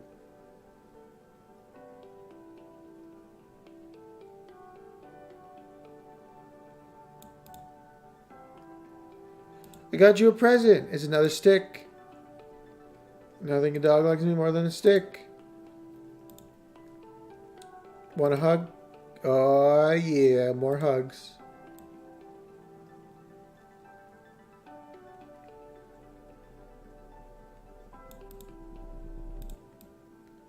Anything new with Dad?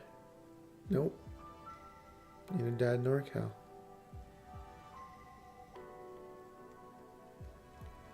Okay, well, on that note, I think I'm going to end it, folks. Pull you in. Can I do it on mobile?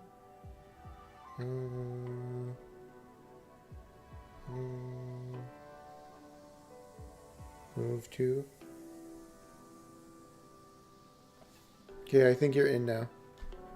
Yeah, thanks for stopping by, Sal, and thank you everyone who stopped by previously, and anyone who's going to check out the VOD. It's very much appreciated. This game is like an off game for me. I sort of play it whenever I'm in the mood for just a chill vibe. So I'm not sure when I'll pick this up again, but it'll probably be another weekend stream. Yeah, so you all have a great rest of your days or evenings or whatever. And I will see you potentially tomorrow for another stream. Or if not, then most likely Wednesday. Have a good evening, folks. What are you streaming tomorrow? What am I streaming tomorrow? Yeah. I might stream some more Mega Man. But I'm not sure yet. Depends what my schedule is like tomorrow.